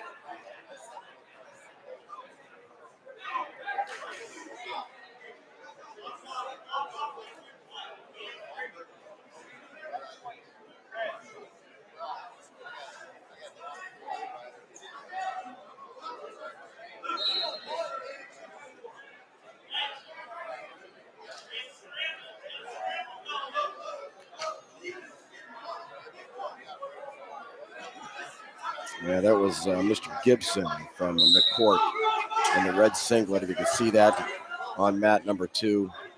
Great semifinals match he had, making his way back in a battle in to get into for third and fourth. Mat number 1 here. Wrestlers are back at it. Had a little bit of blood time. Again, you have 5 minutes on that blood time.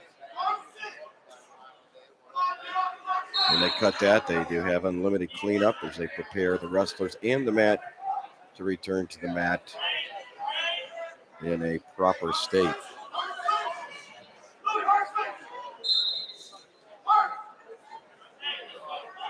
Again, and for all of our parents, coaches listening out there, one of your sponsors, the Drive Mine Group, have 2 excellent products for mat and room cleaning. One completely for the surface, including the surface of the skin of your athletes to help with that ringworm or any other of the skin disease that a lot of us face over time. And it was interesting. Yesterday, Brad commented that he'd like to try that as an official, that even our officials, time that they get up and down on the mat, a little bit of exposure on their arms and neck, if you will, when they're down, sometimes they even experience and come up with some funk, if you will. But, 2 products that they have, and you can find that on their website, www.drivemindgroup. That's all one word. It's a long one, drivemindgroup.com. That first product is called Stabilized Aqueous Ozone, or SAO, H2O3, if you will. And if you want to break it down even more, it's truly what it is. It's electrified water. Yeah, that's right. You heard me. Electrified water. It's a log 5. If you know anything about it, it's 99.999% kill rate. It's what they call a restaurant grade kill. Chemical free. Can be applied to your wrestler's skin. What I counsel a couple of our schools locally that are using SAO, put it in your water bottle, right? The dispenser's right there. You can make it on site in your wrestling room. You can use it anywhere. It actually takes away about 90 to 95% of any cleaning product you have. It'll clean just about anything you want, anything but heavy degreaser. If you heavy grease is the only thing that really you probably want to have something else for. But SAO, again, COVID, of course, the big issue that we dealt with these last couple of years, will actually kill COVID within 10 to 45 seconds into what we call the dwell time, right? The time that product is supposed to stay on a surface to actively do its work. So many times that I've watched cleaning mats, cleaning tables at restaurants, it's squirt, squirt, squirt, wipe, wipe, wipe. And yeah, not that you didn't do absolutely nothing, but you did very little because you didn't let the product sit long enough to actually do its job. So SAO H2O3 is an excellent product to use, a liquid. I know that at least last year, I didn't get a chance to talk to the Broken Arrow coach if they're still using it. I know last year, Broken Arrow coach and I had a discussion. They used that. They've been using it for some time. I know Lake Local here at Stark County, they use it. Jackson Local has it. I'm not sure they have it installed just yet, but I know they have it. So that's one of the 2 products that is absolutely incredible, completely safe, 100% safe for people, your athletes, any surface. The other product is an air mitigator, if you will, actually killing microbes in the air. And that was a big thing, right, with the COVID, once they determined that there was more air than surface transfer. So a lot of organizations were looking for the ability to mitigate or attack the virus in the air.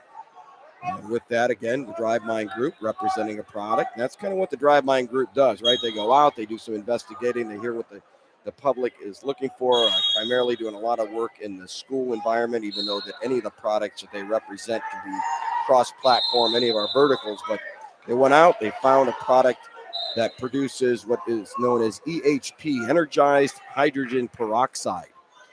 And that is H2O2, right? H2O2. And what this unit does, it actually produces H2O2, or energized hydrogen peroxide, puts it in the air. And those molecules, having both positive or negative charge, immediately attach to any virus, bacteria, odor-causing fungus, mildew, and immediately begins breaking down the cell wall and mitigating that virus or bacteria. You've ever been up in the mountains, right? You've been up in a higher elevation and you're walking around taking a hike and you breathe in deep and you look at your partner and you go, wow, this smells so clean and fresh up here. And you're actually correct. It is clean because energized or hydrogen peroxide, right, is produced naturally in nature. And what's happening in that elevated area is the sun is hitting against rare earth metals that are generally more exposed, right, in the upper elevations. And it's actually producing hydrogen peroxide naturally. And with that is cleaning the air and surfaces in the area that you're hiking through. It's a process called photocatalytic oxidation. Big, long word, a lot of syllables. But that's why it smells so clean and fresh. And again, Drive Mind Group having a product that actually produces that in your house, in your room, in your office, They have units that can hang on the wall. They have units that can be installed right into your HVAC system and distribute H2O2 throughout your entire environment, mitigating truly in the air and on surfaces.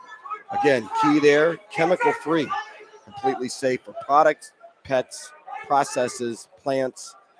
Again, can be used anywhere. I know that Jackson Local has the H2O2 units, what we call our MAC units. They have those installed and are using them within their wrestling room. Many of us that drive mine have them in our house, keeping down household odors and keeping our house clean and fresh. If interested, take a look at the website, www.drivemindgroup.com. Great way to bring non-chemical cleaning. Again, two products truly actually produced by God in nature, right? H2O3, electrified water, H2O2, photocatalytic oxidation, sunlight, and rare earth metal. Perfect cleaning. Well, again, as we look down the mat, Malvern Prep Wrestler on mat number 2. Again, our winner here moving on to the 3rd and 4th place finish. Your loser moving down to 5th and 6th.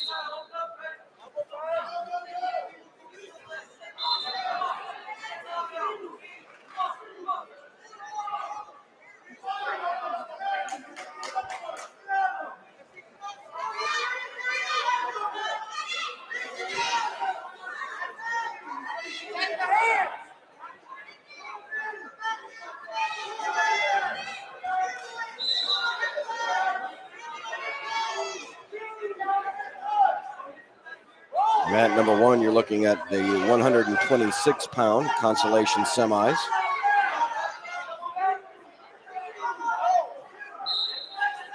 And mat number 2, they're actually at 132. That's Malvern Prep against Homewood. Malvern Prep Wrestler on top, boys. He got a deep half. Got a half position we call a palmer. He's got that half in, got the arm trapped. Official got to watch that a little bit. They go out of bounds.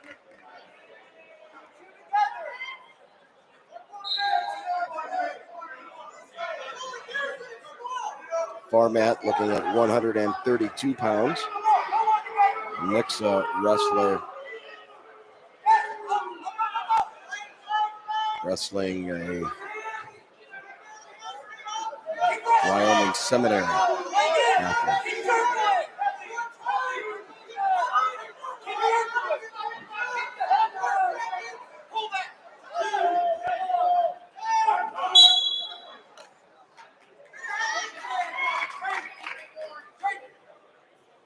And we're going to overtime. Mat number 1 here. And if you can see the little bit of angle on mat number 1. 1-1 our score. Going to our feet. Takedown will advance that wrestler into the 3rd and 4th placement match tonight.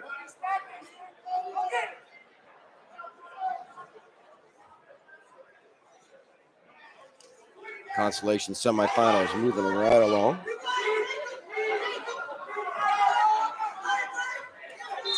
And there it is, the takedown. And that's Mr. Gallagher from Bay Point, as he'll move on to wrestle for 3rd and 4th.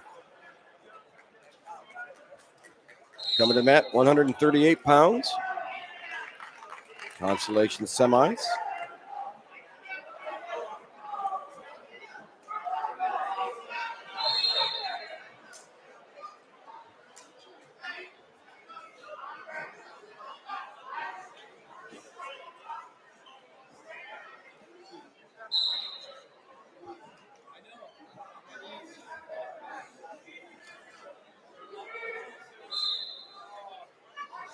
Well, we hope you've enjoyed our coverage here of the Ironman tournament, 28th annual here at Walsh High School.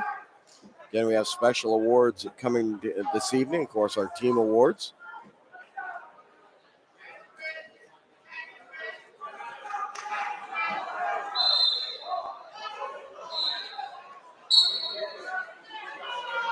Not seeing the updated team scores, but do believe Blair Academy probably with a commanding lead here going into the finals round.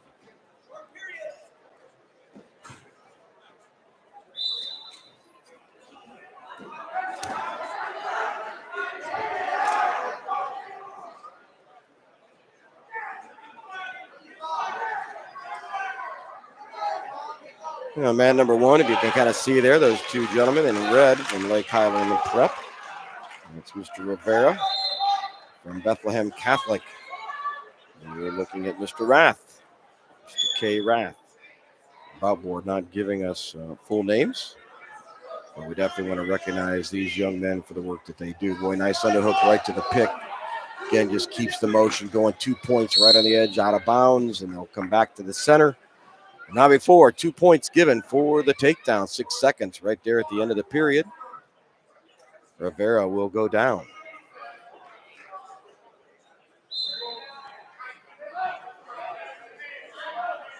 All the way down on mat number 3. Let's see your camera view there. The gray mat. I do believe that from Baldwin Wallace College. 144 pounds. It's Carol Voinovich from Stillwater. And Brock Herman from Brecksville Broadview Heights. Kale, formerly a high school wrestler here in Ohio. Moved back out, or moved to Oklahoma, out to Stillwater. No score after the first period down there. 0-0. Herman on the bottom and Stillwater on top. Voinovich on top. Well, how was the break there, boss? Everything good? Tell you what, man, felt pretty good. I feel like I'm leveled out now. Okay. Because I got a little pizza, a little salad in me. Oh, nice. Got a Coca-Cola, got a little sugar in me. I felt it was similar to our experience at Canal Fulton the other day. Although I am more fully recovered and hydrated since then, our marathon here that's approaching 5 hours. I was starting to bottom out a little bit. Thought maybe I was going to have to move Randy Glover out of his seat and take his chair to sit down for a second. But the pizza, the ranch dressing, did a lot. I got a little fat in me. I got a little sugar in me. I got a little carbohydrates in me. All the necessities of a great athlete. You know, you look like a new man. I feel like it. Yeah. John, did you follow suit, or did you go a different way? I was a little more mediocre in my approach. Okay. Didn't really touch the lettuce or No, stay away from the greens. Yeah. Well done. It looked bowl of ranch. Looked like it had too big of an impact on my current health situation. So. Well, John, I got to ask because if I don't, I'm sure Jason Andres. Jason, of course, a member of our Stark Media team. During our interviews yesterday. His big question of the interview, what was your go-to cheat food after weigh-ins? So I'm going to ask him. I'd be remiss. I'd have to hear about it. So how about you? What was your go-to cheat food? Swanson's Galley Boy burger. Wow. Yep. Oh, okay. Outstanding. That's a new one. I got to be honest. And that's kind of this area kind of thing, because back then they didn't have a Swanson's like they do in Jackson or North Canton. I don't think so. Yeah, so that was just like a localized specialty. No, you're exactly right. Yeah. All right. So that was the Swanson Galley Boy. Yep, that was my commitment to local area business. Commitment to excellence. Yeah.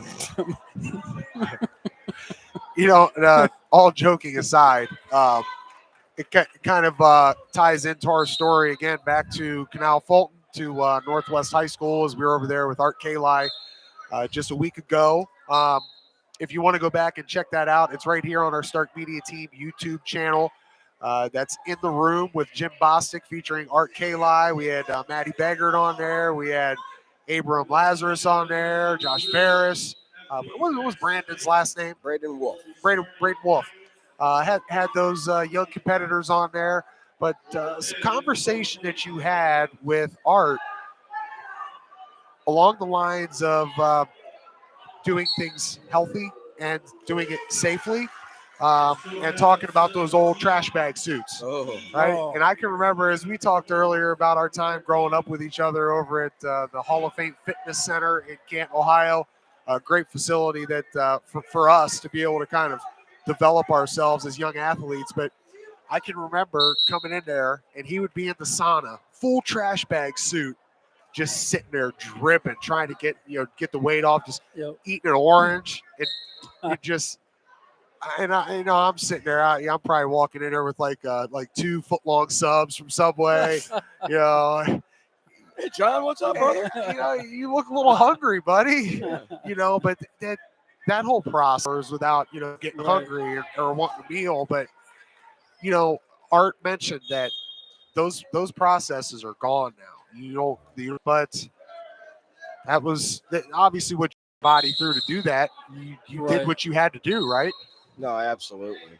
Absolutely. I mean, I can remember in our practice room at Norton back in the day, right? I mean, it was an old elementary school, had the old water heaters, right? And if you were cutting weight before coach came up to get practice, you were under the